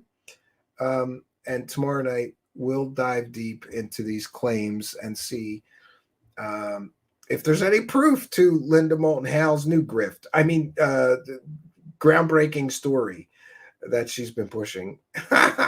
Tomorrow night, 9 p.m. Eastern Time. Please do be here. So that's all we got for you tonight, friends. Until next time, my name is Stephen Campion. Good night, and God bless all of you.